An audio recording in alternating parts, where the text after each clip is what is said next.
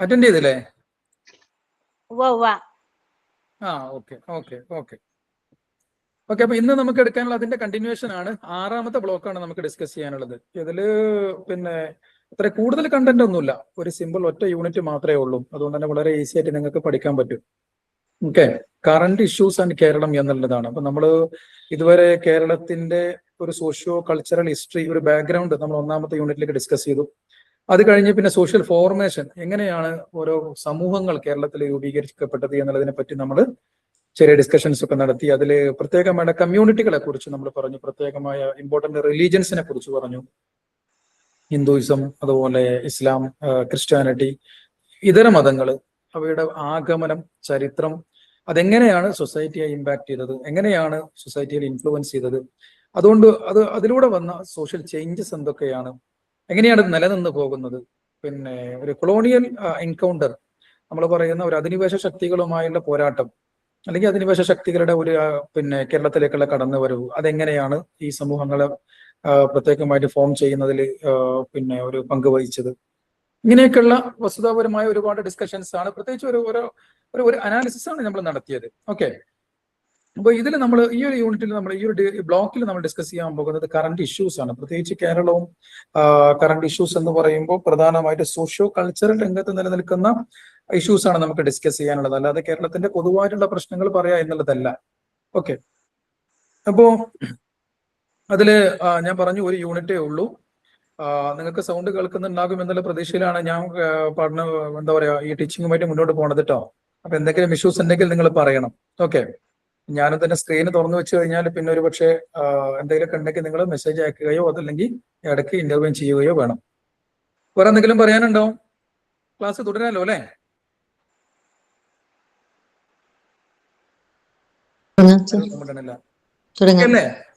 Okay okay.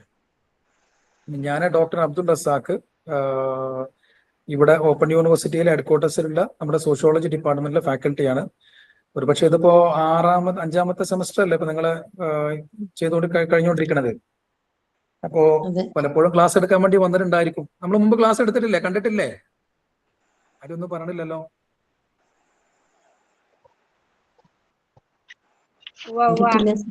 ആ okay okay, നിങ്ങൾ പ്രതികരിക്കണം കേട്ടോ, മിണ്ടാതിരുന്നൊരു കാര്യമല്ലേ. എന്തെങ്കിലുമൊക്കെ ചോദിച്ചാൽ മറുപടി പറയണം. അപ്പോ നമുക്ക് 1ാമത്തെ യൂണിറ്റ് അതിൽ പഠിക്കാനുള്ളത് migration, marginalisation and ecological issues എന്നുള്ള പ്രധാനമായിട്ട് 3 രീതിയിലുള്ള ഇഷ്യൂസ് ആണ് നമ്മളിവിടെ ഡിസ്കസ് ചെയ്യുന്നത് നമ്മുടെ കേരള സൊസൈറ്റിയുമായി ബന്ധപ്പെട്ട്. ഒന്ന് മൈഗ്രേഷൻ.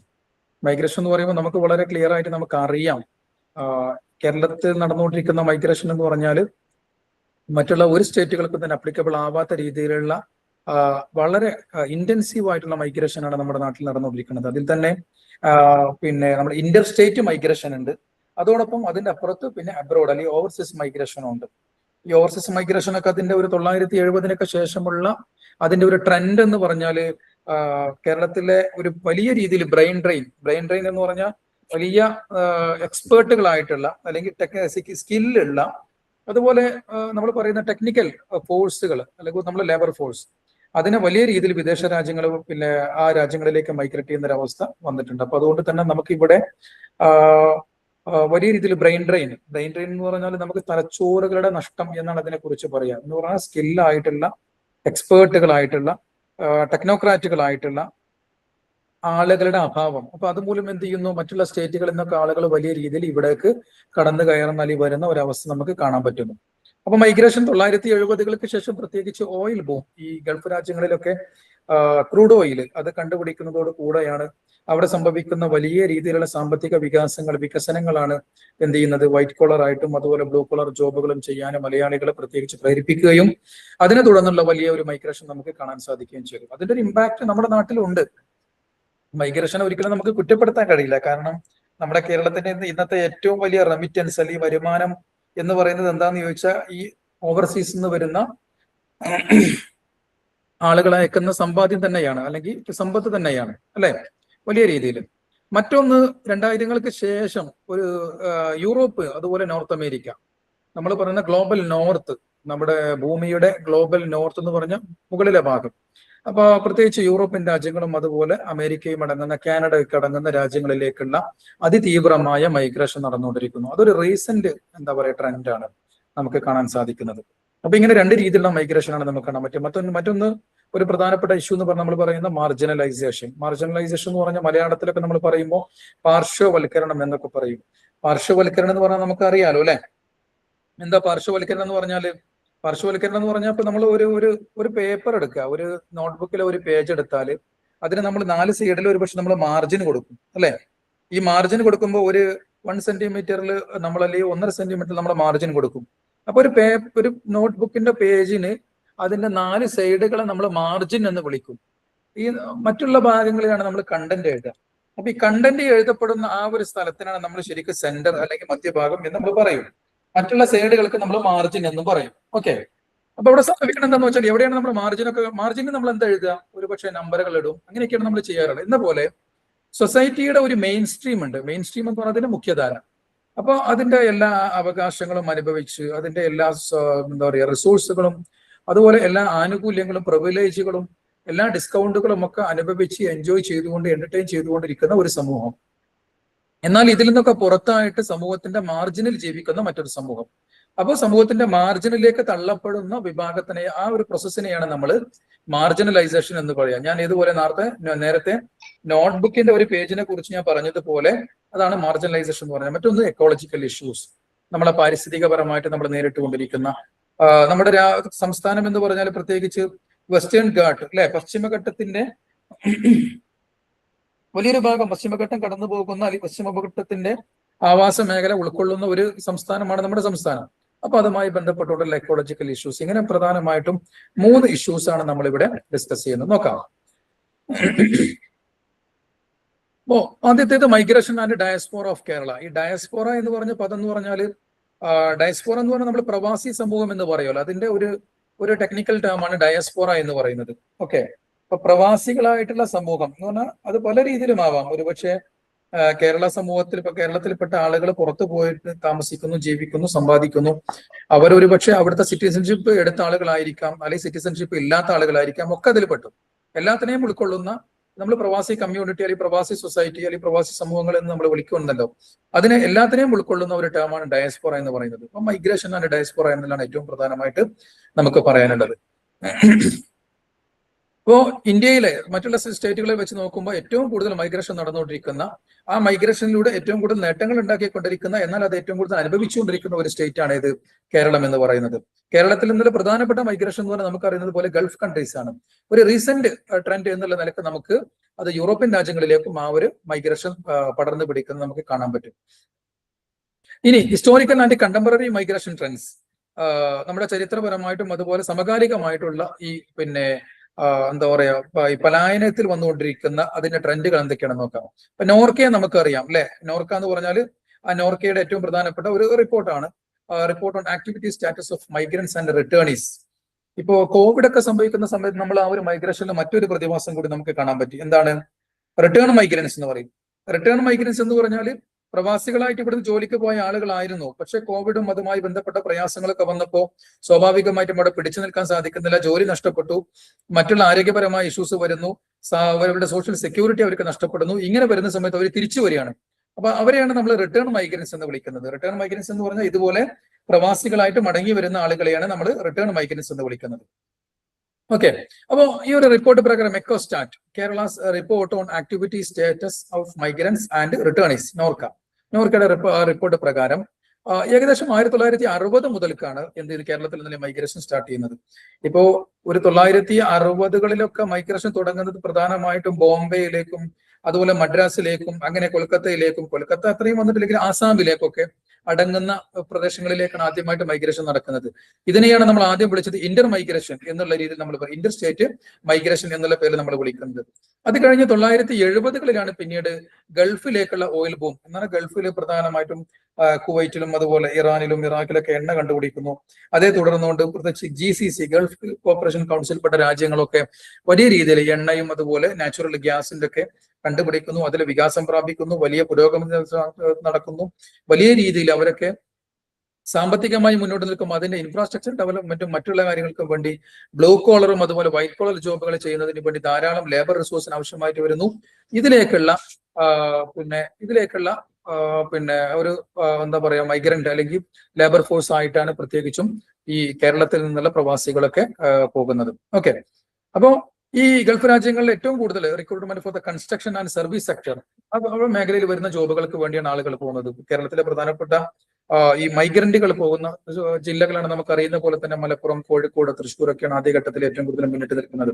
പിന്നീട് ഏകദേശം കേരളത്തിലെ എല്ലാ സ്റ്റേറ്റും എല്ലാ ജില്ലകളിൽ നിന്നും വലിയ രീതിയിലുള്ള മൈഗ്രേഷൻ നമുക്ക് കാണാൻ സാധിക്കുന്നു. ഗൾഫ് രാജ്യങ്ങളിലാണെങ്കിൽ UAE, അതുപോലെ പിന്നെ Saudi Arabia, Qatar, Kuwait, Oman തുടങ്ങിയതൊക്കെയാണ് കേരളൈറ്റ്സിന്റെ ഏറ്റവും പ്രധാനപ്പെട്ട ഒരു ഫേവറേറ്റ് ഡെസ്റ്റിനേഷൻ ആയിട്ട് മാറുന്നത് നമുക്ക് കാണാൻ സാധിക്കും. അപ്പോൾ അത് കഴിഞ്ഞ് നമ്മൾ നേരത്തെ പറഞ്ഞ പോലെ തന്നെ ഈ അടുത്ത കാലത്തായിട്ട് വലിയ രീതിയിൽ പിന്നെ ഗ്ലോബൽ നോർത്തിലേക്ക് പ്രത്യേകിച്ച് സ്കിൽഡ് മൈഗ്രേഷൻ എന്ന് പറഞ്ഞാൽ നല്ല പിന്നെ പുതിയ എന്തെങ്കിലുമൊക്കെ ഒരു ജോലിപരമായ സ്കില്ലുകൾ നേടിയിട്ടുള്ള ആളുകൾ. ഓക്കെ, അപ്പോൾ അത്തരത്തിൽ നൈപുണ്യം നേടിയിട്ടുള്ള ആളുകളാണ് പ്രധാനമായിട്ടും യൂറോപ്യൻ രാജ്യങ്ങളിലേക്കും അതുപോലെ കാനഡയും അമേരിക്കയും അടങ്ങുന്ന നോർത്ത് അമേരിക്കൻ രാജ്യങ്ങളിലേക്കൊക്കെ പോകുന്നത്. എന്നാൽ ഗൾഫിലേക്കുള്ള ഒരു മൈഗ്രേഷനിലെ വ്യത്യാസം എന്താണെന്ന് വെച്ചാൽ അവിടെ skilled, semi skilled and non skilled, unskilled ഇങ്ങനെയുള്ള ആളുകൾ 3 കാറ്റഗറിയിൽപ്പെട്ട ആളുകളും ഗൾഫ് മൈഗ്രേഷനിൽ നടക്കുന്നുണ്ട്. പക്ഷേ യൂറോപ്യൻ രാജ്യങ്ങളിലേക്ക് ആകുമ്പോൾ സ്കിൽഡ് മൈഗ്രേഷൻ ആയിട്ട് മാത്രമാണ് നമുക്ക് കാണാൻ സാധിക്കുക. പ്രത്യേകിച്ച് അവരുടെ റൂളുകളും റെഗുലേഷനും ഒക്കെ തന്നെയാണ് അതിന് കാരണം. അപ്പോൾ health professionals, IT specialist, students ഇവരൊക്കെയാണ് ഏറ്റവും കൂടുതൽ യൂറോപ്യൻ രാജ്യങ്ങളിൽ എന്ത് ചെയ്യുന്നത്, അവസരങ്ങൾ തേടി പോകുന്നത്. അപ്പോൾ ഈ 2 രീതിയിലുള്ള എന്ത് ചെയ്യുന്നു പിന്നെ മൈഗ്രേഷൻ നമുക്ക് വലിയ രീതിയിൽ കാണാൻ സാധിക്കും. മറ്റും നമ്മൾ നേരത്തെ പറഞ്ഞ പോലെ തന്നെ ഇന്ത്യക്കകത്തുള്ള ഡൊമസ്റ്റിക് മൈഗ്രേഷനും വലിയ രീതിയിൽ വികാസം പ്രാപിക്കുന്നു. ബാംഗ്ലൂരു, അതുപോലെ ചെന്നൈ, മുംബൈ തുടങ്ങിയ നഗരങ്ങളിലേക്കൊക്കെയാണ് ഈ മൈഗ്രേഷൻ നടക്കുന്നത്. ഇനി ഫാക്ടേഴ്സ് ഓഫ് മൈഗ്രേഷൻ, ഈ മൈഗ്രേഷനെ അതിനെ നമ്മൾ പറയുന്ന പുഷ് ഫാക്ടേഴ്സ് എന്തൊക്കെയാണ്, അതിലേക്ക് ആളുകളെ പ്രേരിപ്പിക്കുന്ന ഘടകങ്ങൾ എന്തൊക്കെയാണ്? ഒന്ന് ഏറ്റവും പ്രധാനമായിട്ട് എക്കണോമിക് മോട്ടിവേഷൻ തന്നെയാണ്, സാമ്പത്തികപരമായിട്ട് അഭിവൃദ്ധി എന്നുള്ളത് തന്നെയാണ്. നമ്മുടെ നാട്ടിൽ ആവശ്യത്തിനനുസരിച്ചുകൊണ്ടുള്ള എംപ്ലോയ്മെന്റ് ഓപ്പർച്യൂണിറ്റീസ് ഇല്ല. ഒന്നാണ് ഏറ്റവും പ്രധാനപ്പെട്ട കാര്യം. അത് ഏറ്റവും ഹൈ ലെവൽ ലിറ്ററസിയും അതുപോലെ ഹൈ ലെവൽ എഡ്യൂക്കേഷൻ നേടിയ ആളുകൾക്ക് പോലും നമ്മുടെ രാജ്യത്ത് അല്ലെങ്കിൽ നമ്മുടെ സ്റ്റേറ്റിൽ ഒരു ഇൻഡസ്ട്രിയൽ അല്ലെങ്കിൽ പ്രൊഫഷണൽ രംഗത്ത് ജോലി കൊടുക്കാൻ സാധിക്കുന്നില്ല. പ്രൈവറ്റ് സെക്ടർ എന്നുള്ളത് വളരെയധികം ശുഷ്കിച്ച് നിലകൊള്ളുന്ന ഒരു മേഖലയാണ്, പ്രത്യേകിച്ച് നമ്മുടെ സ്റ്റേറ്റിൽ. അപ്പൊ അതുകൊണ്ട് തന്നെ യൂത്തിന്റെ ഇടയിൽ ഈ യങ്സ്റ്റേഴ്സിന്റെ ഇടയിൽ ഏകദേശം 15 മുതൽ 29 വയസ്സ് വരേക്കുമുള്ള ആളുകൾക്കിടയിൽ 30% നമ്മുടെ സ്റ്റേറ്റിലുള്ള അൺഎംപ്ലോയ്മെന്റ് റേറ്റ് എന്നുകൂടെ നമുക്ക് കാണാൻ പറ്റും. മറ്റൊന്ന് വേജ് ഡിഫറൻഷ്യൽസ്, ഈ നമ്മൾ പറയുന്ന വരുമാനം, ഇപ്പൊ നമ്മൾ പറഞ്ഞല്ലോ ആ കൂലിയിൽ വരുന്ന വ്യത്യാസം എന്നുള്ളത് പ്രത്യേകിച്ച് കേരളത്തിലും അതുപോലെ ഗൾഫ് കൺട്രീസൊക്കെ നമ്മൾ വെച്ച് നോക്കുമ്പോൾ ഇപ്പൊ കേരളത്തിലൊക്കെ നമ്മൾ ചെയ്തുകൊണ്ടിരിക്കുന്ന ജോലി തന്നെ സ്കിൽഡ് ആവട്ടെ അല്ലെങ്കിൽ സെമി സ്കിൽഡ് ജോലികളാവട്ടെ, ഇതേ ജോലികൾ ഗൾഫിലൊക്കെ ചെയ്തുകൊണ്ടിരിക്കുന്ന ആൾക്കാർ വലിയ രീതിയിൽ അട്രാക്റ്റീവ് അല്ലെങ്കിൽ ഹൈ റെമ്യൂണറേഷൻ അവർ വാങ്ങിക്കുന്ന നമുക്ക് കാണാൻ സാധിക്കും. അത് നമുക്ക് ഏറ്റവും കൂടുതൽ റിഫ്ലക്ട് ചെയ്യുന്നത് എവിടെയാണെന്ന് വെച്ചാൽ അവർ അയച്ചുകൊണ്ടിരിക്കുന്ന റെമിറ്റൻസിൽ നമുക്കത് കാണാൻ പറ്റും. ഗൾഫിൽ നിന്നും അതുപോലെ ഓവർസീസിൽ നിന്നും അവർ അയച്ചുകൊണ്ടിരിക്കുന്ന ഈ വരുമാനത്തിൽ നമുക്കത് കൃത്യമായിട്ട് കാണാൻ പറ്റും. അപ്പൊ ഫാമിലി ഇൻകം അത് ഇംപ്രൂവ് ചെയ്യുന്നു. അതുപോലെ ഫാമിലികളുടെ ലിവിങ് സ്റ്റാൻഡേർഡ്, ഇൻവെസ്റ്റ്മെന്റ്, പ്രത്യേകിച്ച് എഡ്യൂക്കേഷൻ രംഗത്തേക്ക് കൺസ്യൂമർ വസ്തുക്കൾ വാങ്ങിക്കുന്നിടത്ത്, പുതിയ പുതിയ വീടുകൾ വെക്കുന്നിടത്തൊക്കെ വലിയ രീതിയിൽ ഇൻവെസ്റ്റ്മെന്റ് ചെയ്യുന്നതിലേക്കൊക്കെ അവരെ സഹായിക്കുന്നു. മറ്റൊന്ന് സോഷ്യൽ ആൻഡ് ആസ്പിറേഷണൽ ഫാക്ടേഴ്സ്. എന്തുകൊണ്ടാണ് മൈഗ്രേഷൻ നടക്കുന്നത് എന്നുള്ള ചോദ്യങ്ങൾ, ആ ചോദ്യങ്ങൾക്കുള്ള അതിനെ അല്ലെങ്കിൽ സഹായിക്കുന്ന അട്രാക്ട് ചെയ്യുന്ന ഘടകങ്ങളെയാണ് നമ്മൾ പറയുന്നത്. മൈഗ്രേഷൻ മറ്റൊരു പ്രധാനപ്പെട്ട കാര്യം എന്താണെന്ന് വെച്ചാൽ സോഷ്യൽ മൊബിലിറ്റി, അതുപോലെ ഗ്ലോബൽ എക്സ്പോഷർ. സോഷ്യൽ മൊബിലിറ്റി എന്ന് പറഞ്ഞാൽ ഇപ്പൊ നമ്മൾ നിലനിൽക്കുന്നത് ഒരുപക്ഷെ നമ്മൾ പറയും ഒരു ലോ മിഡിൽ ക്ലാസ്സിലാണ് നമ്മൾ നിലകൊള്ളുന്നത്. അപ്പൊ ലോ മിഡിൽ ക്ലാസ് ആണെങ്കിൽ നമുക്കത് എന്ത് ചെയ്യണം, നമുക്കതൊരു മിഡിൽ ക്ലാസ്സിലേക്ക് എന്ന് പറഞ്ഞാൽ ലോവർ ക്ലാസ്, അതിൽ നിന്ന് മാറി ഒരു മിഡിൽ ക്ലാസ്, പിന്നെ ഒരു ഹയർ ക്ലാസ്, അപ്പൊ റിച്ച് ക്ലാസ് എന്നൊക്കെ നമ്മൾ പറയുന്ന. അപ്പോ ഈ കാറ്റഗറി മാറാനുള്ള നമ്മുടെ ഒരു ത്വര, ഇപ്പൊ കാശൊന്നും ഇല്ലാത്ത ആളാണെങ്കിൽ ഒരു ഗൾഫിലൊക്കെ പോയി കഴിഞ്ഞ് കുറച്ച് സമ്പാദിക്കുന്ന സമയത്ത് സ്വാഭാവികമായിട്ടും നമ്മൾ നമ്മുടെ ഒരു എന്താ പറയാ ലൈഫ് സ്റ്റാൻഡേർഡ് നമ്മളൊന്ന് ഉയർത്തും. നമ്മുടെ ഒരു ഫാമിലി ഇപ്പൊ ഹൗസ് ഹോൾഡിന്റെ ഒരു സ്റ്റാറ്റസിനെ നമ്മളൊന്ന് ഉയർത്തും. അപ്പൊ അങ്ങനെ ഒരു ഉന്നതമായ അല്ലെങ്കിൽ കുറച്ചുകൂടെ മെച്ചപ്പെട്ട ഒരു ജീവിത നിലവാരത്തിലേക്ക് എത്തിച്ചേരാൻ വേണ്ടിയുള്ള ആ ആഗ്രഹങ്ങളാണ് നമ്മൾ ഈ പറയുന്ന സോഷ്യൽ ആൻഡ് ആസ്പിറേഷണൽ ഫാക്ടേഴ്സ് എന്ന് പറയുന്നത്. അപ്പോ ഗൾഫിൽ ജോലി ചെയ്യുകയാണെന്നുണ്ടെങ്കിൽ അതൊരു പ്രത്യേകമായ പ്രസ്റ്റേജ് നമ്മുടെ കുടുംബങ്ങളിലേക്ക് കൊണ്ടുവരുന്നുണ്ട്. ഇപ്പോൾ ഞാനൊക്കെ ഒരു മലബാർ ഏരിയയിൽ നിന്ന് വരുന്ന ആളാണ്. അപ്പൊ മലബാർ എന്ന് പറഞ്ഞാൽ നമ്മുടെ ഒരു തൃശ്ശൂർ മുതൽ കാസർഗോഡ് വരേക്കുമുള്ള ഡിസ്ട്രിക്റ്റുകൾ. അപ്പോൾ അത് കണ്ടൊരു വളരെ ഒരു വ്യത്യാസം എന്താണെന്ന് വെച്ചാൽ മാരേജിന്റെ മാർക്കറ്റ് ഉണ്ട്, വിവാഹ മാർക്കറ്റ്. ഈ വിവാഹ മാർക്കറ്റിൽ ഇപ്പൊ നമ്മൾ നിലകൊള്ളുന്നത്, ഞാൻ ജോലി ചെയ്തുകൊണ്ടിരിക്കുന്നത് ഇപ്പൊ ഇവിടെ കൊല്ലം ഡിസ്ട്രിക്റ്റിലാണ്. ഈ കൊല്ലം അതുപോലെ തിരുവനന്തപുരം ഡിസ്ട്രിക്റ്റിലൊക്കെ മാരേജിന്റെ മാർക്കറ്റിൽ, വിവാഹ മാർക്കറ്റ് ഏറ്റവും കൂടുതൽ ഒരു പ്രസ്റ്റേജ് കൊണ്ടുവരുന്ന സാധനം എന്ന് വെച്ചാൽ അത് മൈഗ്രേഷൻ ഒന്നുമല്ല, മറിച്ച് PSC ആണ്, കേരള ഗവൺമെന്റ് ജോലി എന്നല്ല. ഇവിടെ ആളുകളെ സംബന്ധിച്ചിടത്തോളം അങ്ങനെ ഒരു പ്രത്യേകമായ ഒരു പെർസെപ്ഷൻ ആണ് അവർക്കുള്ളത്. എന്ത് ഗൾഫോ അല്ലെങ്കിൽ മറ്റുള്ള എന്ത് വലിയ സാമ്പത്തിക ഇതാവട്ടെ, പക്ഷെ അതിന്റെ അപ്പുറത്ത് PSC കിട്ടിയ ആളാണോ, അല്ലെങ്കിൽ ഗവൺമെന്റ് ജോബിലുള്ള ആളാണോ, പെർമനന്റ് ആണോ, ഹൈ റാങ്ക് എന്താ പറയാ പ്രൊഫൈലുള്ള ആളാണോ, അതാണ് നോട്ടം. എന്നാൽ ഈ ഒരു അവസ്ഥയല്ല നമുക്ക് നോർത്തേൺ ഡിസ്ട്രിക്റ്റിൽ നമുക്ക് കാണാൻ പറ്റുക. അവിടെ PSC കിട്ടിയ ആളാവട്ടെ, അയാൾക്ക് പോലും, അല്ലെങ്കിൽ ഗവൺമെന്റ് ജോബിലുള്ള ആൾക്ക് പോലും നാട്ടില് വലിയൊരു സ്ഥാനവും മാനങ്ങളോ നമുക്ക് കാണാൻ സാധിക്കില്ല. പക്ഷേ ഗൾഫിലുള്ള ആളുകൾ, പ്രത്യേകിച്ച് ഇതുപോലെ ഓവർസീസിൽ ജോലി ചെയ്തുകൊണ്ടിരിക്കുന്ന, വലിയ സാമ്പത്തിക നേട്ടങ്ങൾ നേടിക്കൊണ്ടിരിക്കുന്ന ആളുകളൊക്കെ ഉണ്ടെങ്കിൽ അവർക്ക് സമൂഹത്തിൽ വലിയ ഒരു സ്റ്റാറ്റസ് നമുക്ക് അവിടെ കാണാൻ പറ്റും. അപ്പൊ പ്രസ്റ്റേജും അതുപോലെ സോഷ്യൽ സ്റ്റാറ്റസിനെയും അടിസ്ഥാനപ്പെടുത്തിക്കൊണ്ട് അത് മെച്ചപ്പെടുത്താൻ വേണ്ടി ആളുകൾ എന്ത് ചെയ്യുന്നു, പിന്നെ മൈഗ്രേറ്റ് ചെയ്യുന്നത് നമുക്ക് കാണാൻ പറ്റുന്നു. ഓക്കെ, അപ്പോൾ അതുകൊണ്ട് തന്നെ അത്തരത്തിലുള്ള കമ്മ്യൂണിറ്റികളിൽ എന്ത് ചെയ്യുന്നു, മൈഗ്രേഷൻ എന്നുള്ളൊരു നോമായിട്ട് മാറിയിട്ടുണ്ട്. അതിന് ഒരു 18 വയസ്സാകുമ്പോഴേക്കും അല്ലെങ്കിൽ 21 വയസ്സാകുമ്പോഴേക്കും സ്വാഭാവികമായിട്ടും ഫാമിലി എന്ത് ചെയ്യുന്നു, അവനെ ആ ഒരു രീതിയിലേക്ക് കൊണ്ടെത്തിക്കുന്നു. അതിന് പോകാത്ത ആളുകളെ സംബന്ധിച്ചിടത്തോളം അവരെ വളരെ ഇൻഫീരിയർ ആയിട്ട് അവർക്കെതിരെ ഒരു പ്രത്യേകമായ ഒരു അപ്രോച്ച് സ്വീകരിക്കുന്നു. ഗൾഫിൽ പോകുന്ന ആളുകളോട് വളരെ സിമ്പതിയോടുകൂടെ, വളരെ സ്നേഹത്തോടുകൂടെ, വളരെ റെസ്പെക്റ്റോടുകൂടെ, ഹൈ സോഷ്യൽ സ്റ്റാറ്റസോടുകൂടെ അവരെ നോക്കുന്ന ഒരു രീതി നമുക്ക് കാണാൻ സാധിക്കുന്നു. അപ്പോൾ ഈ ഒരു കാര്യം കൊണ്ട് എന്ത് ചെയ്യുന്നു, വളർന്നു വരുന്ന തലമുറ മറ്റുള്ള കാര്യങ്ങളിലേക്കൊന്നും ചിന്തിക്കുക പോലും ചെയ്യാതെ സ്വാഭാവികമായിട്ടും എന്ത് ചെയ്യും, ഈ മൈഗ്രേഷൻ തിരഞ്ഞെടുക്കുന്നു എന്നുള്ളതാണ് ഒന്ന്. ഇനി മറ്റൊന്ന് ഇൻസ്റ്റിറ്റ്യൂഷണൽ ആൻഡ് പൊളിറ്റിക്കൽ സപ്പോർട്ട് എന്നുള്ളത്. അപ്പോ നമ്മളിപ്പോ പറഞ്ഞു, മറ്റൊന്ന് കേരളം എന്നുള്ള സ്റ്റേറ്റ് പ്രത്യേകിച്ചും നമുക്ക് ഈ ഒരു മൈഗ്രേഷനെ സപ്പോർട്ട് ചെയ്യുന്ന ഒരു എക്കോസിസ്റ്റമാണ് നൽകുന്നത് എന്ന് പറഞ്ഞാൽ, പ്രവാസികളായി പോകുന്ന ആളുകൾക്ക് ഇപ്പൊ നമ്മളെ നോർക്കയുടെ സപ്പോർട്ടുകളാണെങ്കിൽ തന്നെ, അല്ലെങ്കിൽ ഗവൺമെന്റിന്റെ ഇടപെടലുകളാണെങ്കിൽ തന്നെ, ഇപ്പൊ ഗൾഫിലോ അല്ലെങ്കിൽ മറ്റുള്ള രാജ്യങ്ങളിലൊക്കെ നമ്മുടെ മലയാളികളാണെങ്കിലൊക്കെ എന്തെങ്കിലുമൊക്കെ പ്രയാസങ്ങൾ ഉൾപ്പെടുന്ന സമയത്ത് കേരളീയ സമൂഹം ഒന്നിച്ചെന്ത് ചെയ്യുന്നു, അവരുടെ സഹായത്തിന് വേണ്ടി ഒരു മുന്നിട്ട് വരുന്ന ഒരു അവസ്ഥ നമുക്ക് കാണാൻ പറ്റും. അപ്പൊ ഗവൺമെന്റ് മെഷീനറീസ് എന്നുള്ളത് മാത്രമല്ല, അതിന്റെ അപ്പുറത്ത് കേരള സമൂഹം തന്നെ അതിനു വേണ്ടി ആളുകളെ എന്ത് ചെയ്യുന്നു, വലിയ രീതിയിൽ ഒരു പ്രൊമോഷൻ കൊടുക്കുന്നുണ്ട് എന്നുള്ളതാണ്. റിക്രൂട്ട്മെന്റ് ഏജൻസികൾ വളരെ ആക്റ്റീവ് ആണ്. അതേപോലെ തന്നെ എല്ലാ പ്രോസസ്സുകളെ കുറിച്ച് ആളുകൾക്ക് വളരെ കൃത്യമായിട്ട് അറിയാം. എവിടെ നിന്നാണ് വിസ വാങ്ങിക്കേണ്ടത്, എങ്ങനെയാണ്. ഇപ്പോൾ പാസ്പോർട്ട് തന്നെ അതിന്റെ വലിയൊരു എക്സാമ്പിളാണ്. 18 വയസ്സാകുമ്പോഴേക്കും പാസ്പോർട്ട് എടുക്കുന്ന ഒരു പ്രത്യേകമായ രീതി തന്നെ നമ്മുടെ രാജ്യത്ത് അല്ലെങ്കിൽ നമ്മുടെ കേരളത്തിൽ നമുക്ക് വലിയ രീതിയിൽ കാണാൻ സാധിക്കുന്നു, അല്ലെ? ഇപ്പൊ non resident Keralites affairs department, അതുപോലെ നോർക്ക എന്ന് പറയുന്നത്. ഇപ്പൊ നോർക്ക ഇതിനാവശ്യമായുള്ള ലീഗൽ, ഫിനാൻഷ്യൽ ആൻഡ് വെൽഫെയർ അസിസ്റ്റൻസുകളൊക്കെ കൊടുക്കുന്നു. എന്റെ അഭിപ്രായത്തിൽ നോർക്ക നമ്മളൊരു ഗവൺമെന്റ് ഇൻസ്റ്റിറ്റ്യൂട്ട് ആയിട്ട് നമ്മൾ പറയുന്നുണ്ടെങ്കിൽ, നോർക്കയെക്കാളും വളരെയധികം സഹായിച്ചുകൊണ്ടിരിക്കുന്ന ധാരാളം പ്രൈവറ്റ് എന്താ പറയാ, പിന്നെ നമ്മൾ പറയുന്ന ചാരിറ്റബിൾ ആയിട്ടുള്ള ഓർഗനൈസേഷൻസ് ഗൾഫിലും അതുപോലെ മിഡിൽ ഈസ്റ്റിലൊക്കെ അവൈലബിൾ ആണ്. അത് റിലീജിയസ് ആയിട്ടുണ്ട്, പൊളിറ്റിക്കൽ ആയിട്ടുണ്ട്, സോഷ്യൽ എന്താ പറയുക അപ്ലിഫ്റ്റ്മെന്റിന്റെ ഭാഗമായി, സോഷ്യൽ എംപവർമെന്റിന്റെ ഭാഗമായിട്ടുള്ള NGO-കളുണ്ട്, ഓർഗനൈസേഷനുകളുണ്ട്. അപ്പൊ ഇവരൊക്കെ വളരെ സജീവമായി പ്രവർത്തിച്ചുകൊണ്ടിരിക്കുന്നു എന്നല്ലേ. അപ്പൊ അതൊക്കെ എന്ത് ചെയ്യുന്നു, ആളുകളെ വലിയ രീതിയിൽ എന്താ പറയാ ഇങ്ങനെ ഒരു മൈഗ്രേഷനിലേക്ക് അവരെ പുഷ് ചെയ്തു വന്നു. മറ്റൊന്ന് impact of migration on Kerala. ഇനി മൈഗ്രേഷൻ ഇപ്പൊ നമ്മൾ പറഞ്ഞു, ഇനി എന്താണ് അതിന്റെ ഇമ്പാക്ട് എന്നുള്ളത്. പറഞ്ഞാൽ അതിന്റെ ഇപ്പൊ നമ്മൾ ഇമ്പാക്ട് എന്ന് പറയുമ്പോൾ അത് പോസിറ്റീവ് നെഗറ്റീവ് ഇമ്പാക്റ്റുകളൊക്കെ അതിൽ ഉൾപ്പെടും. പ്രത്യേകിച്ച് നമുക്ക് ഏറ്റവും കൂടുതൽ പറയാനുള്ളത് എക്കണോമിക് ഇമ്പാക്ട് തന്നെയാണ്, സാമ്പത്തികപരമായിട്ട് നൽകുന്ന പിന്നെ റിസൾട്ട് ആണ്. റെമിറ്റൻസ് എന്നുള്ളത് കേരളത്തിലെ ഏറ്റവും പ്രധാനപ്പെട്ട, അല്ലെങ്കിൽ മൈഗ്രേഷന്റെ ഏറ്റവും പ്രധാനപ്പെട്ട ഒരു റിസൾട്ട് ആയിട്ട് നമുക്ക് കാണാൻ പറ്റും. കേരള മൈഗ്രേഷൻ സർവേ അഥവാ KMS 2023 KMS പ്രകാരം കേരളത്തിലേക്കുള്ള റെമിറ്റൻസ് 2023 അത് ഏകദേശം 2,16,893 കോടി ആണ്. നമുക്ക് അതിന്റെ എന്താണ് ഹൈ വോള്യം എന്താ പറയുക വലിയൊരു റെമിറ്റൻസ് നമ്മുടെ സ്റ്റേറ്റിലേക്ക് വരുന്ന നമുക്ക് കാണാൻ പറ്റും. ഇത് ഒരു ഓൾ ഇന്ത്യ തലത്തിൽ ഓരോ സ്റ്റേറ്റുകളുടെയും പിന്നെ ഷെയർ എടുത്ത് നോക്കുമ്പോഴും കേരളത്തിന്റെ ഷെയർ എന്ന് പറയുന്നത് നമുക്ക് വലിയൊരു ഷെയർ എന്ന് പറഞ്ഞാൽ ഒരു large portion of the remittance at the national level നമുക്ക് ഇവിടെ കാണാൻ സാധിക്കുന്നു.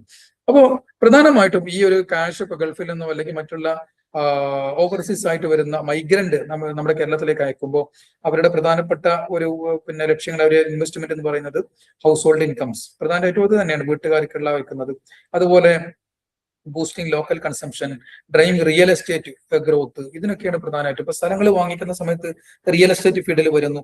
മറ്റൊന്ന് ലോക്കൽ കൺസംഷൻ എന്ന് പറയുമ്പോൾ വീടുകളിലേക്ക് ഫുഡ് അയക്കുന്ന കാശ് അയക്കുന്ന സമയത്ത് അത് ഉപയോഗിച്ചുകൊണ്ട് ലോക്കൽ മാർക്കറ്റുകളിൽ എൻട്രി ചെയ്യുന്നു എന്നല്ലേ, അല്ലെ? അതുപോലെ പ്രധാനപ്പെട്ട ഒരു സത്യമാണ്. മറ്റൊന്ന് ഹൗസ് ഹോൾഡ് ഇൻകം. നമുക്കറിയാം വീടുകളുടെ പിന്നെന്താ പറയുക പ്രവർത്തനത്തിന് ആവശ്യമായ ചെലവുകളാണ് ഈ അയച്ചുകൊണ്ടിരിക്കുന്നത്. എന്നാൽ ഇതേ മൈഗ്രേഷൻ തന്നെ നമ്മൾ മറ്റൊരു രീതിയിൽ റീഡ് ചെയ്യാനുണ്ട്. ഇപ്പൊ യൂറോപ്പിലേക്കൊക്കെ മൈഗ്രേറ്റ് ചെയ്യുന്ന ആളുകൾ ഈ നമുക്ക് ഒരു മൈഗ്രേഷന്റെ ട്രെൻഡിൽ വലിയൊരു വ്യത്യാസം കാണാൻ സാധിക്കും. ഗൾഫ് മൈഗ്രേഷന്റെ പ്രത്യേകത എന്താണെന്ന് വെച്ചാൽ അവിടെ ഒരിക്കലും സിറ്റിസൺഷിപ്പ് കിട്ടൂല എന്ന് പറഞ്ഞാൽ പൗരത്വം ഒരിക്കലും ലഭിക്കുകയില്ല. ഈ പൗരത്വം ലഭിക്കാത്തത് കൊണ്ട് തന്നെ ആളുകൾ അവിടെ സമ്പാദിക്കുന്ന സമ്പാദ്യം പൂർണ്ണമായിട്ട് എന്ത് ചെയ്യുന്നു, അവരുടെ ഓൺ സ്റ്റേറ്റിലേക്ക് അഥവാ കേരളത്തിലേക്ക്, നാട്ടിലേക്ക് അവർ അയക്കുന്നു. അങ്ങനെ ഇവിടെയാണ് അതിന്റെ എല്ലാ ഒരു റിസൾട്ട് നമുക്ക് കാണാൻ സാധിക്കുക. ഒരു എക്കണോമിക് ബൂം അല്ലെങ്കിൽ എക്കണോമിക് എംപവർമെന്റ് നമുക്ക് ഇവിടെയാണ് കാണാൻ സാധിക്കുക. പക്ഷേ ഇപ്പൊ ഗൾഫ് യൂറോപ്യൻ രാജ്യങ്ങൾ അല്ലെങ്കിൽ നോർത്ത് അമേരിക്ക, കാനഡ ഒക്കെ പോലുള്ള രാജ്യങ്ങളിലേക്കുള്ള അവസ്ഥകൾ അങ്ങനെയല്ല. അവിടെ മൈഗ്രേഷനിൽ ഒരു പാറ്റേണിലെ വ്യത്യാസം എന്താണെന്ന് വെച്ചാൽ അവർ സമ്പാദിക്കുന്ന സമ്പാദ്യം പൂർണ്ണമായിട്ട് എന്ത് ചെയ്യുന്നില്ല, നമ്മുടെ നാട്ടിലേക്ക് എത്തുന്നില്ല. അത് അവിടെ അക്യുമുലേറ്റ് ചെയ്യാണ്. അക്യുമുലേറ്റ് ചെയ്തിട്ട് ഒന്നുകിൽ സിറ്റിസൺഷിപ്പിന് വാങ്ങിക്കുന്നു, അതല്ലെങ്കിൽ ഒരു പ്രൈവറ്റ് അപ്പാർട്ട്മെന്റ് അവർ എടുക്കുന്നു. സിറ്റിസൺഷിപ്പ് കിട്ടുന്നതോടുകൂടെ അവർ അവിടെ സെറ്റിൽ ആകുന്നു. അപ്പൊ ആ സെറ്റിൽ ആകുന്നതോടുകൂടെ പിന്നെ ഇങ്ങോട്ടുള്ള നമ്മൾ പറയുന്ന റെമിറ്റൻസ് എന്നുള്ളത് വളരെ കുറവായിട്ടാണ് നമുക്ക് കാണാൻ സാധിക്കുക. ഒരുപക്ഷെ സെറ്റിൽ ആകുന്നത് വരേക്കും നമുക്ക് റെമിറ്റൻസ് കാണാൻ സാധിക്കും. പക്ഷെ അവിടെ സിറ്റിസൺഷിപ്പ് കിട്ടാനുള്ള ഒരു പോസിബിലിറ്റി ഉള്ളതുകൊണ്ട് തന്നെ വലിയ രീതിയിൽ അതെന്ത് ചെയ്യുന്നു, ഈ എന്താ പറയാ മൈഗ്രേഷന്റെ ആ ഒരു പാറ്റേണിൽ, അതുപോലെ തന്നെ ഇതിന്റെ ആ ഒരു ട്രെൻഡിൽ നമുക്ക് ഒരു വ്യത്യാസം നമുക്ക് അവിടെ കാണാൻ സാധിക്കും. അപ്പോ അതുകൊണ്ട് തന്നെ ഈ ഒരു എക്കണോമിക് ഇമ്പാക്ട് എന്നുള്ളതാണ് ഇപ്പൊ കേരളത്തെ സംബന്ധിച്ചിടത്തോളം മൈഗ്രേഷന്റെ ഏറ്റവും പ്രധാനപ്പെട്ട ഒരു റിസൾട്ടായി നമുക്ക് കാണാൻ പറ്റുക. ഇത് ഏറ്റവും കൂടുതൽ പ്രതിഫലിക്കുന്ന എവിടെയാണ്? പ്രധാനമായിട്ടും ഹെൽത്ത് രംഗത്തുള്ള ഇമ്പ്രൂവ്മെന്റ്. ഇപ്പൊ ഹോസ്പിറ്റലുകൾ വളർന്നു വരുന്നു, എഡ്യൂക്കേഷൻ രംഗത്ത് പുതിയ സ്ഥാപനങ്ങൾ വരുന്നു, അതുപോലെ തന്നെ ഇൻഫ്രാസ്ട്രക്ചർ എന്താ പറയാ, ഇപ്പോ പുതിയ ബിസിനസ്, ഇപ്പൊ നമ്മളെ മാളുകൾ വരിക, സൂപ്പർ മാർക്കറ്റുകൾ വരുന്നു, അല്ലെ, ബിസിനസ് സ്ഥാപനങ്ങൾ എന്താ പറയാ വരുന്നിടത്തൊക്കെ നമുക്ക് ഈ ഒരു മാറ്റം കാണാൻ സാധിക്കും. ഇതിന്റെയൊക്കെ പിറകിൽ ഇങ്ങനെയുള്ള ഈ മൈഗ്രൻസിന്റെ അല്ലെങ്കിൽ നമ്മൾ പറയുന്ന ഓവർസീസ് പ്രവാസികളുടെ വലിയ രീതിയിലുള്ള ഒരു സംഭാവനകൾ അല്ലെങ്കിൽ ഇൻവെസ്റ്റ്മെന്റ് നമുക്ക് കാണാൻ സാധിക്കും. ഓക്കെ, എന്നാൽ അതോടൊപ്പം തന്നെ കേരളം ഈ പൂർണ്ണമായിട്ടും ഈ റെമിറ്റൻസിനെ ആശ്രയിച്ച് നിൽക്കുന്നു എന്നുള്ളത് കേരളത്തിന്റെ സാമ്പത്തിക രംഗത്ത് ഒരു പക്ഷേ വലിയ ഒരു വൾനറബിലിറ്റി എന്ന് പറഞ്ഞാൽ നമ്മൾ പറയുന്ന പോലെ ഒരു പിന്നെ എന്താ പറയാ ഒരു പ്രതിസന്ധികളൊക്കെ പല സമയത്തും സൃഷ്ടിക്കാറുണ്ട്. എന്നിരുന്നാൽ നമുക്കറിയുന്ന പോലെ തന്നെ കേരളം എന്ന് പറഞ്ഞാൽ ഒരു ഇൻഡസ്ട്രിയൽ സ്റ്റേറ്റ് അല്ല, ഒരു വ്യാവസായിക സംസ്ഥാനമല്ല. നമ്മളൊരു കൺസ്യൂമർ സ്റ്റേറ്റ് ആണ്, ഒരു ഉപഭോക്തൃ സംസ്ഥാനം മാത്രമാണ്. നമുക്ക് ആവശ്യമുള്ള വസ്തുക്കളും നമ്മളിവിടെ ഉത്പാദിപ്പിക്കുന്നില്ല, മറ്റുള്ള സ്ഥലങ്ങളിൽ നമ്മൾ കൊണ്ടുവരുന്നു എന്നുള്ളത് മാത്രമാണ് നമുക്കിവിടെ കാണാൻ സാധിക്കുക. അപ്പോ പ്രത്യേകിച്ചും ഈ ഒരു ഇത്രയും വലിയ രീതിയിൽ നമ്മൾ ഈ പിന്നെ റെമിറ്റൻസിനെ ആശ്രയിക്കുന്നതുള്ളത് കൊണ്ട് തന്നെ ഗൾഫ് മാർക്കറ്റിൽ വരുന്ന എല്ലാവിധ സ്ഥാന ചലനങ്ങൾക്കും എന്ത് ചെയ്യുന്നു, അല്ലെങ്കിൽ ചലനങ്ങളും നമ്മുടെ കേരളത്തെ വലിയ രീതിയിൽ ബാധിക്കുന്നുണ്ട് എന്ന് തന്നെ നമ്മൾ പറയേണ്ടിയിരിക്കുന്നു. ഇപ്പോ ആഗോള സാമ്പത്തിക മാന്ദ്യം വരികയാണെങ്കിൽ ഇപ്പൊ ഓയിൽ പ്രൈസിലെ ഫ്ലക്ച്വേഷൻസ്, ഇപ്പൊ ഗൾഫ് രാജ്യങ്ങളിൽ വലിയ രീതിയിൽ ഓയിൽ പ്രൈസ് കൂടുകയാണെങ്കിൽ അത് അവരുടെ വരുമാനം വർദ്ധിപ്പിക്കും. നമ്മുടെ നാട്ടുകാരുടെയൊക്കെ സാലറിയിൽ അത് വലിയ രീതിയിൽ ഇത് പ്രതിഫലിക്കും. ഇപ്പൊ രൂപയും അതുപോലെ ഇപ്പൊ ഇൻഫ്ലേഷൻ, നമ്മൾ പറയുന്ന നാണ്യപ്പെരുപ്പം വരുന്ന സമയത്തൊക്കെ നമുക്കത് വളരെ കൃത്യമായിട്ട് അറിയാവുന്ന കാര്യങ്ങളാണ്. അതേപോലെ തന്നെ ഇന്റർനാഷണൽ തലത്തിൽ വരുന്ന റെസ്ട്രിക്റ്റീവ് ഇമിഗ്രേഷൻ പോളിസീസ് പലപ്പോഴും ഈ മൈഗ്രേഷൻ എന്ത് ചെയ്യും, അതാത് രാജ്യങ്ങളെ പിന്നെ കൺട്രോൾ ചെയ്യും. നാഷണലൈസേഷൻ പോളിസീസ്, നമ്മൾ പറയുന്ന സ്വദേശി വൽക്കരണങ്ങൾ വരുമ്പോൾ ഇതൊക്കെ നമ്മുടെ രാജ്യത്തെ, നമ്മുടെ സംസ്ഥാനത്തെ വലിയ രീതിയിൽ സ്വാധീനിക്കാൻ നമുക്ക് കാണാൻ പറ്റും. മറ്റൊരു പ്രധാനപ്പെട്ട ഒരു ഇമ്പാക്റ്റ് ആണ് സോഷ്യൽ ഇമ്പാക്ട് എന്ന് പറഞ്ഞാൽ. സോഷ്യൽ ഇമ്പാക്ട് എന്ന് പറഞ്ഞാൽ ഇപ്പൊ മൈഗ്രേഷൻ വലിയ രീതിയിൽ ഫാമിലി ഡൈനാമിക്സിനെ സ്വാധീനിക്കുന്നുണ്ട്. ഫാമിലി ഡൈനാമിക്സിനെ സ്വാധീനിക്കുന്ന ഇപ്പൊ ഞാൻ നേരത്തെ പറഞ്ഞു, ഈ പ്രത്യേകിച്ച് ഇതുമായി ബന്ധപ്പെട്ട് വളരെ രസകരമായ ഒരു സ്റ്റോറി എന്താന്ന് വെച്ചാൽ കുറച്ചു മുമ്പ് പിന്നെ നമ്മുടെ ഇന്ത്യൻ എക്സ്പ്രസ് ഇംഗ്ലീഷിൽ പ്രസിദ്ധീകരിക്കുന്ന പത്രം, ആ പത്രം ഇതുപോലെ ഒരു ഫീച്ചർ അവർ പ്രസിദ്ധീകരിച്ചിരുന്നു, ഗൾഫ് വൈഫ്സ് എന്ന് പറഞ്ഞുകൊണ്ട്. ഗൾഫ് വൈഫ്സ് എന്ന് പറഞ്ഞാൽ ഇപ്പൊ വീടുകളിലുള്ള പുരുഷന്മാരൊക്കെ എന്ത് ചെയ്യുന്നു, പൂർണ്ണമായിട്ടും അവര് ഇതുപോലെ വിദേശ രാജ്യങ്ങളിലേക്ക് മൈഗ്രേറ്റ് ചെയ്തു പോകുന്നു. അവരവിടെ ജോലി ചെയ്യുന്നു, കിട്ടുന്ന സമ്പാദ്യം അവർ നാട്ടിലേക്ക് അയക്കുന്നു. അപ്പൊ നാട്ടിലേക്ക് അയക്കുമ്പോൾ ഈ കാഷ് പൂർണ്ണമായിട്ട് മാനേജ് ചെയ്യുന്നത് ആരാണ്? അവരുടെ ഭാര്യമാരാണ്. ഓക്കെ, അപ്പോ ഒരു വലിയ രീതിയിലുള്ള ഒരു എന്താ പറയുക വുമൺ എംപവർമെന്റ്, ഒരു എക്കണോമിക് എംപവർമെന്റ്, ഒരു സെൽഫ് സഫിഷ്യൻസി, ഒരു സെൽഫ് മാനേജിങ് കപ്പാസിറ്റി, ഇതൊക്കെ ഗൾഫ് പ്രവാസികളായിട്ടുള്ള ആളുകളുടെ ഭാര്യമാര് നേടിയെടുക്കുന്നു എന്ന് പറഞ്ഞുകൊണ്ട് അതിനെ ഒരു വലിയൊരു ഫീച്ചറാക്കി ഇപ്പൊ ഒരു പഠന വിഷയമാണത്. PhD തലത്തിലും അതുപോലെ ഒരു ഗവേഷണ വിഷയമായിട്ട് അത് മാറിയിട്ടുണ്ട്. അപ്പൊ അതിനെയാണ് നമ്മൾ ഈ പറയുന്നത്. ഇപ്പോ many households are now managed by women, അല്ലെ, സ്ത്രീകളാണ് വീടുകൾ നിയന്ത്രിച്ചുകൊണ്ടിരിക്കുന്നത്. എൽഡർലി മെമ്പേഴ്സ് ആണ്, അല്ലെങ്കിൽ പിന്നെ എന്താ പറയാ children in the absence of the primary bread winner ഇല്ലാത്ത സമയത്ത് പ്രത്യേകിച്ച് അവരൊക്കെയാണ് കാര്യങ്ങൾ മാനേജ് ചെയ്തുകൊണ്ടിരിക്കുന്നത്. അപ്പൊ മെയിൻ ബ്രെഡ് വിന്നർ എവിടെയാണ്? അവർ പ്രവാസി ലോകത്താണ്. അപ്പൊ അതുകൊണ്ട് തന്നെ വീട്ടിലുള്ള മറ്റാളുകൾ അതനുസരിച്ചുകൊണ്ട് എംപവർ ആകുന്ന ഒരു കാഴ്ച കാണാൻ സാധിക്കുന്നു. ജെൻഡർ റോള് അത് പൂർണ്ണമായിട്ടും എന്ത് ചെയ്യുന്നു, റീഡിഫൈൻ ചെയ്യപ്പെടുന്നു. എല്ലാ മേഖലയിലും എന്ത് ചെയ്യുന്നു, സ്ത്രീകൾ വലിയ രീതിയിലുള്ള ഒരു പാർട്ടിസിപ്പേഷൻ നമുക്ക് കാണാൻ സാധിക്കും. ഇപ്പൊ നിങ്ങൾ നോക്ക്, ഒരു ഡോക്യുമെന്റുകൾ പ്രിപ്പയർ ചെയ്യാൻ വേണ്ടി വരുന്ന ആരാണ്? വീടുകളിൽ നിന്ന് ആരാ വരിക? സ്ത്രീകളാണ് വരുന്നത്, അല്ലെ. മാർക്കറ്റുകളിൽ സാധനങ്ങൾ വാങ്ങിക്കാൻ വേണ്ടി ആര് വരുന്നു? സ്ത്രീകളാണ് വരുന്നത്. അപ്പോ സ്വാഭാവികമായിട്ടും എന്ത് ചെയ്യുന്ന ഒരു 5-10 വർഷമൊക്കെ ഇങ്ങനെ പ്രവാസികളുടെ വീടുകളിൽ സ്ത്രീകൾ എന്ത് ചെയ്യുന്നു വെച്ചാൽ അവര് ഒരു സെൽഫ് മാനേജിങ് ലെവലിലേക്ക് അവർ എത്തുന്നുണ്ട്. മാത്രമല്ല പിന്നീട് അവർ ഡിസിഷൻ മേക്കിംഗ് മെക്കാനിസത്തിൽ ഏറ്റവും കൂടുതൽ റോള് വഹിക്കുന്നവരാണ്. വീടുകളിൽ തീരുമാനമെടുക്കുന്നത് ആരാണ്? ആ രീതിയിലുള്ള സ്ത്രീകളായിരിക്കും അവരെ വീടുകളിൽ തീരുമാനമെടുക്കുക. ഒരുപക്ഷെ അവരുടെ ഹസ്ബൻഡ് അല്ലെങ്കിൽ ബ്രെഡ് വിന്നറായി നിൽക്കുന്ന ആളൊക്കെ ഗൾഫിൽ നിന്ന് തിരിച്ചു വന്നു കഴിഞ്ഞാലും ഈ സ്ത്രീകളായിരിക്കും പിന്നീട് വീടുകളിലുള്ള കാര്യങ്ങളൊക്കെ പൂർണ്ണമായിട്ട് ചെയ്യുന്നത് നമുക്ക് കാണാൻ സാധിക്കും. ഓക്കെ, അതുകൊണ്ട് തന്നെ ആ ഒരു മാറ്റം വളരെ പ്രധാനപ്പെട്ട ഒരു സോഷ്യൽ ഇമ്പാക്ട് ആയിട്ടാണ് നമ്മൾ പറയുന്നത്. On the positive side, migration has expanded world views, fostered new aspirations and encouraged greater openness to the global cultures. മറ്റൊരു പ്രധാനപ്പെട്ട കാര്യം എന്താണെന്ന് വെച്ചാൽ, ഇപ്പോ വിദേശ രാജ്യങ്ങളിൽ പോകുമ്പോൾ വിദേശ സംസ്കാരങ്ങളെ കൂടുതൽ കണ്ടറിയാനും അടുത്തറിയാനും ഇടപഴകാനും നമ്മുടെ നാട്ടുകാർ തയ്യാറാകുന്നു, അല്ലെങ്കിൽ അവരതനുസരിച്ചുകൊണ്ട് ജീവിക്കുന്നത് കൊണ്ട് തന്നെ നമ്മുടെ സംസ്ഥാനത്തിലേക്ക് തിരിച്ചു വരുന്ന സമയത്ത് സ്വാഭാവികമായിട്ടും ഇങ്ങനെ ഒരു മൾട്ടി കൾച്ചറലിസം എന്നുള്ളത്, അതുപോലെ ഇതര മതക്കാരുമായി, ഇതര ജാതികളുമായി, ഇതര സംസ്കാരമുള്ള ആളുകളുമായി ജീവിക്കാനൊക്കെ നമ്മുടെ നാട്ടുകാർ അവർ സ്വയം എക്യുപ്പിഡായി മാറുന്നു, അല്ലെങ്കിൽ സ്വയം പര്യാപ്തരായി മാറുന്നു എന്നുള്ളത് സോഷ്യൽ രംഗത്ത് വരുന്ന വലിയൊരു മാറ്റമായിട്ട് തന്നെ നമ്മൾ അതിനെ കാണണം. മറ്റൊരു പ്രധാനപ്പെട്ട കാര്യമാണ് ചാരിറ്റബിൾ ഡൊണേഷൻസ്, സന്നദ്ധ സംഘടനകളുടെ വളർച്ച, ഇൻഫ്രാസ്ട്രക്ചർ ഇൻവെസ്റ്റ്മെന്റുകൾ വരുന്നു, കമ്മ്യൂണിറ്റി പ്രോഗ്രാമുകൾ വലിയ രീതിയിൽ നടക്കുന്നു എന്നുള്ളതൊക്കെ നമുക്ക് കാണാൻ പറ്റും. മൂന്നാമത്തെ ഒരു ഇമ്പാക്ട് എന്താണെന്ന് വെച്ചാൽ demographic and labour market shift എന്നുള്ളതാണ്. അപ്പോൾ ഡെമോഗ്രാഫിക് എന്ന് പറഞ്ഞാൽ നമ്മുടെ ജനസംഖ്യാപരമായിട്ട് വരുന്ന ആ ഒരു മാറ്റങ്ങളെയാണ് നമ്മൾ ഡെമോഗ്രാഫിക് പിന്നെ ഷിഫ്റ്റ് എന്ന് പറയുന്നത്. ലേബർ മാർക്കറ്റിൽ വരുന്ന മാർക്കറ്റിങ്ങൾ. അപ്പോൾ large scale out migration of working age males എന്ത് ചെയ്യുന്നു? നമ്മുടെ നാട്ടിൽ നിന്നൊക്കെ മൈഗ്രേറ്റ് ചെയ്ത് പോകുന്ന ആരാ? പുരുഷന്മാരാണ് പോകുന്നത്, അല്ലെ?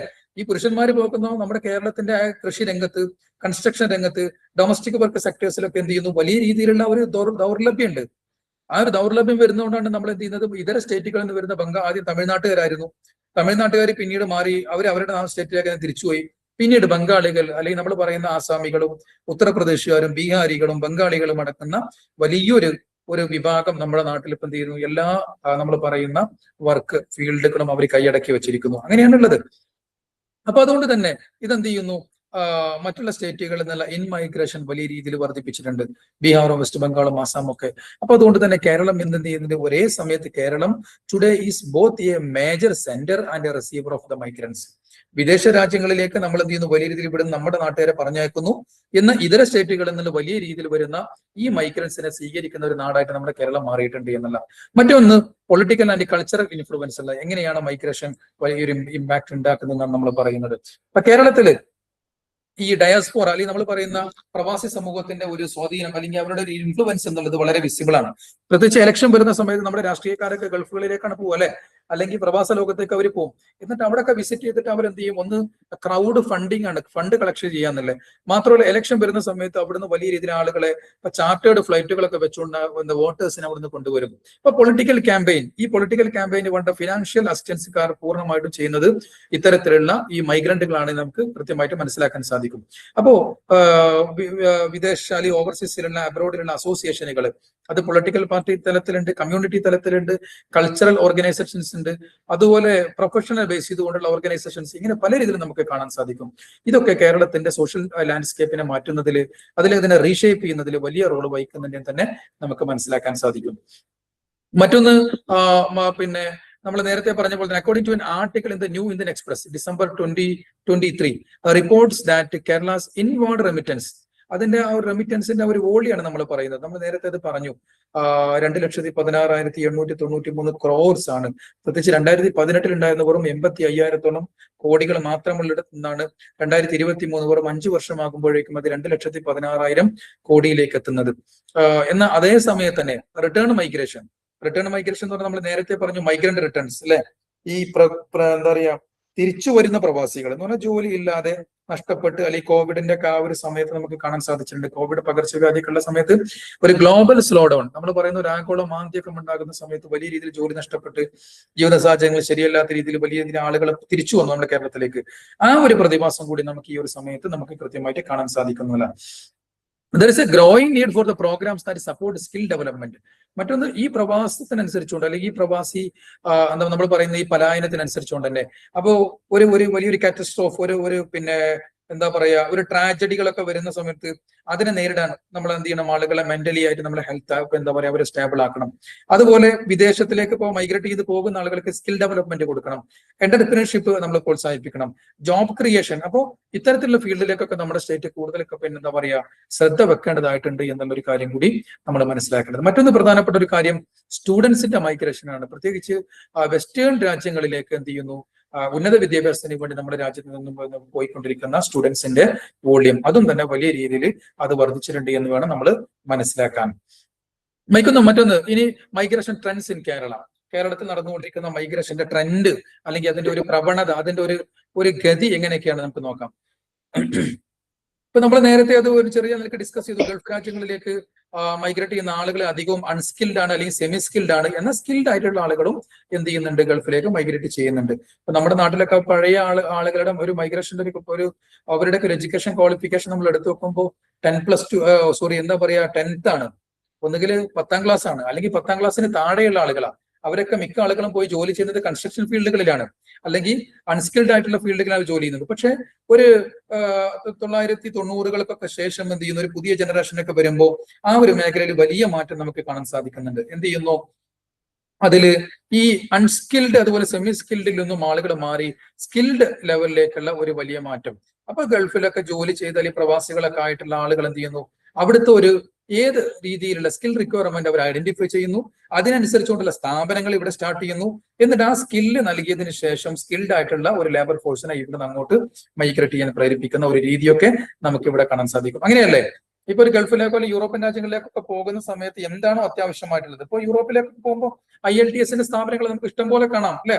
അതൊരു ക്വാളിഫിക്കേഷൻ ആണ്. അപ്പൊ ആ ക്വാളിഫിക്കേഷൻ നേടാൻ വേണ്ടി എന്ത് ചെയ്യുന്നു, ഇതുപോലെ പ്രവാസ ലോകത്ത് ജോലി ചെയ്തുകൊണ്ടിരിക്കുന്ന ആളുകളാണ് ഇവിടെ, പ്രത്യേകിച്ചും അവരെ ഇൻവെസ്റ്റ്മെന്റുകളിലാണ് ഈ രീതിയിലുള്ള സ്ഥാപനങ്ങളൊക്കെ തുടങ്ങുന്നത് നമുക്ക് കാണാൻ പറ്റും. അപ്പോ പ്രധാനമായിട്ടും ഒരു സോഷ്യോ എക്കണോമിക് ലാൻഡ്സ്കേപ്പിൽ ഈ മൈഗ്രേഷൻ നമ്മുടെ കേരളത്തിൽ കൊണ്ടുവന്ന മാറ്റങ്ങൾ എന്തൊക്കെയാണ് നമുക്ക്? ഒന്ന്, raise in skilled and professional migration. പഴയ അൺസ്കിൽഡ് സെമി സ്കിൽഡ് മാറി സ്കിൽഡ് ആൻഡ് പ്രൊഫഷണൽ മൈഗ്രേഷൻ വർദ്ധിക്കുന്നു. 2, ഗ്രോത്ത് ഇൻ സ്റ്റുഡന്റ് മൈഗ്രേഷൻ, അല്ലെ? വിദ്യാർത്ഥികളുടെ മൈഗ്രേഷൻ വലിയ രീതിയിൽ വർദ്ധിക്കുന്നു. 3, decline in law skilled migration. ഞാൻ നേരത്തെ പറഞ്ഞ പോലെ നൈപുണ്യങ്ങളൊന്നും ഇല്ലാത്ത SSLC ഒക്കെ കഴിഞ്ഞ ആളുകൾ മാത്രം ആ രീതിയിലുള്ള ആളുകൾ മൈഗ്രേറ്റ് ചെയ്യുന്ന ഒരു പ്രവണത കുറഞ്ഞു വരുന്നു. Increase in return migration. Covid ഒക്കെ ഉള്ള സമയത്ത് അതിനുശേഷമാണ് അത് വർദ്ധിച്ചത്. അപ്പൊ എന്താ പറയാ തിരിച്ചു വരുന്ന മടങ്ങി വരുന്ന പ്രവാസികളുടെ എണ്ണം കൂടി വരുന്നു. Intra India migration and reverse mobility. ഇന്ത്യക്കുള്ളിൽ തന്നെയുള്ള മൈഗ്രേഷൻ നമുക്ക് കാണാൻ പറ്റും. Feminisation of the migration. ഇനിയിപ്പോ പഴയ രീതിയിലൊക്കെ മാറി മൈഗ്രേറ്റ് ചെയ്ത് പോകുന്നതിൽ വലിയൊരു നമ്പർ സ്ത്രീകളാണ്. പ്രത്യേകിച്ച് നഴ്സിംഗ് മേഖലയിലാവട്ടെ അല്ലെങ്കിൽ മെഡിക്കൽ മേഖലയിലാവട്ടെ സ്ത്രീകളുടെ സ്വാധീനം. അതുപോലെ പിന്നെ നമ്മൾ പറയുന്ന പോലെ വൈറ്റ് കോളർ ജോബിലൊക്കെ സ്ത്രീകളുടെ ഒരു റെപ്രസെന്റേഷൻ അത് വലിയ രീതിയിൽ വർദ്ധിക്കാൻ നമുക്ക് കാണാൻ സാധിക്കുന്നു. ഡിജിറ്റൽ ആൻഡ് റിമോട്ട് മൈഗ്രേഷൻ മറ്റൊന്ന്. പ്രത്യേകിച്ച് ഗൾഫിലുള്ള വർക്കുകളൊക്കെ ഔട്ട്സോഴ്സ് ചെയ്തുകൊണ്ട് ഇവിടെ ഇന്ന് വർക്ക് ചെയ്യുന്ന രീതി നമുക്ക് കാണാൻ സാധിക്കുന്നു. Transnational and circular migration to new destination. അപ്പൊ ഇതിന്നൊക്കെ മാറി ഗൾഫിലൊക്കെ പോകുന്ന സമയത്ത് ആ ഗൾഫ് രാജ്യങ്ങൾ മറ്റുള്ള രാജ്യങ്ങളിൽ ഔട്ട്സോഴ്സ് ചെയ്യുമ്പോൾ അവിടുത്തെ ജോലി ആളുകൾ നേടിയെടുക്കുന്നു. എന്നിട്ട് പിന്നീട് നേരിട്ട് അങ്ങോട്ട് മൈഗ്രേറ്റ് ചെയ്യുന്ന വ്യവസ്ഥ നമുക്ക് കാണാൻ സാധിക്കുന്നു. പ്രത്യേകിച്ച് ആഫ്രിക്കൻ രാജ്യങ്ങളിലേക്കൊക്കെ ഗൾഫ് രാജ്യങ്ങളിലെ ബിസിനസ് കമ്പനികളൊക്കെ എന്താ പറയാ ഒരു മുഖം തിരിച്ചിരിക്കുന്ന ഒരു വേളയാണ് ഇപ്പൊ നമുക്ക് കാണാൻ പറ്റുക. സൗത്ത് ഈസ്റ്റ് ഏഷ്യൻ രാജ്യങ്ങൾ അതിന്റെ വലിയൊരു എക്സാമ്പിൾ ആണ്. മറ്റൊന്ന് changing aspirations and family strategies മാറിക്കൊണ്ടിരിക്കുന്നത്. അപ്പൊ ഇതൊക്കെ നമ്മൾ മൈഗ്രേഷൻ കേരളവുമായി ബന്ധപ്പെട്ടുകൊണ്ട് തന്നെ മൈഗ്രേഷനിൽ വരുന്ന ട്രെൻഡുകളായിട്ട് നമുക്ക് കാണാൻ സാധിക്കുന്നു.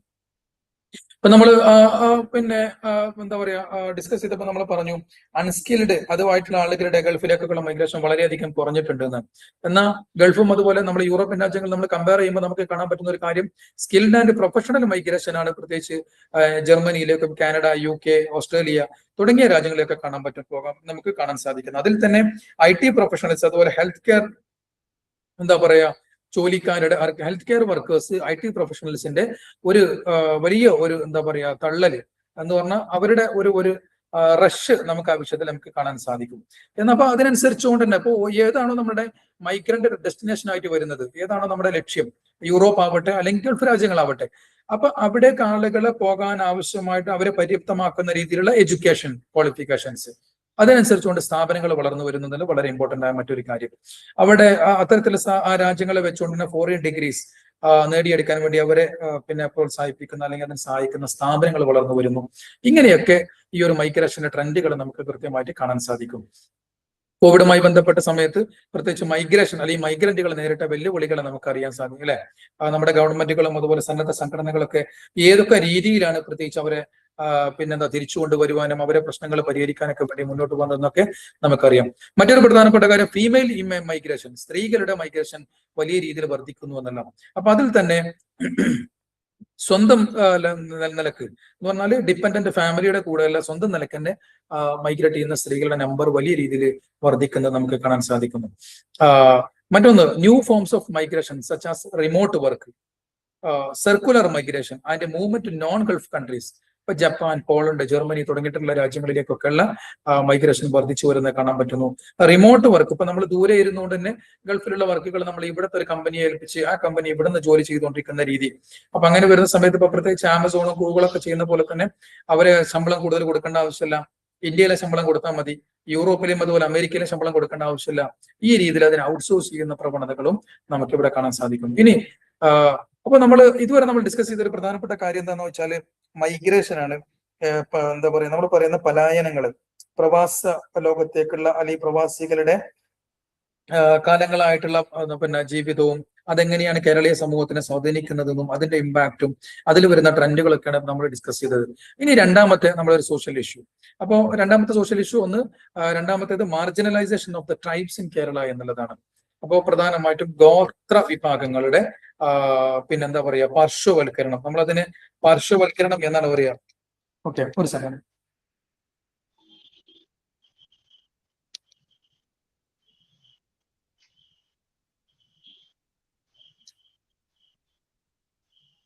അപ്പൊ ഒന്നാമത്തെ നമ്മൾ പറഞ്ഞു മൈഗ്രേഷൻ ആണ് നമ്മൾ ഡിസ്കസ് ചെയ്തത് അല്ലേ. ഇനി രണ്ടാമത് നമുക്ക് ഡിസ്കസ് ചെയ്യുന്ന മാർജിനലൈസേഷൻ ആണ് അഥവാ പാർശ്വവൽക്കരണം.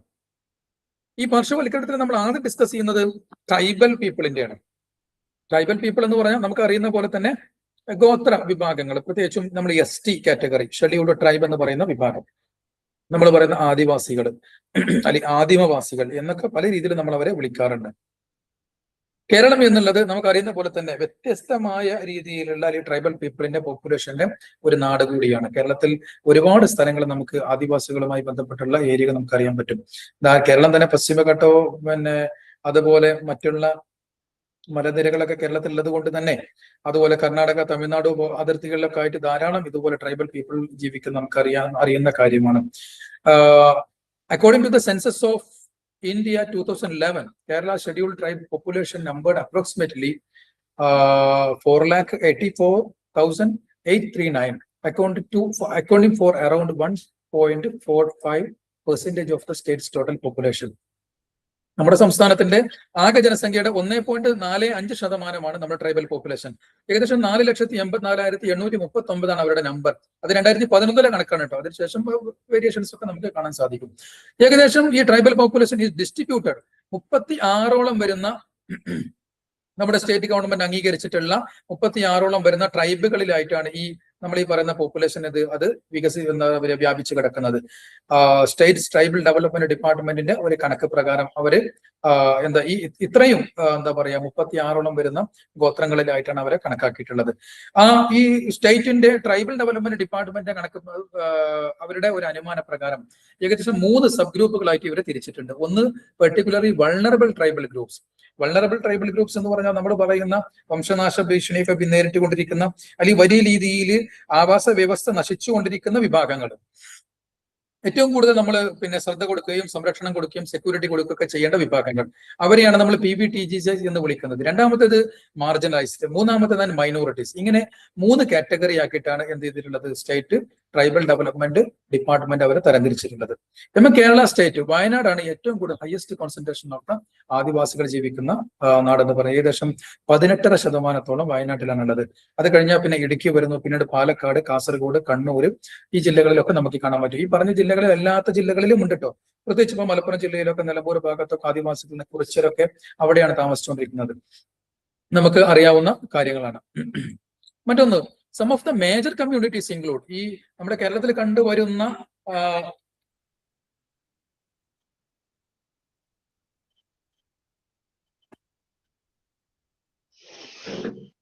കേരളത്തിൽ കണ്ടുവരുന്ന ഹലോ കേൾക്കുന്നില്ലേ? ഹലോ ഓക്കെ നിങ്ങൾ പറയണം, ഒരു കോള് വന്നപ്പോ ഇന്ററപ്റ്റ് ആണെന്ന് വിചാരിച്ചു. അപ്പൊ കേരളത്തിൽ കണ്ടുവരുന്ന ട്രൈബൽ പീപ്പിളിൽ ഏറ്റവും കൂടുതൽ കാണുന്ന ആദിവാസി വിഭാഗമാണ് പനിയൻസ്. പനിയൻസ് ഏകദേശം ട്രൈബൽ പീപ്പിളിന്റെ 18.24% പനിയൻസ് ആണ്. അത് കഴിഞ്ഞാൽ കുറിച്യൻസ് 7.25% അവരാണ്. വേറെയും വെള്ള ഇരുളർ, അതുപോലെ കാട്ടുനായ്ക്കർ, അടിയാർ, അടിയൻസ് തുടങ്ങിയിട്ടുള്ള ട്രൈബൽ പീപ്പിളിനൊക്കെ നമുക്ക് കാണാൻ പറ്റും. നമ്മുടെ ഒരു പഴയ കാലത്തൊക്കെ നിങ്ങളൊക്കെ ജീവിച്ചുകൊണ്ടിരിക്കുന്ന ജില്ലകൾ ഏതാണെന്ന് നമുക്ക് കൃത്യമായിട്ട് അറിഞ്ഞൂടാ. വയനാടുണ്ട് സാറേ, ഞങ്ങള് വയനാടാ. അതെ, എങ്ങനെ പറയാം. വയനാടാണ് ഞങ്ങള്. ഞാൻ വയനാടാണ്. വയനാടാണ് അല്ലേ? ഞാനും വയനാടാ. ഓ പറയൂ. അപ്പൊ നിങ്ങൾ കൂടുതൽ പറയണല്ലോ. ഞാൻ ജസ്റ്റ് ഒരു കോള് വന്നപ്പോ ഒരു ഇന്ററപ്റ്റ് ആയിപ്പോയി, അതാണ് ഞാനൊന്ന് തിരിഞ്ഞത്. വയനാടാണെങ്കിൽ നിങ്ങള് നമ്മളെക്കാളും കൂടുതൽ അറിയാമല്ലോ അല്ലേ? അറിയാം. വയനാട് ഏത് ഭാഗത്താ? ഏറ്റവും കൂടുതൽ വയനാട്ടില് തിരുനെല്ലി, രണ്ടാമത് നൂൽപ്പുഴ. രണ്ടാമത് നൂൽപ്പുഴ. നൂൽപ്പുഴ. അവിടത്ത് പോവാറുണ്ടോ? സംസാരിക്കാറൊക്കെ ഉണ്ടോ? പോവാറുണ്ട്, സംസാരിക്കാറുണ്ട്. ഓക്കെ. അപ്പൊ നമ്മളിവിടെ ഞാൻ ഒരു പക്ഷേ നമ്മൾ പറയുന്ന കാര്യങ്ങളൊക്കെ ശരിയാണോ എന്നൊക്കെ നോക്കാൻ പറ്റും നിങ്ങൾക്ക്. ഓക്കെ. പ്രത്യേകിച്ച് നമുക്ക് പിന്നെ മനസ്സിലാക്കാൻ പറ്റുന്ന ഒരു കാര്യം എന്താണെന്ന് വെച്ചാൽ സാമൂഹിക തലത്തിൽ അവർ വളരെയധികം എന്ത് ചെയ്യുന്നു, പിന്നോക്കം നിൽക്കുന്നു എന്നല്ല. പക്ഷെ ഇനി നമ്മൾ പിന്നോക്കം നിൽക്കാണെന്ന് പറഞ്ഞാൽ തന്നെയും നമ്മൾ പറയുന്ന ഒരു മോഡേണിറ്റി, നമ്മൾ പറയുന്ന ഒരു ആധുനികത, അല്ലെങ്കിൽ നമ്മൾ പറയുന്ന ഒരു വികസനം, ആ ഒരു വികസനം എത്രമാത്രം അവർ സ്വീകരിക്കുന്നുള്ളത് നമുക്കൊരു സംശയമുള്ള കാര്യമാണ് അല്ലെ? എന്താണ് പറയണം, നിങ്ങൾ പറയണം. അതെ. ഇപ്പൊ പ്രത്യേകിച്ച് എന്താ പറയാ, നമ്മള് കുട്ടികൾക്ക് ഇപ്പോ ഞങ്ങള് സോഷ്യോളജി ഡിപ്പാർട്ട്മെന്റ്, നിങ്ങൾ ശ്രദ്ധിച്ചിരുന്നോ? സോഷ്യോളജി ഡിപ്പാർട്ട്മെന്റിന്റെ കീഴിൽ നമ്മൾ വയനാട് വന്നിരുന്നു. ഒരു പക്ഷെ ശ്രദ്ധിച്ചിട്ടുണ്ടാവില്ല അല്ലെ? നമ്മുടെ ഒരു സാറുണ്ട്, സാറ് വയനാടുള്ള ആളാണ്, ബത്തേരി അല്ല മാനന്തവാടി, സോറി മാനന്തവാടി, ഡോക്ടർ അഹമ്മദ് സിറാജുദ്ദീൻ. നമ്മളെ ഇവിടെ ഡിപ്പാർട്ട്മെന്റിലുള്ള ഫാക്കൽറ്റിയാണ്. അപ്പോ അത് സാറുടെ കീഴിലായിട്ട് ഞങ്ങള് പിന്നെ ഒരു എന്താ പറയാ ഒരു 2 ദിവസത്തോളം അവിടെ വയനാട് ഉണ്ടായിരുന്നു. ഒരുപാട് സ്കൂളുകളിൽ, ഇതുപോലെ റെസിഡൻഷ്യൽ സ്കൂളുകളിൽ നമ്മൾ പോയി, 1-2 ഊരുകളിൽ പോയി. അപ്പോ നമ്മളോട് സംസാരിക്കുന്ന സമയത്തൊക്കെ, പ്രത്യേകിച്ച് നമ്മളൊക്കെ ചെല്ലുന്ന സമയത്ത് നമ്മളൊരു സ്ട്രേഞ്ചേഴ്സ് ആയി, നമ്മൾ അപരിചിതരാണ്. അപ്പൊ സ്വാഭാവികമായിട്ടും അവർ സംസാരിക്കാൻ അതിനൊന്നും തയ്യാറല്ല. ഓക്കെ. പിന്നെ അതൊക്കെ കഴിഞ്ഞ് അവിടെ പരിചയത്തിലുള്ള ആളെ എന്നാൽ ലോക്കൽ ആയിട്ടുള്ള ആളുകളൊക്കെ വിളിച്ചുകൂട്ടി അവരോടൊക്കെ സംസാരിച്ചതിന് ശേഷമാണ് പിന്നീട് നമുക്ക് ഊരുകളിലേക്കുള്ള ആക്സസ് ഒക്കെ കിട്ടിയത്. മറ്റൊന്ന് പിന്നെ അവർക്ക് വേണ്ടി നടത്തപ്പെടുന്ന സ്ഥാപനങ്ങളുണ്ട്, എന്ന് പറഞ്ഞാൽ റെസിഡൻഷ്യൽ സ്ഥാപനങ്ങൾ. അപ്പൊ ആ സ്കൂളുകളിൽ പോയി നമ്മൾ അവിടെ നമ്മുടെ യൂണിവേഴ്സിറ്റിയൊക്കെ പരിചയപ്പെടുത്തി. കാരണം പ്രത്യേകിച്ച് അവർക്ക് നമ്മുടെ യൂണിവേഴ്സിറ്റിയിലേക്ക് ജോയിൻ ചെയ്യുന്ന പക്ഷം പൂർണ്ണമായിട്ട് ഫീസൊക്കെ അവർക്ക് ഇളവുണ്ട്. ഗവൺമെന്റ് അവരുടെ ഫീസ് കൊടുക്കാൻ തയ്യാറാണ്, അവർ പഠിച്ചാൽ മതി. അപ്പോൾ ആ കാര്യങ്ങളൊക്കെ അവരെ ബോധ്യപ്പെടുത്താനൊക്കെ പിന്നീട് ഈ സ്കൂളുകൾ വെച്ചുകൊണ്ടാണ് നമ്മൾ ആ കാര്യങ്ങളൊക്കെ നടത്തിയത്. ഒരു 2 ദിവസത്തോളം ഞങ്ങൾ ഏകദേശം അവിടെ പിന്നെ കറക്കം ഉണ്ടായിരുന്നു. അപ്പൊ വീണ്ടും അത് തുടരണം എന്നുള്ള രീതിയിലാണ് നമ്മുടെ സ്കൂളുകാരും അതുപോലെ അവിടുത്തെ സന്നദ്ധ സംഘടനകളൊക്കെ നമ്മുടെ ആ കാര്യം തുടരണം എന്നൊക്കെ പറഞ്ഞു. പിന്നെ നമുക്ക് ഇവിടുന്ന് നമ്മൾ അതിന് പ്രത്യേകമായിട്ട് പെർമിഷൻ ഒക്കെ എടുത്തുകൊണ്ട് വരുന്നതല്ല, അപ്പൊ ഒരു ഔട്ട്റീച്ച് പ്രോഗ്രാമിന്റെ ഭാഗമായിട്ടാണ് നമ്മൾ നടത്തിയത്. അപ്പൊ എനിവേ നമ്മൾ പറഞ്ഞു വരുന്ന കാര്യം അങ്ങനെ പിന്നെ ഹൈ കോൺസെൻട്രേഷൻ നമുക്ക് വയനാട്ടിലൊക്കെ നമുക്ക് കാണാൻ പറ്റും. അത് ഇപ്പൊ കേരളം ഏകദേശം നമ്മുടെ രാജ്യത്ത് എന്താ പറയാ 95 95% അല്ലെങ്കിൽ എന്താ പറയാ അല്ലെങ്കിൽ 100% നമ്മൾ ലിറ്ററേറ്റ് സ്റ്റേറ്റ് ആണ് നമ്മൾ പറയുന്ന. അതേപോലെ തന്നെ ട്രൈബൽ ലിറ്ററസി എന്ന് പറഞ്ഞാൽ കേരളത്തിൽ വളരെ കുറവാണെന്നുള്ള കാര്യം കൂടി നമ്മൾ മനസ്സിലാക്കണം. 2011 സെൻസസ് പ്രകാരം only 75.8% of Kerala's Adivasis for literate. ഏകദേശം 75% മാത്രമാണ് കേരളത്തിലെ ആദിവാസികളുടെ സാക്ഷരത എന്ന് പറയുന്നത്. അതിൽ തന്നെ മെയില് പുരുഷന്മാർ 80%, ഫീമെയിൽ 71% ആയിട്ടാണ് നമുക്കതിൽ കാണാൻ പറ്റുന്നത്. മറ്റൊന്ന് അവരുടെ വർക്ക് പാർട്ടിസിപ്പേഷൻ. പ്രത്യേകിച്ച് വർക്ക് പാർട്ടിസിപ്പേഷൻ എന്ന് പറയുമ്പോൾ അതിന്റെ ചുറ്റുവട്ടങ്ങളിലുള്ള സ്ഥലങ്ങളിൽ നടക്കുന്ന മാനുവൽ ജോലികളിലാണ് അവർ പ്രധാനമായിട്ടും അവർ വ്യാപൃതരാകുന്നത്. അതല്ലാതെ നമ്മൾ ഉദ്ദേശിക്കുന്ന രീതിയിൽ ഒരു വിദ്യാഭ്യാസം നേടി നല്ലൊരു ജോലിയിലേക്ക് എത്തുക എന്ന് പറയുന്നത് ഇപ്പോഴും അവരെ സംബന്ധിച്ചിടത്തോളം വലിയ അപ്രാപ്യാണ്. അപ്പൊ പിന്നെ ചോദ്യമാണ്, ഇവരൊക്കെ പേരിൽ വലിയ രീതിയിൽ ധാരാളം കോടിക്കണക്കിന് രൂപയുടെ എന്താ പറയുക ഫണ്ടുകൾ ഗവൺമെന്റുകൾ ചെയ്തുകൊണ്ടിരിക്കുന്നുണ്ടല്ലോ. ഈ ഫണ്ടുകളൊക്കെ എവിടെ പോകുന്നു എന്നല്ലേ? ആ ഫണ്ടുകളൊക്കെ അത് കൈകാര്യം ചെയ്യുന്ന ആളുകളിലേക്ക് പോകുന്നു എന്നുള്ളതാണ് സത്യം. വളരെ ചെറിയൊരു എമൗണ്ട് മാത്രമാണ് എന്ത് ചെയ്യുന്നത് അവരുടെ കരങ്ങളിലേക്കോ അല്ലെങ്കിൽ അവരുടെ വികസനത്തിനോ വേണ്ടി എത്തിച്ചേരുന്നുള്ളൂ എന്നുള്ളൊരു സത്യം കൂടി നമ്മൾ ഇതിന്റെ പിറകുന്ന് നമ്മൾ മനസ്സിലാക്കേണ്ടതുണ്ട്. അതേപോലെ തന്നെ അവിടെ മറ്റൊരു സ്ഥാപനം കൂടി ഉണ്ട്, ITSR അറിയില്ലേ? വയനാട്ടുകാർ പറയേണ്ട ചേതലയത്തുള്ള കാലിക്കറ്റ് യൂണിവേഴ്സിറ്റിയുടെ കീഴിൽ ഒരു സെന്റർ ഉണ്ട്. അത് ട്രൈബൽ സ്റ്റുഡൻസിന് വേണ്ടി മാത്രം അവർക്ക് വന്ന് താമസിച്ച് പഠിക്കാൻ വേണ്ടിയുള്ള ഒരു സ്ഥാപനമാണ്. അപ്പൊ അവിടെ ഡിഗ്രിക്കൊക്കെ അവർ വരുന്ന സമയത്ത് പൂർണ്ണമായിട്ട് അവർക്ക് ഒരു എക്സ്പെൻസ് ഒന്നുമില്ല. അവരെ ഭക്ഷണം ഫ്രീ ആണ്, താമസം ഫ്രീ ആണ്, അവർക്ക് അവിടെ വന്ന് പഠനം പഠിക്കാം. പ്രത്യേകമായിട്ട് അവർക്ക് നമ്മൾ എന്ത് ചെയ്യുന്നു, കോച്ചിങ് കൊടുക്കുന്നു. ഇങ്ങനെയൊക്കെയാണ് അവരെ പഠിപ്പിച്ചുകൊണ്ടിരിക്കുന്നത്. അപ്പൊ ലേറ്റസ്റ്റ് ആയിട്ട് ഏറ്റവും ഇതായിട്ട് പ്രധാനമായിട്ട് കണ്ടൊരു കാര്യം എന്താണെന്ന് വെച്ചാൽ ഇപ്പോൾ സ്റ്റേറ്റ് ഗവൺമെന്റ് അവിടെ ഒരു ട്രൈബൽ യൂണിവേഴ്സിറ്റി പ്രഖ്യാപിച്ചിട്ടുണ്ട്. അത് ഏതൊക്കെ രീതിയിലാണ് വരിക എന്നുള്ളത് നമുക്ക് കണ്ടിരുന്ന് കാണണം. പക്ഷെ എനിവേ ഏറ്റവും കൂടുതൽ ഹൈ കോൺസെൻട്രേഷൻ ഉള്ള ഒരു ഡിസ്ട്രിക്ട് ആണ് വയനാട് എന്ന് പറയുന്നത്. മറ്റൊന്ന് പ്രധാനപ്പെട്ട പാലക്കാടാണ്. പാലക്കാടിലെ അട്ടപ്പാടി ഏരിയകളിൽ ഇതുപോലെ ആദിവാസികളുടെ വലിയൊരു കോൺസെൻട്രേഷൻ നമുക്ക് അവിടെ കാണാൻ പറ്റും. ഊരുകള് അവിടെയും നമ്മൾ സോഷ്യോളജി ഡിപ്പാർട്ട്മെന്റ് ഇതുപോലെ ഒരു ഔട്ട്റീച്ച് പ്രോഗ്രാം നമ്മൾ പ്ലാൻ ചെയ്തിട്ടുണ്ട്. അപ്പോ ഏറ്റവും രസകരമായ ഒരു കാര്യം എന്താണെന്ന് വെച്ചാൽ ഈ ട്രൈബൽ ഇപ്പൊ നമ്മൾ പറഞ്ഞല്ലോ ട്രൈബൽ എന്താ പറയാ സ്റ്റേറ്റ് ട്രൈബൽ ഡെവലപ്മെന്റ് സെന്ററിന്റെ കീഴിലായിട്ട് ഏകദേശം 150ഓളം വരുന്ന പഠിതാക്കൾ നമുക്ക് അട്ടപ്പാടിയിൽ നിന്ന് മാത്രമായിട്ട് എൻറോൾ ചെയ്തിട്ടുണ്ട് കഴിഞ്ഞ ബാച്ചുകളിൽ. അപ്പോ അവിടെ ഒരു ട്രൈബൽ ഓഫീസർ ഉണ്ട്, അയാളുടെ നേതൃത്വത്തിലാണ് അത്രയും കാര്യങ്ങൾ നടന്നത്. എന്നിട്ട് ഇപ്പൊ അവർക്ക് നമ്മൾ സ്പെഷ്യലായിട്ട് എന്ത് ചെയ്യുന്നു, കൗൺസിലിംഗ് കൊടുക്കുന്നു, ക്ലാസ്സുകൾ കൊടുത്തോണ്ടിരിക്കുന്നു. പക്ഷെ ഞങ്ങളിപ്പോ എക്സാം വരികയാണല്ലോ, ഇപ്പൊ എക്സാമിന് തൊട്ടുമ്പായി നമ്മൾ അവിടെ ഒരു 3-4 ദിവസം നീണ്ടു നിൽക്കുന്ന ഒരു നേരിട്ടുള്ള ഒരു ഫിസിക്കൽ ക്ലാസ്സുകൾ തന്നെ കൊടുക്കാൻ വേണ്ടി നമ്മൾ പ്ലാൻ ചെയ്തു. അങ്ങനെ ആ ട്രൈബൽ ഓഫീസറെ വെച്ചുകൊണ്ട് നമ്മൾ എത്ര പേര് ക്ലാസ്സിന് വരും എന്നുള്ളൊരു കണക്കെടുത്തു. കാരണം യൂണിവേഴ്സിറ്റി ആകുമ്പോൾ അതിന് വേണ്ടി പ്രത്യേക സാങ്ഷൻ ഒക്കെ മേടിക്കണമെങ്കിൽ നമ്മൾ അത് ചെയ്യണമല്ലോ. അപ്പൊ അങ്ങനെ നമ്മൾ ആ സാറെ വെച്ച് ചോദിച്ചപ്പോൾ വെറും 3 പേര് മാത്രമാണ് ക്ലാസ്സുകൾക്ക് വേണ്ടി വരാമെന്ന് പറഞ്ഞുകൊണ്ട് തയ്യാറായത്. അപ്പൊ നമ്മൾ നേരത്തെ പറഞ്ഞ കാര്യം നമ്മൾ ഉദ്ദേശിക്കുന്ന രീതിയിൽ നമ്മൾ വിചാരിക്കുന്ന പോലെ അവരെന്ത് ചെയ്തോളുന്നില്ല, മുന്നിട്ട് ഇറങ്ങിക്കൊള്ളണമെന്നില്ല.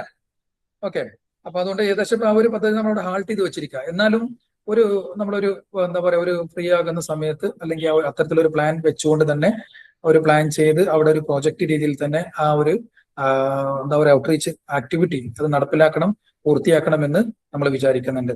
ഇതിലിപ്പോ വയനാട്ടിൽ നിന്നുള്ള ആൾക്കാർ ആരൊക്കെ പറഞ്ഞു? ബിന്ദു ആണോ? ബിന്ദു ജയൻ അല്ലേ? ഞാൻ സർ ഷീജ, എന്റെ ഇതിൽ യൂണിവേഴ്സിറ്റിന്റെ തൊട്ടടുത്താണ് വീട്. ഏത് ITSR-ന്റെ? ITSR-ന്റെ അടുത്താണ്. ഓ ഓക്കെ, ഷീജ PR. പിന്നെ ഒരാൾ കൂടെ പറഞ്ഞല്ലോ, ബബിത. ബബീത. ഞാൻ ബത്തേരി ബ്ലോക്കിൽ ട്രൈബലിന്റെ വർക്ക് ചെയ്യുന്നുണ്ട്. ബത്തേരിയില് ബ്ലോക്ക് അടിസ്ഥാനത്തില് 5 പഞ്ചായത്തിന്റെ ട്രൈബൽ വർക്ക് ചെയ്യുന്നുണ്ട്. അവിടെ വർക്ക് ചെയ്യുന്നുണ്ട് അല്ലേ? അതെ. Okay okay okay. അപ്പൊ എങ്ങനെയാലും സന്തോഷം. അപ്പോ പിന്നെ അതുപോലെ മറ്റൊന്ന് ഇടുക്കിയാണുള്ളത്. അപ്പൊ നമ്മൾ ഓരോ ഡിസ്ട്രിക്റ്റിലേക്ക് നമ്മുടെ ഒരു സമയത്തിനും ഇതിനൊക്കെ അനുസരിച്ചുകൊണ്ട് തന്നെ, പക്ഷേ ഒരു ഓപ്പൺ യൂണിവേഴ്സിറ്റി ആയതുകൊണ്ട് തന്നെ അവരൊക്കെ ഇത്തരത്തിലുള്ള ഓപ്പർച്യൂണിറ്റികൾ അവരെ ബോധ്യപ്പെടുത്തുക, വലിയൊരു എക്സ്പെൻസ് ഒന്നും ഇല്ലാതെ തന്നെ അവരുടെ ഒരു ഡിഗ്രി അവരെ കൊണ്ട് പൂർത്തിയാക്കിക്കുക. ഒരു ഉന്നത വിദ്യാഭ്യാസം നേടിക്കഴിഞ്ഞാൽ അവരൊക്കെ പിന്നീട് ഒരു എംപ്ലോയ്മെന്റ് മേഖലയിലേക്ക് ഒരു വന്നോളും എന്നുള്ളൊരു പ്രതീക്ഷയിലാണ് നമ്മൾ കാര്യങ്ങൾ ചെയ്യുന്നത്. എനിവേ, അപ്പോൾ നമ്മൾ പറഞ്ഞു marginalisation of the tribal people ആണ് പറഞ്ഞത്. ഇനി historical background of the marginalisation of the tribes, ഈ ഗോത്രങ്ങൾ അല്ലെങ്കിൽ നമ്മൾ പറയുന്ന ട്രൈബൽ പീപ്പിളിന്റെ മാർജിനലൈസേഷൻ, അതിനൊരു ഹിസ്റ്റോറിക്കൽ ബാക്ക്ഗ്രൗണ്ട് എന്താണെന്നുള്ളതാണ് നമ്മൾ നോക്കുന്നത്. ഹിസ്റ്റോറിക്കൽ ബാക്ക്ഗ്രൗണ്ട് എന്ന് പറഞ്ഞാൽ അതുമായി ബന്ധപ്പെട്ട് അതിന്റെ ഒരു ചരിത്രം നമ്മൾ വായിക്കുമ്പോൾ വലിയ രീതിയിലുള്ള ഒരുപാട് കാര്യങ്ങൾ നമുക്ക് കണ്ടെത്താൻ സാധിക്കും. പ്രത്യേകിച്ച് കൊളോണിയൽ പോളിസീസ്, ബ്രിട്ടീഷുകാർ ഇവിടെ വരുന്നതോട് കൂടെയാണ് അതുവരേക്കും ഉണ്ടായിരുന്ന രാജ്യത്തിന്റെ തനതായ നമ്മൾ പറയുന്ന ആദിമ മനുഷ്യർ അല്ലെങ്കിൽ ആദിവാസികൾ എന്ന് പറയുന്ന ആ ഒരു വിഭാഗത്തിനെ ചൂഷണം ചെയ്യാനും അവരുടെ റിസോഴ്സുകൾ പൂർണ്ണമായിട്ട് കണ്ടുകെട്ടാനും അത് എന്താ പറയുക അടക്കി ഭരിക്കാനും വേണ്ടിയിട്ടുള്ള പോളിസികൾ പ്രത്യേകമായി ഉണ്ടാക്കിയ ഒരു ഭരണവിഭാഗമായിരുന്നു ബ്രിട്ടീഷുകാരെന്നല്ലേ. അതിന് മുമ്പത്തെ ഗവൺമെന്റുകൾ എന്ന് പറഞ്ഞാൽ നമ്മൾ പറയുന്ന പഴയ രാജാക്കന്മാരൊക്കെ, ആ രാജാക്കന്മാരൊക്കെ ഇവരുടെ ഒരു പ്രത്യേകമായ സവിശേഷമായ ആ ഒരു ജീവിത സാഹചര്യങ്ങൾ വെച്ചുകൊണ്ട് തന്നെ അവരെ ചൂഷണം ചെയ്യുന്നതിലേക്ക് ഒരിക്കലും തന്നെ പോയിരുന്നില്ല. പക്ഷെ ബ്രിട്ടീഷുകാർ ഇവിടെ വരുന്നു, ഇൻഡസ്ട്രിയൽ റവല്യൂഷൻ നടക്കുന്നു. അപ്പൊ അതിന് അവർക്ക് വേണ്ട മിനറൽസ് ആവശ്യമാണ്, അവർക്ക് അതിന് ആവശ്യം പിന്നെ എന്താ പറയാ ഇൻഫ്രാസ്ട്രക്ചർ ഡെവലപ്മെന്റുകൾക്ക് ആവശ്യമായിട്ടുള്ള മിനറൽസ് റിസോഴ്സസുകൾ വേണം. അപ്പൊ അതുകൊണ്ട് തന്നെ അവർ കാടുകൾ വെട്ടിത്തെളിക്കുന്നു, ഏക്കർ കണക്കിന് അല്ലെങ്കിൽ ആയിരക്കണക്കിന് ഹെക്ടർ എന്താ പറയുക ഭൂമികൾ അവർ ഈ ആദിവാസികളെ എന്താ പറയാ പിന്നെ സ്ഥലം മാറ്റി അവർ ഡിസ്പ്ലേസ് ചെയ്തുകൊണ്ട് അവരുടെ ആവാസ വ്യവസ്ഥ നശിപ്പിച്ചുകൊണ്ട് അല്ലെങ്കിൽ അവരുടെ എൻക്രോച്ച്മെന്റുകളെ ക്രിമിനലൈസ് ചെയ്തുകൊണ്ട് ആ രീതിയിൽ ബ്രിട്ടീഷുകാർ അത് വളച്ചു കെട്ടി എടുത്ത് അവരുടെ റോ മെറ്റീരിയൽസിനെ ഇവിടുന്ന് പിന്നെ മാഞ്ചസ്റ്ററിലേക്കും അതുപോലെ ഇംഗ്ലണ്ടിലേക്കും കടത്തിക്കൊണ്ടുപോകാൻ വേണ്ടി പിന്നെ പ്രവർത്തിക്കുന്ന ഒരു ആ രീതിയിലുള്ള കൊളോണിയൽ പോളിസീസ് ആണ് നമുക്ക് കാണാൻ സാധിക്കുക. നമ്മൾ പറയുന്ന റെയിൽവേ ട്രാക്കുകൾ ബ്രിട്ടീഷുകാർ വെറുതെ ഉണ്ടാക്കിയതല്ല, റോഡ് നെറ്റ്വർക്കുകൾ ബ്രിട്ടീഷുകാർ വെറുതെ ഉണ്ടാക്കിയതല്ല. ഇവിടുന്നുള്ള റിസോഴ്സുകളെ, ഇവിടുന്നുള്ള റോ മെറ്റീരിയലുകളെ നമ്മൾ പറയുന്ന പോലെ അടിച്ചു മാറ്റി കൊണ്ടുപോകാൻ വേണ്ടി തന്നെയാണ് അവർ നിർമ്മിച്ചത് നമുക്ക് കാണാൻ പറ്റും. അപ്പോൾ പ്രധാനമായിട്ടും കൊളോണിയൽ പോളിസീസ് വലിയ റോൾ വഹിച്ചിട്ടുണ്ട്. നമ്മുടെ രാജ്യം സ്വതന്ത്രമായതിനു ശേഷം നമ്മൾ കൊണ്ടുവന്ന ഡെവലപ്മെന്റൽ മോഡലുകൾ അതിൽ വലിയ പങ്ക് വഹിച്ചിട്ടുണ്ട്. ഇതിന്റെ ഒക്കെ ഒരു പ്രത്യേകത എന്താണെന്ന് വെച്ചാൽ നമ്മൾ ഈ പറയുന്ന ട്രൈബൽ പീപ്പിളിനെ എക്സ്ക്ലൂഡ് ചെയ്യുന്ന ഒരു സമീപനമാണ് സ്വീകരിച്ചിരുന്നത്. എക്സ്ക്ലൂഡ് ചെയ്യുക എന്ന് പറഞ്ഞാൽ സമൂഹത്തിന്റെ മുഖ്യധാരയിൽ അവരെ മാറ്റി നിർത്തുക, അവരുടെ ആവാസ മേഖലയിൽ നിന്ന് അവരെ ഡിസ്പ്ലേസ് ചെയ്തുകൊണ്ട് സ്ഥലം മാറ്റി അവരുടെ റിസോഴ്സുകൾ പൂർണ്ണമായി പിടിച്ചെടുക്കുന്ന ഒരു രീതിയാണ് നമുക്ക് കാണാൻ സാധിക്കുക. ഇതിനെതിരെ വലിയ രീതിയിൽ സമരങ്ങളൊക്കെ നടന്നു വന്നതൊക്കെ നമുക്ക് നമ്മുടെ ചരിത്ര പുസ്തകങ്ങളിലൊക്കെ നമുക്ക് വായിക്കാൻ സാധിക്കും. ഇപ്പോഴും നമ്മുടെ രാജ്യം സ്വതന്ത്രമായതിനു ശേഷവും ആ രീതിയിലുള്ള ഒരുപാട് സമരങ്ങൾക്ക് നമ്മുടെ രാജ്യം എന്താ പറയാ സാക്ഷ്യം വഹിച്ചിട്ടുണ്ട് എന്ന് കൂടെ നമുക്ക് പറയാൻ പറ്റും. ഇപ്പൊ നർമ്മദ ബച്ചാവോ ആന്തോളൻ നമുക്കറിയാലോ അല്ലെ. നർമ്മദ നദിക്കെതിരെ അതിന്റെ കുറുകെ വലിയൊരു അണക്കെട്ട് നിർമ്മിക്കുന്നതുമായി ബന്ധപ്പെട്ട് മേധാ പട്കറാണ് സമരത്തിന് നേതൃത്വം വഹിച്ചത്. ലക്ഷക്കണക്കിന് വരുന്ന ഇതുപോലെയുള്ള വളരെ എന്താ പറയുക നമ്മൾ പറയുന്ന റയർ ഇൻഹാബിറ്റൻസിന്റെ ആവാസ വ്യവസ്ഥകൾ അതിൽ നശിപ്പിക്കപ്പെടുമെന്നുള്ള കാര്യമാണ് അവർ മുന്നോട്ട് വെച്ചിരുന്നത്. പക്ഷെ അവരെയും അവരെ സമര വിഭാഗത്തിനൊക്കെ അടിച്ചമർത്തിയിട്ട് ആ ഒരു പദ്ധതിയുമായിട്ട് മുന്നോട്ട് പോയി. എന്നിരുന്നാലും അവരെ സമരം കൊണ്ട് ഒരുപാട് കാര്യം എന്താ പറയാ സാമൂഹികപരമായ അതുപോലെ നമ്മൾ പറയുന്ന പാരിസ്ഥിതികപരമായ സംരക്ഷണങ്ങൾ നേടിയെടുക്കാൻ സാധിച്ചു എന്നല്ല. മറ്റൊന്ന് നമ്മുടെ നാട്ടിൽ തന്നെ ആതിരപ്പള്ളി എന്താ പറയുക വാഴച്ചാല് വെള്ളച്ചാട്ടം അതുമായി ബന്ധപ്പെട്ടുള്ള ഇലക്ട്രിസിറ്റി പ്രോജക്ട്, ഹൈഡ്രൽ പ്രോജക്റ്റുകൾ നമുക്കറിയാവുന്നതാണ് അല്ലെ. ഇങ്ങനെ ധാരാളം ഇപ്പൊ ഇന്ത്യയുടെ വിവിധ സംസ്ഥാനങ്ങളിൽ ഇത്തരത്തിലുള്ള ഇപ്പോ നിങ്ങൾ ചിപ്കോ മൂവ്മെന്റ് ഒക്കെ കേട്ടിട്ടുണ്ടായിരുന്നു. ഈ ചിപ്കോ മൂവ്മെന്റ് ഒക്കെ പ്രധാനമായിട്ടും ഫോറസ്റ്റുകളെ സംരക്ഷിക്കാൻ വേണ്ടിയാണ് വരുന്നത്. ഈ അതിനൊക്കെ നേതൃത്വം കൊടുക്കുമ്പോൾ പ്രത്യേകിച്ചും അവിടെയുള്ള ട്രൈബൽ പീപ്പിളൊക്കെ അതിന്റെ മുൻപന്തിയിലുണ്ട് എന്നുള്ളൊരു കാര്യം കൂടി നമുക്ക് മനസ്സിലാക്കാൻ സാധിക്കും. അപ്പൊ അതുകൊണ്ട് തന്നെ ഇപ്പൊ നമ്മൾ പറഞ്ഞ പോലെ തന്നെ ട്രൈബൽ പീപ്പിളിന് പ്രത്യേകിച്ചും അവർക്ക് അവരുടേതായ രീതിയിലുള്ള ഒരു ഡിസ്റ്റിങ്ക്ട് സോഷ്യോ എക്കണോമിക് സിസ്റ്റം ഉണ്ട്. അത് ഒരു കളക്റ്റീവ് ഓണർഷിപ്പ് ആണ് എന്ന് പറഞ്ഞാൽ അവിടെ നമ്മൾ പറയുന്ന പ്രൈവറ്റൈസേഷൻ ഇല്ല. ഈ ഭൂമി എന്റേത് മറ്റേ ഭൂമി എന്റേത് എന്നുള്ള രീതിയിലില്ല. എല്ലാവരും എല്ലാ ഭൂമിയുടെയും അവകാശികൾ എന്ന രീതിയിലാണ്. ഒരു കളക്റ്റീവ് ഓണർഷിപ്പാണ് അവർക്കുള്ളത്. ഷിഫ്റ്റിംഗ് കൾട്ടിവേഷൻ അവർ ചെയ്തുകൊണ്ടിരിക്കുക. ഷിഫ്റ്റിംഗ് കൾട്ടിവേഷൻ എന്ന് പറഞ്ഞാൽ മഴയുള്ള സമയത്ത് അവർ ഒരു പ്രദേശത്ത് പിന്നെ കൃഷി ചെയ്യുന്നു, അത് കഴിയുമ്പോൾ വേറെ സ്ഥലത്തേക്ക് അവർ മാറുന്നു. ഇങ്ങനെയാണ് ഹണ്ടിങ് ആൻഡ് ഗ്യാതറിങ് നമ്മൾ പറയുന്ന പോലെ വേട്ടയാടുക, എന്നിട്ട് ഭക്ഷണങ്ങളും അതുപോലെ വസ്തുക്കളൊക്കെ ഒരുമിച്ച് കൂട്ടുക, ഇങ്ങനെയൊക്കെയുള്ള ഒരു പ്രാകൃത രീതി നമ്മൾ പറയുന്ന ഒരു രീതിയിലാണ് ജീവിച്ചുകൊണ്ടിരിക്കുന്ന ഒരു വിഭാഗമാണ്. മാത്രമല്ല അവർ ഓട്ടോണമസ് ആണ്. ഓട്ടോണമസ് ആണെന്ന് പറഞ്ഞാൽ അവരുടേതായ നമ്മൾ പറയുന്ന കസ്റ്റംസ്, അവരുടെ ആചാരങ്ങള്, അവരുടെ അനുഷ്ഠാനങ്ങള്, ട്രൈബൽ കൗൺസിലുകൾ അവർക്കുണ്ട്, സ്പിരിച്വൽ സിസ്റ്റം ഉണ്ട്, ആത്മീയപരമായ രീതികളുണ്ട്. ഇതിനെ ബേസ് ചെയ്തുകൊണ്ട് അല്ലെങ്കിൽ അതിന് മാത്രമായി ജീവിച്ചുകൊണ്ടിരിക്കുന്ന ഒരു പ്രത്യേക വിഭാഗങ്ങളാണ് നമ്മൾ പറയുന്ന ട്രൈബൽ പീപ്പിൾ എന്ന് പറയാം. ഈ ബ്രിട്ടീഷ് കൊളോണിയൽ റൂൾ എന്നാൽ ബ്രിട്ടീഷുകാരുടെ ഭരണം വരുന്നതോട് കൂടെ എന്തെന്ന് വെച്ചാൽ ഈ ട്രൈബൽ മാർജിനലൈസേഷനിൽ ഏറ്റവും പ്രധാനമായിട്ട് വന്ന അല്ലെങ്കിൽ ഇതിനെ ഏറ്റവും കൂടുതൽ കാരണമായി തീർന്നത് ബ്രിട്ടീഷുകാരുടെ ഭരണമായിരുന്നു എന്നല്ല. ബ്രിട്ടീഷുകാരെന്ത് ചെയ്തു, അവർ ആദ്യമായി ശ്രമിച്ച ഒരു കാര്യം എന്ന് വെച്ചാൽ ഈ ഫോറസ്റ്റുകളെ പ്രത്യേകിച്ച് സ്റ്റേറ്റ് കൺട്രോളിൽ കൊണ്ടുവരാൻ വേണ്ടി അവർ ശ്രമിച്ചു. അതിനുവേണ്ടി അവരുണ്ടാക്കിയ നിയമമാണ് ഇന്ത്യൻ ഫോറസ്റ്റ് ആക്ട് 1865, 1878, 1927. ഈ 3 ആക്ടുകളും അവർ കൊണ്ടുവന്നതോടുകൂടി തന്നെ ഫോറസ്റ്റുകൾ പൂർണ്ണമായിട്ടും ഗവൺമെന്റുകളുടെ കീഴിലേക്ക് കൊണ്ടുവരാൻ സാധിച്ചു. അതിലൊരു പ്രധാനമായിട്ട് കൊണ്ടുവന്നൊരു വ്യവസ്ഥ എന്താണെന്ന് വെച്ചാൽ which criminalised the tribal access to the forest. ഈ ട്രൈബൽ പീപ്പിൾ ആണ് അവിടെ ജീവിച്ചുകൊണ്ടിരിക്കുന്നത്. പക്ഷെ അവരുടെ കാടിന് അവർ വെക്കുന്ന ലിമിറ്റേഷൻ, ഒരു പരിധിയുണ്ട്, ബോർഡർ ഉണ്ട്. അതിന്റെ അപ്പുറത്തേക്ക് കടക്കുന്ന പ്രവൃത്തി അവർ ക്രിമിനലൈസ് ചെയ്തു. അപ്പോ അങ്ങനെ ട്രൈബൽ പീപ്പിൾ കിടക്കുകയാണെങ്കിൽ അവരെ കുറ്റവാളികളാക്കി കാണുന്നു, അവരെ ശിക്ഷകൾക്ക് വിധേയമാക്കുന്ന രീതിയിലേക്ക് എത്തി. ഡിസ്റപ്റ്റിംഗ് ദെയർ ട്രഡീഷണൽ ലൈവ്ലിഹുഡ്സ്, ഇവരുടെ ഉപജീവന മാർഗങ്ങളെ പൂർണ്ണമായി നശിപ്പിച്ചുകൊണ്ടുള്ള ഒരു നിയമമായിരുന്നു ഈ നിയമം. അപ്പൊ അതോടുകൂടെ തന്നെ എന്ത് ചെയ്തു, കാടുകളിലേക്കുള്ള ഉപജീവന മാർഗമായി കാടുകളെയും ഫോറസ്റ്റിനെ കണ്ടിരുന്ന ആ ഒരു രീതിയിൽ നിന്ന് ഈ ട്രൈബൽ പീപ്പിൾ എന്ത് അവർ പുറത്തേക്ക് വരാനുള്ള അല്ലെങ്കിൽ പുറത്തേക്ക് വരുന്ന ഒരു അവസ്ഥ ഉണ്ടായിരുന്നു. ഇതിന് പിന്നെ ഒരുപാട് ഫാക്ടേഴ്സ് വേറെ ഉണ്ട് കേട്ടോ. കാരണം പ്രത്യേകിച്ച് ബ്രിട്ടീഷുകാർ ഭരിച്ചുകൊണ്ടിരിക്കുന്ന സമയത്ത് തന്നെ ഈ ട്രൈബൽ പീപ്പിളിനെയും അതുപോലെ ഇത്തരത്തിലുള്ള മാർജിനലൈസ്ഡ് കമ്മ്യൂണിറ്റിയൊക്കെ സമീപിച്ചുകൊണ്ട് വലിയ ഹൈ ലെവൽ മിഷണറി ആക്ടിവിറ്റീസ് നടന്നിരുന്നു. അങ്ങനെ മതപരിവർത്തനത്തിന് വേണ്ടിയുള്ള പ്രവർത്തനങ്ങൾ നടന്നിരുന്നു. അപ്പോ അതിന്റെ ഭാഗമായിട്ട് ഇവരെ ഫോറസ്റ്റുകളിൽ നിന്നൊക്കെ പുറത്ത് കൊണ്ടുവരിക എന്നുള്ള ഒരു ലക്ഷ്യം കൂടി ഇതിന്റെ പിന്നിലുണ്ടായിരുന്നു. മറ്റൊന്നെന്താന്ന് വെച്ചാൽ ബ്രിട്ടീഷുകാരുടെ കാലഘട്ടത്തിൽ തന്നെ ഭൂമി എന്ത് ചെയ്യുന്നു, അത് സർവേ ചെയ്യുന്ന ഒരു രീതിയിലേക്ക് എത്തി. ട്രൈബൽ ലാൻഡുകൾ അതെന്ത് ചെയ്തു, ഈ പലപ്പോഴും അത് മണി ലെൻഡേഴ്സ് അതുപോലെ സെറ്റിലേഴ്സ്, ലാൻഡ് ലോഡ്സ് ഇവരൊക്കെ കൈവശപ്പെടുന്നെങ്കിൽ എങ്ങനെയാണ് ട്രൈബൽ പീപ്പിളിന്റെ കയ്യിൽ നിന്ന് ഇവർ ഭൂമി വാങ്ങിക്കുന്നത്? അപ്പൊ ട്രൈബൽ പീപ്പിളിന്റെ അടുത്ത് ചെല്ലുന്നു ഈ മണി ലെൻഡേഴ്സ്. ഇപ്പോ നമ്മളുടെ സോഷ്യോളജി ഇൻ ഇന്ത്യ എന്നുള്ള പുസ്തകത്തിലൊക്കെ നിങ്ങൾ ഹർദിമാൻ അല്ലെ, ഡേവിഡ് ഹർദിമാന്റെ ഒരു പാഠം നിങ്ങൾ ഒരു യൂണിറ്റ് നിങ്ങൾ പഠിച്ചിട്ടുണ്ടായിരിക്കും. അതിൽ ദ കമ്മിങ് ഓഫ് ദേവി അതുപോലെ ഒരു 2 പുസ്തകങ്ങളെ കുറിച്ച് നിങ്ങൾ അതിൽ കേട്ടിട്ടുണ്ടായിരിക്കും. അപ്പൊ അതിൽ പറയുന്ന ഒരു കാര്യം എന്താണെന്ന് വെച്ചാൽ ഈ ട്രൈബൽ പീപ്പിളിനെ സമീപിക്കുന്ന ആരെന്നറിയോ? മണി ലെൻഡേഴ്സ് ആണ്. എന്ന് പറഞ്ഞാൽ കാശ് കടം കൊടുക്കുന്ന നമ്മൾ പറയുന്ന കൊള്ളപ്പലിശക്കാർ. ഈ കൊള്ളപ്പലിശക്കാർ അവരെ സമീപിച്ചിട്ട് അവർക്ക് പൈസക്ക് ആവശ്യമായിട്ട് വരുമ്പോൾ കാശ് കൊടുക്കുന്നു. കാശ് കൊടുത്തിട്ട് പിന്നെ ചെയ്യുന്ന പണി എന്താണെന്ന് വെച്ചാൽ ഇവരെ കൊണ്ട് കാശ് തിരിച്ചടക്കാൻ കഴിയില്ല.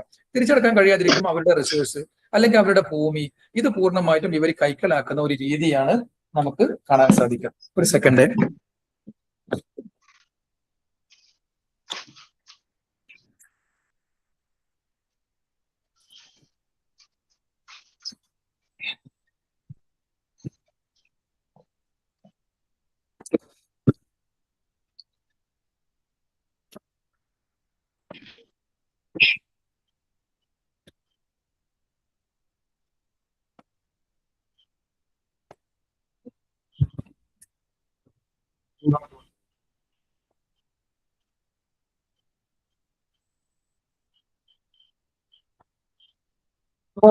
ഈ മണി ലെൻഡേഴ്സ് എങ്ങനെയാണ് ഈ രീതിയിലുള്ള ട്രൈബൽ പീപ്പിളിനെ ചൂഷണം ചെയ്തിരുന്നത്, അവരുടെ ഭൂമി കൈക്കലാക്കിയിരുന്നത് എന്നുള്ള ഒരു കാര്യമാണ് ആ ഒരു ഡേവിഡ് ഹെർദിമാണ് ആ ഒരു പുസ്തകത്തിലൊക്കെ കൃത്യമായിട്ട് പറയുന്നത്.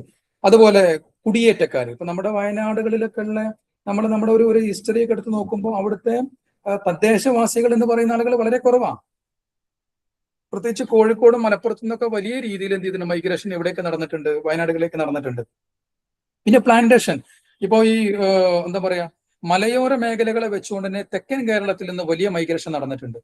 ഇപ്പോ മലപ്പുറത്തിന്റെ പ്രധാനപ്പെട്ട ഭാഗങ്ങൾ, ഇപ്പൊ നിലമ്പൂർ ഭാഗം അല്ലെ, ഫോറസ്റ്റ് ഏരിയകൾ വരുന്ന ഭാഗങ്ങൾ, വയനാടിന്റെ ഭാഗങ്ങളിലൊക്കെ വലിയ രീതിയിൽ ക്രിസ്ത്യൻ മൈഗ്രേഷൻ നമുക്ക് അവിടെ കാണാൻ സാധിക്കും. അത് നമ്മൾ കേരളത്തിന്റെ ഒരു ഹിസ്റ്ററി പഠിക്കുമ്പോൾ നമുക്ക് ആ കാര്യം മനസ്സിലാവും. അപ്പോൾ ഇങ്ങനെ വരുന്ന സെറ്റിലേഴ്സ്, അതുപോലെ ലാൻഡ് ലോഡ്സ്, ഇവരൊക്കെ ഇങ്ങനെ എന്താ പറയാ വലിയ രീതിയിൽ ഈ ട്രൈബ്സിന്റെ ഭൂമി കൈക്കലാക്കുന്നതിലേക്ക് ഈ ആക്ടുകളൊക്കെ പിന്നീട് നടന്നു എന്നുള്ളത് നമുക്ക് മനസ്സിലാക്കാൻ സാധിക്കാം. In Kerala many tribal communities, പ്രത്യേകിച്ച് വയനാടിലും പാലക്കാടും ഇടുക്കിയിലൊക്കെ ഉള്ള ഇങ്ങനെയുള്ള ആളുകൾക്ക് അവരുടെ പരമ്പരാഗതമായുള്ള ഭൂമി ഇതുപോലെ അവർക്ക് നഷ്ടപ്പെട്ടു. അതിന് കാരണം എന്താണെന്ന് വെച്ചാൽ അത്തരത്തിലുള്ള ഭൂമികൾ ഒരുക്കി കൂട്ടി അല്ലെങ്കിൽ അത് അക്യുമുലേറ്റ് ചെയ്തുകൊണ്ടാണ് ഈ കൊളോണിയൽ കാലഘട്ടത്തിൽ വലിയ രീതിയിലുള്ള പ്ലാന്റേഷനുകളൊക്കെ സ്ഥാപിച്ചത്. ഇപ്പൊ നമുക്കറിയാം അല്ലെ, നമ്മൾ പറയുന്ന കണ്ണൻദേവൻ അല്ലെ, തേയിലത്തോട്ടങ്ങൾ അല്ലെ, അതുപോലെ വലിയ രീതിയിലുള്ള പ്ലാന്റേഷൻ എന്താ പറയാ ഇതുപോലെ കാപ്പിത്തോട്ടങ്ങളൊക്കെ നമ്മുടെ നാട്, തേയിലത്തോട്ടങ്ങളൊക്കെ നമുക്ക് അത് ഇടുക്കിയിലാവട്ടെ അല്ലെങ്കിൽ വയനാടാവട്ടെ നമുക്ക് കാണാൻ കഴിയും. അവിടെ നമ്മൾ മനസ്സിലാക്കേണ്ട ഒരു കാര്യം എന്ന് വെച്ചാൽ അത്രയും ഭൂമി എന്ന് പറഞ്ഞാൽ ആയിരക്കണക്കിന് ഹെക്ടർ ഭൂമി അത് കൊളോണിയൽ കാലഘട്ടത്തിൽ ബ്രിട്ടീഷുകാർ കൈക്കലാക്കിയതാണ്. ഇവർ ഈ കൈക്കലാക്കുന്നത് ആരെ കയ്യിൽ നിന്നാണ്? ഇതുപോലെയുള്ള ട്രൈബൽ പീപ്പിളിനെ അവിടുന്ന് കടിച്ചോടിച്ച് അവരെ ഡിസ്പ്ലേസ് ചെയ്തുകൊണ്ടൊക്കെയാണ് ആ ഭൂമി അവർ കൈക്കലാക്കുന്നത്. എന്നിട്ട് ഓരോ കമ്പനികളുടെ കീഴിലേക്ക് ആക്കി കൊടുക്കുന്നു. പിന്നെ ബ്രിട്ടീഷുകാർ എന്താ പറയുക ഇന്ത്യ വിട്ടു പോകുന്ന സമയത്ത് അല്ലെങ്കിൽ നമ്മുടെ രാജ്യം സ്വതന്ത്രമാക്കുന്ന സമയത്ത് എന്ത് ചെയ്യുന്നു, ഈ ഭൂമി അത് അവരുടെ ഇഷ്ടപ്പെട്ട ആളുകൾക്ക് ദാനമായി കൊടുക്കുന്നു. അതല്ലെങ്കിൽ ചെറിയ വിലക്കൊക്കെ അവർ വിൽപ്പന നടത്തുന്ന ഒരു ചരിത്രമൊക്കെയാണ് നമുക്ക് ഈ പ്ലാന്റേഷന്റെ കീഴിലൊക്കെ അല്ലെങ്കിൽ ഇതുമായി ബന്ധപ്പെട്ടുകൊണ്ടൊക്കെ നമുക്ക് അറിയാൻ പറ്റും. എനിവേ, അപ്പോ ഈ തങ്ങളുടെ സ്വന്തം ഭൂമി തട്ടിയെടുക്കുന്ന ഇത്തരത്തിലുള്ള ഈ ഫോറിനേഴ്സിനെതിരെ അല്ലെങ്കിൽ ബ്രിട്ടീഷുകാർക്കെതിരെ അതല്ലെങ്കിൽ ജന്മികൾക്കെതിരെ മണി ലെൻഡേഴ്സിനെതിരെ അവർ പ്രതികരിക്കുമ്പോൾ ആ പ്രതികരിക്കുന്ന ആളുകളെ അവർ വിളിച്ചിരുന്ന ക്രിമിനൽ ട്രൈബ്സ് അതല്ലെങ്കിൽ വൈൽഡ് ട്രൈബ്സ് എന്നുള്ള പേരിലായിരുന്നു. മാത്രമല്ല പലപ്പോഴും അവരുടെ റെസിസ്റ്റൻസ് ഒക്കെ എന്ത് ചെയ്തിരുന്നു, ഇങ്ങനെ മിലിറ്ററി ആക്ഷനിലൂടെ അതുപോലെ അവരെ കടുത്ത ശിക്ഷകൾക്ക് വിധേയമാക്കി കൊടുത്താൽ അവരെ നേരിട്ടിരുന്നു എന്നുള്ളൊരു കാര്യം കൂടിയൊക്കെ നമുക്കറിയാൻ പറ്റും.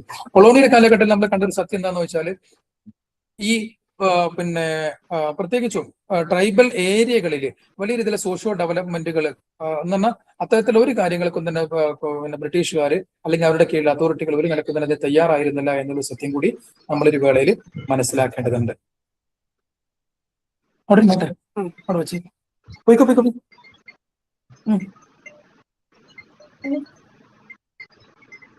ആഫ്റ്റർ 1947 1947 ശേഷം പ്രത്യേകിച്ച് ഇന്ത്യ സ്വതന്ത്രമായതിനു ശേഷമാണ് പിന്നീട് എന്ത് ചെയ്യുന്നത്, നമ്മുടെ രാജ്യത്ത് മോഡേണൈസേഷൻ പോളിസീസ് വരുന്നു. ഈ മോഡേണൈസേഷൻ പോളിസീസ് എന്ന് പറയുമ്പോൾ തന്നെ നമ്മൾ മനസ്സിലാക്കേണ്ട കാര്യം എന്താണെന്ന് വെച്ചാൽ ട്രൈബൽ പീപ്പിൾ നിൽക്കുന്ന ആളുകളെയും എന്ത് ചെയ്യുന്നു, ഹൈ ലെവലിൽ എഡ്യൂക്കേറ്റ് ചെയ്യുക, എന്നിട്ട് അവരെ പുതിയ ലേബർ ഫോഴ്സിനനുസരിച്ചുകൊണ്ട് അവരെ മാറ്റിക്കൊണ്ടുവരിക, അവരെ എഡ്യൂക്കേറ്റ് ചെയ്യുക, ഇങ്ങനെയുള്ള കാര്യങ്ങൾ തന്നെയാണ്. അപ്പൊ നമ്മൾ എന്തുകൊണ്ടാണ് ഇപ്പൊ ഒരു ട്രൈബൽ പീപ്പിളിൽ നിന്ന് അല്ലെങ്കിൽ ഒരു ട്രൈബൽ ആയിട്ടുള്ള ഒരാൾ വിദ്യാഭ്യാസം നേടി ഒരു സിവിൽ സർവീസ്, ഇപ്പൊ ശ്രീധന്യ സുരേഷാണ് തോന്നുന്നുണ്ട് അല്ലെ, ഇതുപോലെ IAS ഒക്കെ നേടി നമ്മൾ വലിയ രീതിയിൽ സെലിബ്രേറ്റ് ചെയ്തു. ആ സെലിബ്രേഷൻ എങ്ങനെയാണ് വരുന്നത്, അവർ നമ്മുടെ സമൂഹത്തോട് അല്ലെങ്കിൽ നമ്മൾ പറയുന്ന മെയിൻ സ്ട്രീമിനോട് ചേർന്ന് നിൽക്കാൻ അവർ തയ്യാറായി എന്നുള്ളത് തന്നെയാണ്. അല്ലെങ്കിൽ അവരെ ബോധ്യപ്പെടുത്തുന്നതിൽ നമ്മൾ വിജയിച്ചു എന്നുള്ളത് കൊണ്ടുകൂടിയാണ് നമ്മൾ എന്ത് ചെയ്യുന്നത്, നമ്മൾ അതിനെ സെലിബ്രേറ്റ് ചെയ്യുന്നത്. ഓക്കെ. അപ്പൊ അതുകൊണ്ട് തന്നെ പിന്നീട് ഇന്ത്യ സ്വതന്ത്രമായതിനു ശേഷമാണ് അത്തരത്തിലുള്ള പോളിസികളൊക്കെ രൂപപ്പെടുന്നത്. മറ്റൊന്ന് ലാൻഡ് റിഫോംസ് ഇൻ കേരള. പ്രത്യേകിച്ച് കേരളത്തിൽ കൊണ്ടുവന്ന ലാൻഡ് റിഫോംസ്, നമ്മൾ പറയുന്ന ഭൂപരിഷ്കരണ നിയമങ്ങൾ. ഈ ഭൂപരിഷ്കരണ നിയമങ്ങൾ എന്ത് ചെയ്യുന്നു? അത് പിന്നെ ഒരു പ്രത്യേകമായ ഒരു വ്യാഖ്യാനം നമുക്കതിന് കൊടുക്കും. എന്താണ്?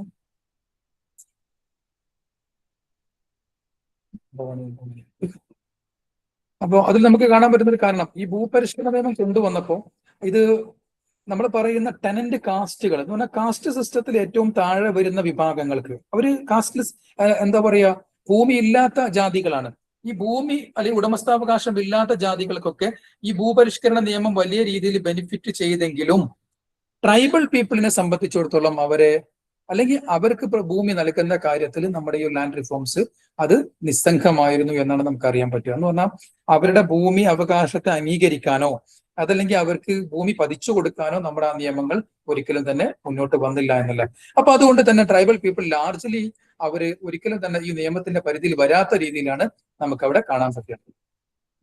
മറ്റൊന്ന്, tribes were not integrated into the new agrarian economy or even or given legal ownership over the forest land. ആ ഒരു നിയമത്തിന്റെ ഒരു പരിണിത ഫലം എന്നുള്ളത് കൊണ്ട് തന്നെ ഈ ട്രൈബൽ പീപ്പിളിന് ഒരിക്കലും തന്നെ അവർ കൃഷി ചെയ്യുന്ന ഭൂമി അവർക്ക് പതിച്ചു കൊടുക്കാൻ നമ്മുടെ ഗവൺമെന്റുകൾ തയ്യാറായില്ല. മാത്രമല്ല അവർക്ക് അതിന് ഉടമസ്ഥാവകാശം കൊടുക്കാനും തന്നെ നമ്മുടെ ഗവൺമെന്റുകളോ അല്ലെങ്കിൽ നമ്മുടെ മെക്കാനിസമോ അതിന് തയ്യാറായില്ല. അപ്പോ നമ്മുടെ സോഷ്യോളജി ഓഫ് ഡെവലപ്മെന്റിന്റെ ആണ് എടുക്കുന്നേ? അല്ലല്ല, നമ്മൾ സോഷ്യോളജി ഓഫ് കേരളമാണ് എടുത്തുകൊണ്ടിരിക്കണേ. ഓക്കെ. ആ പുസ്തകം എന്റെ കയ്യിലുള്ള, ഞാൻ വേറൊരു സ്ഥലത്താണ്, അതുകൊണ്ട് ചോദിച്ചതാ. Okay sir. എത്രാമത്തെ പേജാ? നമ്മള് 172 ഏറ്റവും അവസാനത്തെ ബ്ലോക്ക്. ഓക്കെ, ശരി സാർ, ശരി, ആയിക്കോട്ടെ. ഓക്കെ.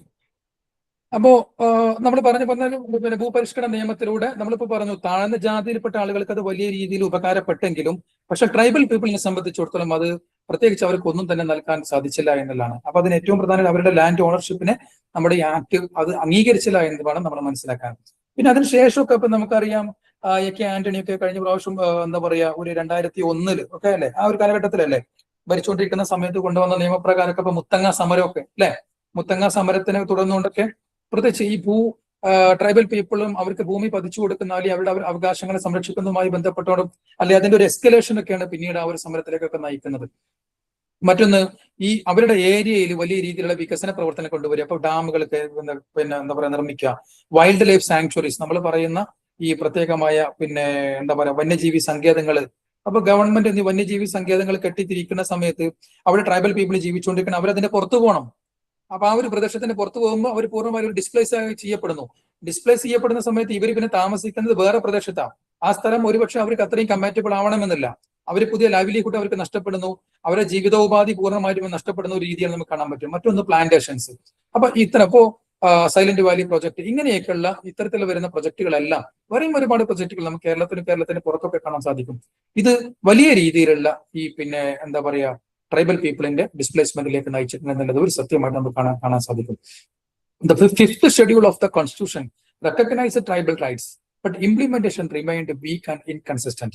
ഏറ്റവും പ്രധാനപ്പെട്ട നമ്മൾ മനസ്സിലാക്കേണ്ട ഒരു കാര്യം, നമ്മുടെ ഭരണഘടന SC കാറ്റഗറിയും അതുപോലെ ST കാറ്റഗറിയും വരുന്ന സമയത്ത് വളരെ വോക്കലി ആയിട്ട് എന്ന് പറഞ്ഞാൽ എന്താ പറയാ വോക്കലായിട്ട് നമ്മുടെ ഭരണഘടന സംസാരിച്ചിട്ടുണ്ട് അവരെ കുറിച്ച്, അവരുടെ അവകാശങ്ങളെ കുറിച്ച്, അവർക്ക് വേണ്ട സംവിധാനങ്ങൾ ചെയ്തു കൊടുക്കുന്നതിനെ പറ്റി. പക്ഷെ നമ്മുടെ 5th ഷെഡ്യൂൾ നമ്മൾ പറയുന്ന ആ ഒരു പിന്നെ ഭാഗം അതിനെ കൃത്യമായിട്ട് പറയുന്നുണ്ടെങ്കിലും ഇംപ്ലിമെന്റേഷൻ തലത്തിലേക്ക് വരുന്ന സമയത്ത് അത് വളരെ പിന്നെ ദുർബലമാണ് അല്ലെങ്കിൽ ബലഹീനമാണെന്നുള്ള കാര്യം നമുക്ക് സമ്മതിച്ചേ മതിയാവും. ഓരോ സ്റ്റേറ്റുകളിലും പ്രത്യേകമായി ട്രൈബൽ ഡെവലപ്മെന്റ് ഡിപ്പാർട്ട്മെന്റുകൾ അതൊരു വെൽഫെയർ സ്കീമുകളൊക്കെ പ്രഖ്യാപിക്കുക എന്നുള്ളതല്ലാതെ മറിച്ച് അതൊരു ഇംപ്ലിമെന്റേഷൻ ലെവലിലേക്ക് എത്തുന്ന സമയത്ത് അത് എപ്പോഴും ഒരു മരീചികയായി അല്ലെങ്കിൽ പ്രവൃത്തി പദത്തിൽ എത്താത്ത രീതിയിൽ നമുക്ക് അവിടെ കാണാൻ സാധിക്കുമെന്നുള്ളതാണ്. ഈവൻ വിത്ത് ഹിസ്റ്റോറിക്കൽ മാർജിനലൈസേഷൻ നിങ്ങൾ കാണുന്നുണ്ടല്ലോ പേജ് നമ്പർ 172. ഞാനിതിന്റെ ഒരു പഴയ ഡ്രാഫ്റ്റ് വെച്ചാണ് സംസാരിക്കുന്നത് കേട്ടോ. നിങ്ങൾ നോക്കേണ്ടത് 6ാമത്തെ ബ്ലോക്കിലാണ് നമ്മൾ ഈ ഡിസ്കഷൻസ് വരുന്നത്. ഓക്കെ, അപ്പൊ ഇതില് പ്രധാനമായിട്ട് ട്രൈബൽ പീപ്പിളുമായി ബന്ധപ്പെട്ടുകൊണ്ടുള്ള ഏറ്റവും പ്രധാനപ്പെട്ട issues housing and land reforms. ഇവരുടെ ട്രൈബൽ പീപ്പിളിന് എന്ത് ചെയ്യണം, വീടുകൾ അല്ലെങ്കിൽ ഒരു താമസം. നമ്മൾ വീടുകൾ എന്ന് പറയുമ്പോൾ കോൺക്രീറ്റ് വീടുകൾ എന്നുള്ള രീതിയിലേക്ക് നമ്മുടെ ചിന്താഗതി പോകാൻ പാടില്ല. അവരുടെ ഇക്കോസിസ്റ്റം, അവരുടെ ആവാസ വ്യവസ്ഥ എങ്ങനെയാണോ അതിനനുയോജ്യമായ രീതിയിലുള്ള ഹൗസിംഗ് ആൻഡ് ഷെൽട്ടറിംഗ് ആണ് നമ്മൾ 172. എന്റെ അത് ഡ്രാഫ്റ്റില്ല. നിങ്ങളുടെ പുസ്തകത്തിൽ എത്രയാണ് പേജ് നമ്പർ? അതാ ഞാൻ അതിന്റെ ഒരു ഹെഡിങ് ഒന്ന് പറയാമോ? 171. 171. ഓക്കെ. Okay okay. ഇതാണോ ഫോംസ് ഓഫ് മാർജിനലൈസേഷൻ? ഓക്കെ. നമ്മൾ പറഞ്ഞു കൊടുക്കുന്ന historical background of the marginalisation of tribes. Yes. Okay okay okay okay. അപ്പോ അവർ ഏറ്റവും നേരിട്ടുകൊണ്ടിരിക്കുന്ന ഒരു പ്രധാനപ്പെട്ട പ്രശ്നം ഞാനിങ്ങനെ ഇവിടെ ഹൈലൈറ്റ് ചെയ്യുന്നത് നിങ്ങൾക്ക് കാണാൻ പറ്റും കേട്ടോ. Housing and land reforms tribal have been shaped by the constitutional guarantees. ഇപ്പൊ നമ്മൾ പറയുന്ന forest right act, PESA act തുടങ്ങിയതൊക്കെ നമ്മൾ പറയുന്നുണ്ടെങ്കിലും protective land alienation laws, national housing schemes like Indira Awas Yojana, Pradhan Mantri Awas Yojana, ഇങ്ങനെയൊക്കെയുള്ളത് നമ്മൾ പറയുന്നുണ്ടെങ്കിലും അതിന്റെ ഇംപ്ലിമെന്റേഷനിലേക്ക് എത്തുമ്പോഴേക്കും അത് വളരെ വീക്കായി അല്ലെങ്കിൽ ദുർബലമായി അതൊരിക്കലും പ്രവൃത്തിപഥത്തിൽ എത്താത്ത രീതി നമുക്ക് കാണാൻ സാധിക്കുന്നു. കേരളത്തിലാണെങ്കിൽ state government has taken multiple target interventions. പ്രത്യേകിച്ച് secure accommodation and facility enhancement SAFE എന്ന് പറയുന്ന ഒരു സ്കീം ട്രൈബൽ പീപ്പിളിന് വേണ്ടി പ്രത്യേകമായിട്ട് ആവിഷ്കരിച്ചതാണ്. അതിൽ തന്നെ 10,000 new houses are to be allotted to ST families. 10,000-ഓളം വരുന്ന വീടുകൾ അവർക്ക് വേണ്ടി പ്രത്യേകമായിട്ട് അലോക്കേറ്റ് ചെയ്ത് വെച്ചിരിക്കുക. മറ്റൊന്ന് 3,340-ഓളം വരുന്ന ആളുകൾക്ക് ട്രൈബൽ പീപ്പിൾ തന്നെ അവർക്ക് സ്വന്തമായിട്ട് ഒരു ഭൂമി കൊടുത്തിട്ടുണ്ട് എന്നുള്ളതാണ് മറ്റൊന്ന്. കേരളത്തിലെ ഡെവലപ്മെന്റുകൾ നമ്മൾ പറയുന്നത് കഴിഞ്ഞ വർഷങ്ങളിൽ കേരളത്തിൽ പ്രത്യേകിച്ചും കേരള ഹാസ് ഡിസ്ട്രിബ്യൂട്ടഡ് ഏകദേശം 2,99,000-ഓളം വരുന്ന നമ്മൾ പറയുന്ന പട്ടയം ഏകദേശം 7 വർഷത്തോളമായിട്ട് പട്ടയങ്ങൾ അവർക്ക് വേണ്ടി വിതരണം ചെയ്തിട്ടുണ്ട്. വിത്ത് 67 ഈ നമ്മൾ പറയുന്ന total പട്ടയങ്ങളിൽ 67,069 deeds distributed in a single 100-day action program. ഒരു പുതിയൊരു ഗവൺമെന്റ് വരുന്ന സമയത്ത് ഫസ്റ്റത്തെ ഒരു 100 ദിന പരിപാടികളുണ്ട്. അപ്പൊ 100 ദിനത്തിന്റെ ഭാഗമായിട്ടൊക്കെ 67,000-ഓളം പട്ടയങ്ങൾ കൊടുത്തൊക്കെ നമുക്ക് കാണാൻ പറ്റും. മറ്റൊരു പ്രധാനപ്പെട്ട ഡെവലപ്മെന്റ് എന്ന് പറഞ്ഞാൽ 2016 മുതൽ 2022 വരെ about 6,537 ST families were given land via the scheduled tribal development department. However, as of 2022, approximately 8,295 ST families remain landless. 6,500-ഓളം വരുന്ന ട്രൈബൽ പീപ്പിളിന് ഭൂമി കൊടുത്തിട്ടുണ്ടെങ്കിൽ തന്നെയും ഇപ്പോഴും നമുക്ക് 8,295-ഓളം വരുന്ന ട്രൈബൽ പീപ്പിൾ അല്ലെങ്കിൽ ട്രൈബൽ കുടുംബങ്ങൾ, ആദിവാസി കുടുംബങ്ങൾ ഇപ്പോഴും ഭൂരഹിതരായിട്ട് നമുക്ക് നമ്മുടെ സ്റ്റേറ്റിൽ തന്നെ നമുക്ക് കാണാൻ സാധിക്കുന്നുണ്ട്. നമ്മുടെ സ്റ്റേറ്റ് എന്ന് പറയുമ്പോൾ സ്വാഭാവികമായിട്ടും എന്തെങ്കിലും നടന്നില്ലെങ്കിൽ ആളുകൾ എന്തെങ്കിലും ചോദിക്കുകയും ചെയ്യുന്ന സ്റ്റേറ്റുകളാണ്. അപ്പൊ മറ്റുള്ള സംസ്ഥാനങ്ങളെ കുറിച്ച് പിന്നെ പ്രത്യേകിച്ച് നമുക്ക് പറയേണ്ട ആവശ്യമല്ലോ. മറ്റൊന്ന് under the Ashraya scheme by 2015 ആകുമ്പോഴേക്കും ആശ്രയ സ്കീം പ്രകാരം a total of 72,116 families have been identified for rehabilitation with the project worth approximately rupees 4,107.6 million prepared across 890 ഗ്രാമ panchayat and 32 urban local bodies. മറ്റൊരു പ്രധാനപ്പെട്ട കാര്യം നമ്മുടെ സംസ്ഥാനത്തിൽ തന്നെ വ്യത്യസ്തമായ പ്രോജക്റ്റുകൾ നടപ്പിലാക്കുന്നതിന്റെ ഭാഗമായിട്ട് ഇപ്പൊ അത് 890-ഓളം വരുന്ന ഗ്രാമപഞ്ചായത്ത്, 32-ഓളം വരുന്ന അർബൻ ലോക്കൽ ബോഡീസ്, ഇതിൽ നിന്നൊക്കെ പല രീതിയിലുള്ള പ്രവൃത്തികൾ പദ്ധതികൾ നടപ്പിലാക്കുന്നതിന്റെ ഭാഗമായിട്ട് ഡിസ്പ്ലേസ് ചെയ്യപ്പെടുന്ന ആളുകൾ അവരെ പുനരധിവസിപ്പിക്കണം. അതാണ് റീഹാബിലിറ്റേഷൻ എന്ന് പറഞ്ഞാൽ. ആ പുനരധിവാസത്തിന്റെ ഭാഗമായിട്ട് ഏകദേശം 72,116-ഓളം വരുന്ന ഫാമിലികളെ പ്രത്യേകമായിട്ട് ഐഡന്റിഫൈ ചെയ്തിട്ടുണ്ട് എന്നുള്ള ഒരു സത്യം കൂടി നമുക്കിവിടെ അറിയാൻ പറ്റും. അപ്പൊ നമ്മൾ മനസ്സിലാക്കേണ്ട കാര്യം എങ്ങനെയാണെങ്കിലും ഏതൊരു പ്രവൃത്തി നടക്കുകയാണെങ്കിലും അതിന്റെ പിറകിൽ വലിയ രീതിയിൽ ട്രൈബൽ പീപ്പിൾ എന്ത് ചെയ്യുന്നു, അവർ അത് അഫക്ട് ചെയ്യുമ്പോൾ നമ്മുടെ രാജ്യത്തിന്റെ ഒരു പ്രത്യേകത എന്താണെന്ന് വെച്ചാൽ ഏത് വികസന പദ്ധതികൾക്ക് വേണ്ടിയാണെങ്കിൽ നമ്മൾ വളരെ സ്ട്രിക്റ്റ് ആയിട്ട് നമ്മൾ റൂളുകൾ ഉണ്ടാക്കും. പക്ഷേ ഒരു റീഹാബിലിറ്റേഷൻ വരുന്ന സമയത്താണെങ്കിൽ എന്ത് ചെയ്യും, നമ്മുടെ ഗവൺമെന്റുകളാവട്ടെ കോടതികളാവട്ടെ ആ ഒരു വിഷയത്തെ വളരെ കെയർലെസ്സോട് കൂടിയാണ് കാണാറുള്ളത് എന്ന സത്യം കൂടി നമ്മൾ മനസ്സിലാക്കേണ്ടത്. പ്രത്യേകിച്ച് ഇപ്പോൾ നമ്മൾ നാഷണൽ ഹൈവേ നമ്മുടെ നാഷണൽ ഹൈവേ ഇപ്പോൾ ഇംപ്ലിമെന്റ് ചെയ്തുകൊണ്ടിരിക്കുകയാണ്. ഈ നാഷണൽ ഹൈവേ ഇംപ്ലിമെന്റേഷൻ വരുമ്പോൾ വളരെ രസകരമായ ഒരു കാര്യം എന്താണെന്ന് വെച്ചാൽ 2024-ലും 23-ലൊക്കെയാണ് ശരിക്കും അതിനുവേണ്ടി ഭൂമി എടുക്കുന്നത്. ഇതേ സമയത്ത് 2020-21 ഗവൺമെന്റിന്റെ അമെൻഡ് ചെയ്യപ്പെട്ടുള്ള ഒരു റീഹാബിലിറ്റേഷൻ റൂൾസ് ഉണ്ട്. അതുണ്ടായിരിക്കെ തന്നെ ഗവൺമെന്റുകൾ ഒരിക്കലും തന്നെ ആ റൂൾ എടുക്കുന്നില്ല എന്നല്ല, മറിച്ച് അവിടുന്ന് ഡിസ്പ്ലേസ് ചെയ്യപ്പെടുന്ന ആളുകൾക്ക് എന്ത് ചെയ്യുന്നു, 2013-ലെ 2003-ലെയൊക്കെ റൂളുകൾ വെച്ച് അല്ലെങ്കിൽ ലോസ് നിയമങ്ങൾ വെച്ചുകൊണ്ടാണ് നഷ്ടപരിഹാരം നൽകിക്കൊണ്ടിരിക്കുന്നത്. അപ്പൊ പ്രത്യേകിച്ച് ഞാനൊരു എക്സാമ്പിൾ പറഞ്ഞാൽ ദേശീയപാത വികസനവുമായി ബന്ധപ്പെട്ട് ദേശീയപാതയ്ക്ക് വേണ്ടി ഭൂമി ഏറ്റെടുക്കുകയാണെങ്കിൽ അതിന്റെ ഒരു നിശ്ചിത ഇരട്ടി പറയുന്നുണ്ട് എത്ര തുക നൽകണമെന്നല്ല. അതിൽ വേറൊരു രസകരമായ ഒരു കാര്യം എന്ന് വെച്ചാൽ അവിടുന്ന് ഡിസ്പ്ലേസ് ചെയ്യപ്പെടുന്ന ആളുകളുടെ റീഹാബിലിറ്റേഷൻ എന്ന് പറഞ്ഞാൽ അവർക്ക് ഭൂമി കൊടുക്കണം, അവർക്ക് വീട് വെച്ചു കൊടുക്കണം. ഇത് ഉറപ്പ് വരുത്തിയതിനു ശേഷം മാത്രമേ അവിടെ കൺസ്ട്രക്ഷൻ വർക്ക് തുടങ്ങാൻ പറ്റുള്ളൂ എന്ന് ശരിക്കും നമ്മുടെ ഏറ്റവും പുതിയ ഈ ഇത്തരം പ്രൊജക്ടുകൾക്ക് വേണ്ടി ഭൂമി ഏറ്റെടുക്കുന്നതുമായി ബന്ധപ്പെട്ടുള്ള നിയമങ്ങളിലുണ്ട്. പക്ഷെ നമ്മുടെ സർക്കാർ, കേരള സർക്കാരും കേന്ദ്ര സർക്കാരും ഒക്കെ അടക്കം എന്താ ചെയ്തറിയോ? ഇപ്പൊ നമ്മൾ കേരളത്തിൽ നടന്നുകൊണ്ടിരിക്കുന്ന ഈ നാഷണൽ ഹൈവേ പ്രോജക്റ്റിന് വേണ്ടിയിട്ട് ഭൂമിയിലെടുത്തപ്പോൾ ആ നിയമത്തെ പരിഗണിക്കുന്നതിന് പകരം അതിന് മുമ്പുണ്ടായിരുന്ന 2003 എന്റെ അസംഷൻ, ആ 2003 റൂളുകൾ എടുത്തുകൊണ്ടാണ് എന്ത് ചെയ്തത്. അതിലെന്തില്ല, ഈ റീഹാബിലിറ്റേഷന്റെ കാര്യങ്ങൾ പറയുന്നില്ല. അപ്പൊ നമ്മുടെ സ്റ്റേറ്റ് ആണ്, നമ്മുടെ നാട്ടുകാർക്ക് വേണ്ടിയിട്ടാണ് ഭൂമി അല്ലെങ്കിൽ റോഡ് നിർമ്മിച്ചുകൊണ്ടിരിക്കുന്നത്. പക്ഷെ അതേ സമയത്ത് ആളുകളെ റീഹാബിലിറ്റേറ്റ് ചെയ്യാൻ നമ്മുടെ ഗവൺമെന്റുകൾ തയ്യാറാകുന്നില്ല എന്നൊരു സത്യമാണ്. അതോടൊപ്പം ഇതേപോലെ തന്നെ എന്ത് ചെയ്യുന്നു, ട്രൈബൽ പീപ്പിളിന്റെ കാര്യത്തിലും നമുക്ക് കാണാൻ പറ്റുമെന്നുള്ളതാണ്.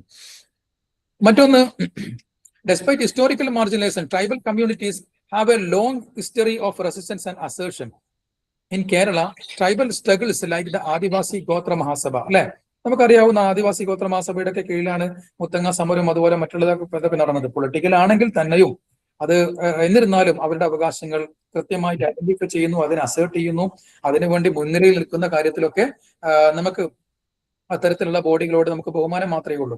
കാരണം നമ്മളെപ്പോലുള്ള രാഷ്ട്രീയ പാർട്ടികൾക്കും അല്ലെങ്കിൽ നമ്മളെപ്പോലെയുള്ള സാമൂഹിക സംഘടനകൾക്കും അവരുടെ കൃത്യമായ റൈറ്റും അവരുടെ അവകാശ റിക്വയർമെന്റുകളും എന്താണെന്ന് മനസ്സിലാക്കാൻ സാധിക്കുകയില്ല. അവിടെയാണ് ഇത്തരത്തിൽ അവരുടെ നിന്ന് തന്നെ ഇന്റേണൽ ആയിട്ട് വളർന്നു വരുന്ന ഇത്തരത്തിലുള്ള ഓർഗനൈസേഷൻസിന്റെ ഒരു പ്രാധാന്യം നമുക്ക് മനസ്സിലാക്കാൻ സാധിക്കാം. ഇനി ഫോംസ് ഓഫ് മാർജിനലൈസേഷൻ, ഏതൊക്കെ രീതിയിലുള്ള പാർശ്വവൽക്കരണത്തിനാണ് ആദിവാസികളും അതുപോലെ ആദിവാസികളും അവരുമായി ബന്ധപ്പെട്ട എന്താ പറയുക ആവാസ വ്യവസ്ഥയിലുള്ള ആളുകളൊക്കെ വിധേയമായിക്കൊണ്ടിരിക്കുന്നത്.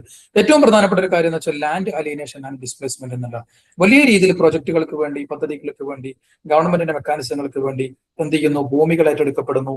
ആ ഭൂമികളിൽ അവർക്ക് അവരുടെ ഭൂമി നഷ്ടപ്പെടുന്നു, അവരവിടുന്ന് സ്ഥലം എന്താ പറയാ ഭൂരഹിതരാകുന്നു, അവിടുത്തെ സ്ഥലം മാറ്റപ്പെടുന്നു എന്നുള്ളതാണ് അവർ നേരിട്ടുകൊണ്ടിരിക്കുന്ന ഏറ്റവും പ്രധാനപ്പെട്ട പ്രശ്നം.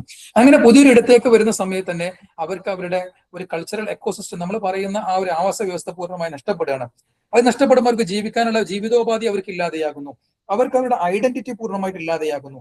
ഈ ഐഡന്റിറ്റി ഇല്ലാതാകുമ്പോൾ ജീവിതം മുന്നോട്ട് കൊണ്ടുപോകുന്നത് വലിയൊരു പ്രയാസമുള്ള ഒരു കാര്യമായിട്ട് മാറുന്നത്. രണ്ടാമത്തെ ഒരു കാര്യം എക്കണോമിക് ഡിപ്രൈവേഷൻ ആണ്. സാമ്പത്തികപരമായിട്ട് അവർ നേരിടുന്ന പ്രശ്നങ്ങൾ. അപ്പോ നമ്മൾ പറഞ്ഞു ട്രൈബൽ പോപ്പുലേഷൻ എന്ന് പറഞ്ഞാൽ ഏറ്റവും പാവപ്പെട്ട, അതേപോലെ തന്നെ സാമ്പത്തിക രംഗത്ത് നമ്മുടെ ഓരോ സംസ്ഥാനങ്ങൾ എടുത്തു നോക്കുകയാണെങ്കിലും സാമ്പത്തികമായി ഏറ്റവും കൂടുതൽ പരാധീനത അനുഭവിക്കുന്ന ഒരു വിഭാഗമാണ് ഏത്, ഈ ST കാറ്റഗറി എന്ന് പറയുന്നത്. അവരുടെ ഇടയിലാണ് ഏറ്റവും കൂടുതൽ പോവർട്ടി റൈറ്റുകൾ ഉള്ളത്. പറയാം. Many tribal families become landless. ആ അടയാളപ്പെടുത്തിയ ഭാഗം ഒന്നുകൂടി കാണിക്കൂ.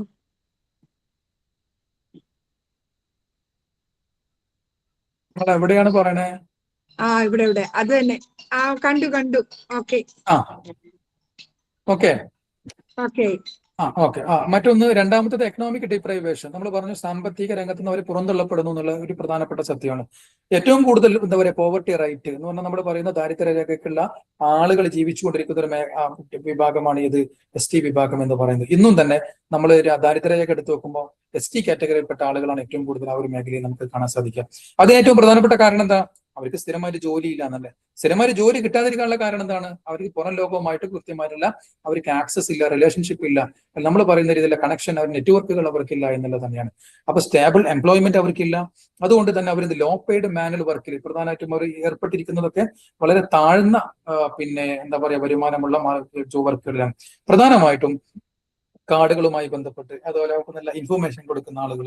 മറ്റൊന്നെന്താന്ന് വെച്ചാൽ ഈ അപൂർവമായിട്ടുള്ള എന്താ പറയുക സസ്യങ്ങളോ മറ്റോ അതൊക്കെ കളക്ട് ചെയ്യുക, അങ്ങനെയൊക്കെയുള്ള ജോലികൾ. അത് എല്ലാ സമയത്തും ഒരുപക്ഷെ അവർക്ക് അതിന് റെമ്യൂണറേഷനോ അല്ലെങ്കിൽ കൂലി ലഭിച്ചു കൊള്ളണമെന്നില്ല.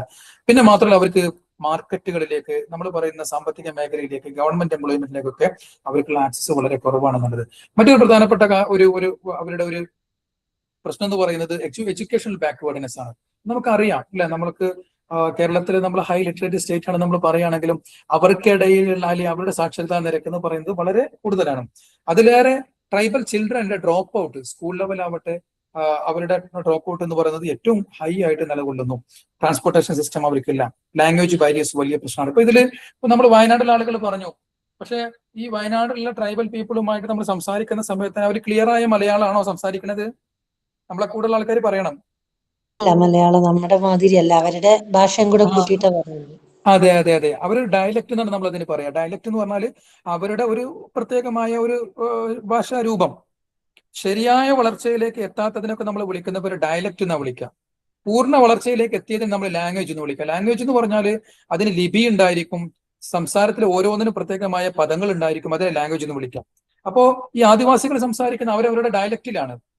ഓക്കെ. അപ്പൊ അതുകൊണ്ട് തന്നെ നമ്മൾ സംസാരിക്കുന്ന സമയത്ത് കൃത്യമായിട്ട് മനസ്സിലാവും. ചില സമയത്ത് നമുക്ക് നമ്മുടെയും അവരുടെയും ഇടയിൽ ഒരു ട്രാൻസ്ലേറ്റർ ഒക്കെ വേണ്ടെന്ന് തോന്നും.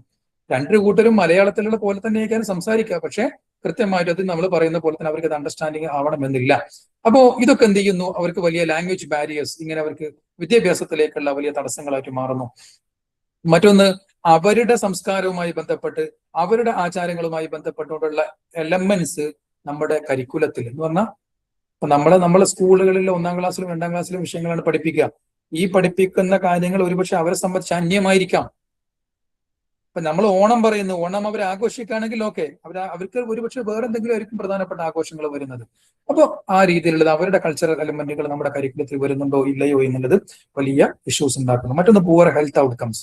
നമുക്ക് എല്ലാവർക്കും അറിയുന്ന കാര്യം, നമ്മുടെ പ്രധാനമന്ത്രി ഇതുവരെ ഒരു പ്രസംഗത്തിൽ പ്രത്യേകിച്ച് കേരളത്തെ പറ്റി പറഞ്ഞപ്പോൾ സോമാലിയേക്കാളും എന്ത് ചെയ്യുന്നു, ഏറ്റവും കൂടുതൽ ഇൻഫന്റ് മോർട്ടാലിറ്റി രേഖപ്പെടുത്തപ്പെട്ട ഒരു ഏരിയയൊക്കെ ആയിട്ട് നമ്മുടെ അട്ടപ്പാടി ഏരിയക്ക് അന്ന് പ്രധാനമന്ത്രിയുടെ പ്രസംഗത്തിൽ പറഞ്ഞിരുന്നു. പ്രധാനമന്ത്രിയുടെ ആ പ്രസംഗം പൊളിറ്റിക്കലാണ്, പക്ഷെ എന്നിരുന്നാൽ തന്നെയും ആ ഒരു സംഭവം നടക്കുന്നത് നമ്മുടെ സംസ്ഥാനത്താണ് എന്നുള്ളൊരു കാര്യം കൂടി നമ്മൾ മനസ്സിലാക്കണം. മറ്റൊന്ന്, അവർ നേരിടുന്ന ഏറ്റവും പ്രധാനപ്പെട്ട ഒരു പ്രശ്നം പൂവർ ഹെൽത്ത് ഔട്ട്കംസ് ആണ്.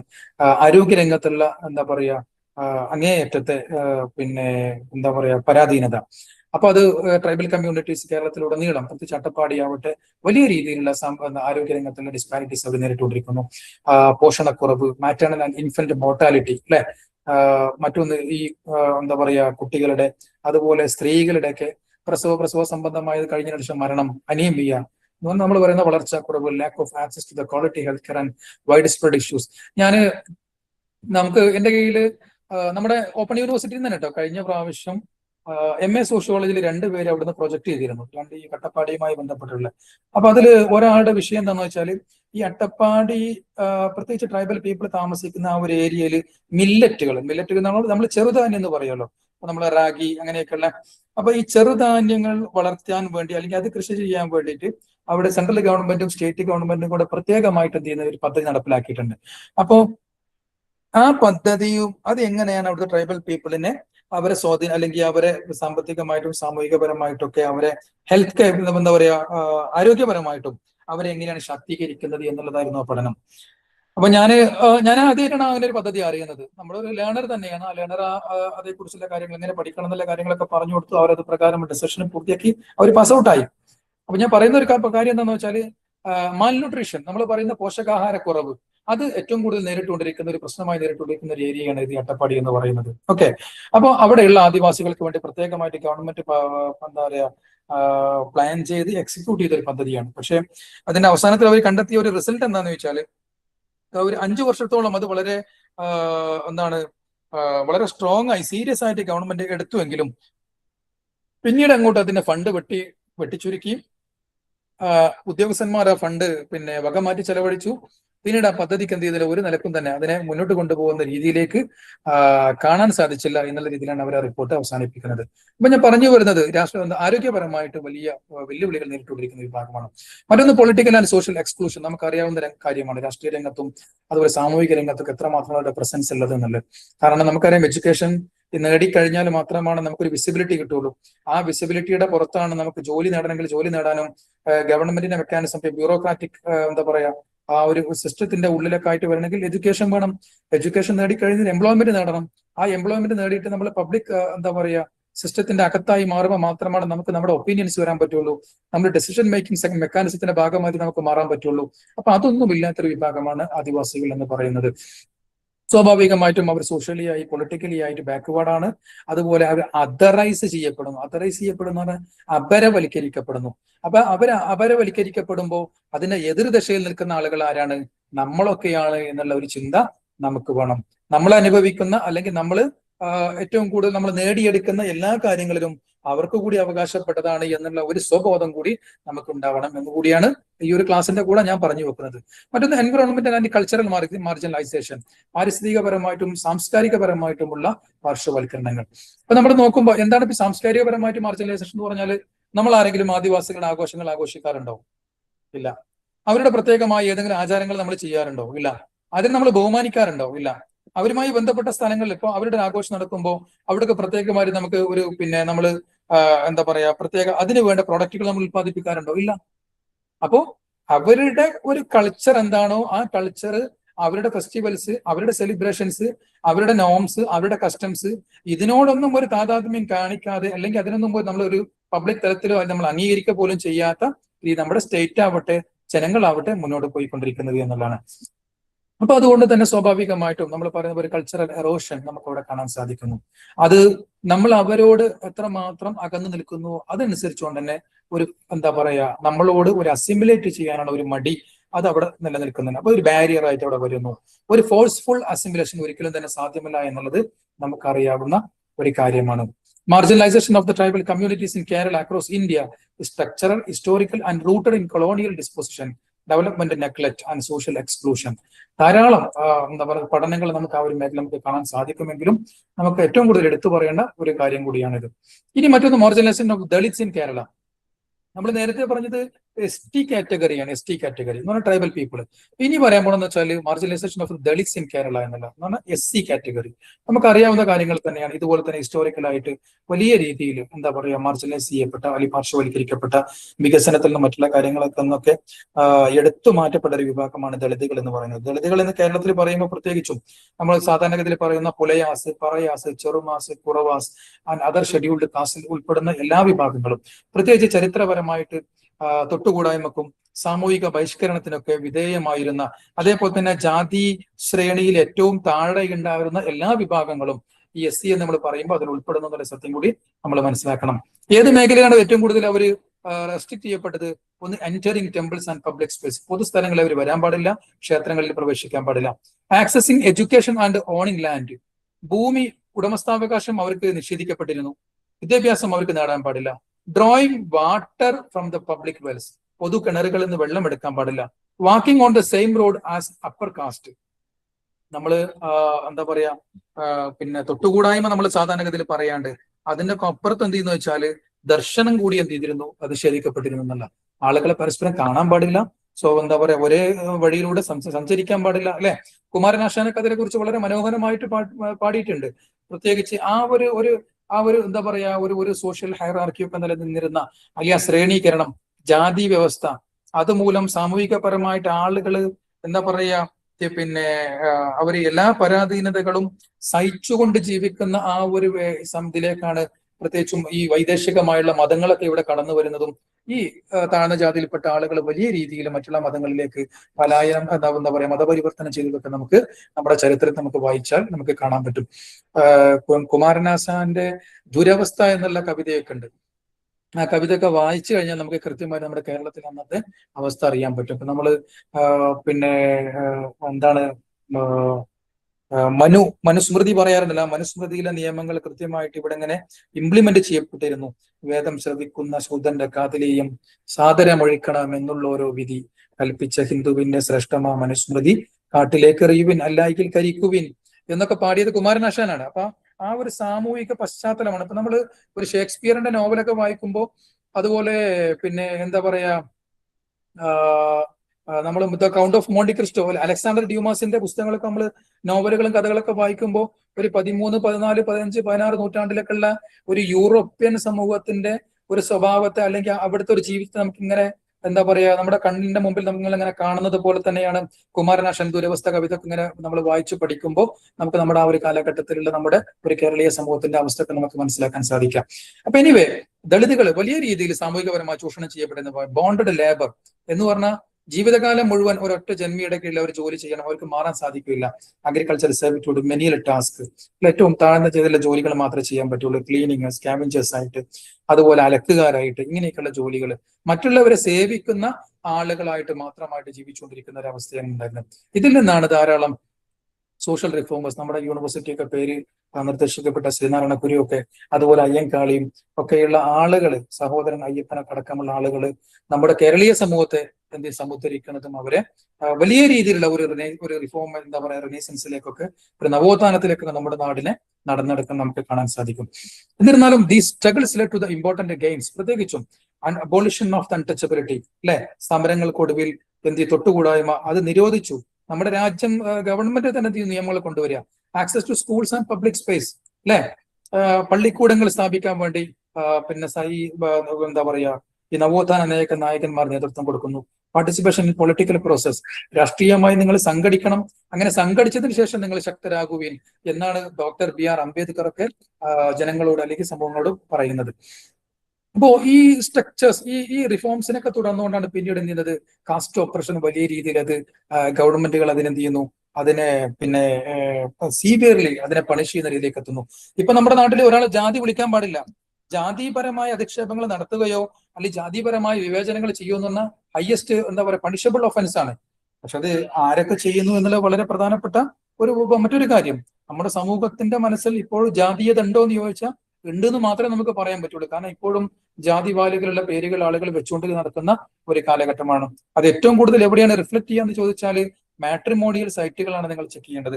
മാട്രിമോണിയൽ സൈറ്റുകളിലാണ് ജാതീയത ഏറ്റവും കൂടുതൽ നമുക്ക് കാണാൻ സാധിക്കുക. ഞാൻ വെറുതെ ഒരു എക്സാമ്പിൾ പറഞ്ഞു എന്നേ ഉള്ളൂ കേട്ടോ, ആരും എന്നോട് പ്രത്യേകമായിട്ട് വിരോധം എന്നൊക്കെ പറയണ്ട. ഞാൻ ജസ്റ്റ് നമ്മൾ സോഷ്യോളജി പഠിക്കുന്ന ആളുകളല്ലേ, സോഷ്യോളജി പഠിക്കുക എന്ന് പറഞ്ഞതിനകത്ത് എന്താണ്, നമ്മുടെ കറന്റ് സൊസൈറ്റിയെ നമ്മളെന്നാൽ സോഷ്യൽ എക്സ്പീരിയൻസുകളെയാണ് നമ്മൾ മനസ്സിലാക്കേണ്ടത്.